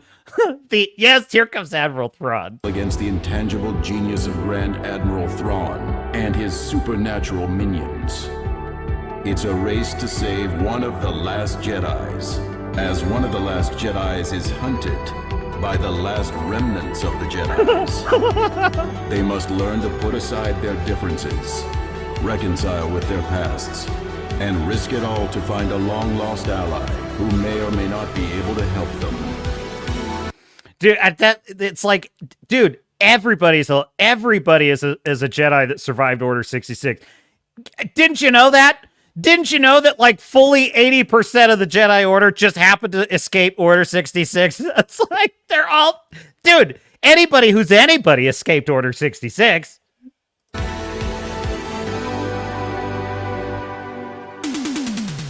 But hope always remains in Ahsoka.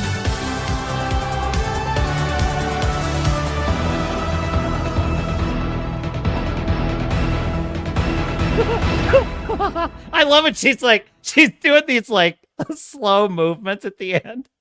She's like, she's so athletic, Rosario is.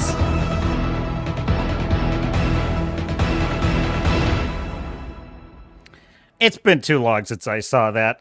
Hat tip oral knots, just absolutely. That was oral knots, right? Yeah, that's oral knots. Freaking brilliant. Freaking brilliant. And by the way, that is 10 times a better premise for the story than what we actually got with that. So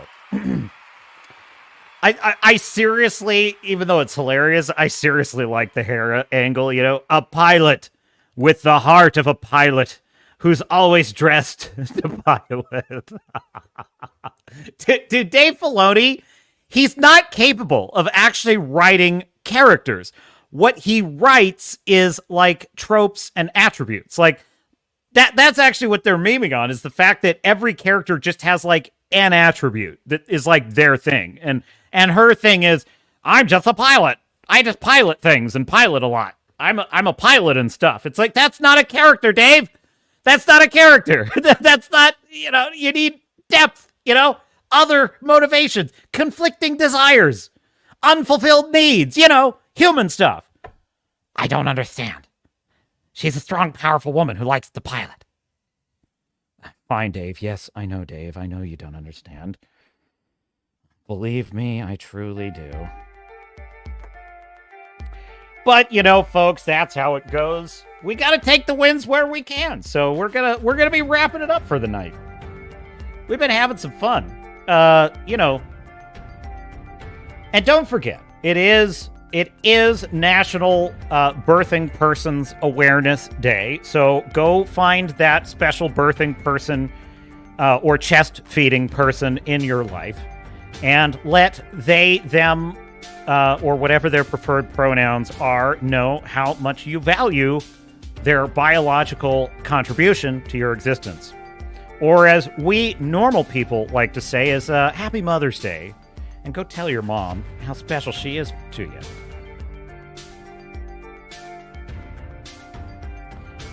you. Fu Man Blue says, quote, I have no memory of this place is one of my favorite lines from Fellowship. I don't know why it's music to me.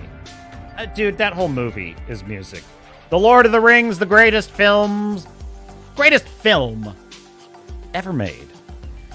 So, yeah, well, chat, we're wrapping it up. Thank you for hanging out with me on a Sunday, on a Mother's Day. Thanks for the super chats, and thanks for the continuing support. We're having a good time. It's wins, baby. We're taking back the culture. We're taking back storytelling. Go see The Fall Guy. It's pretty damn good, I have to say. That would surprise me. And until next time, I am Captain Garrett of the Swords and Starships channel, live on YouTube, Rumble, and X, formerly Twitter. And until we meet again, I will see you out there.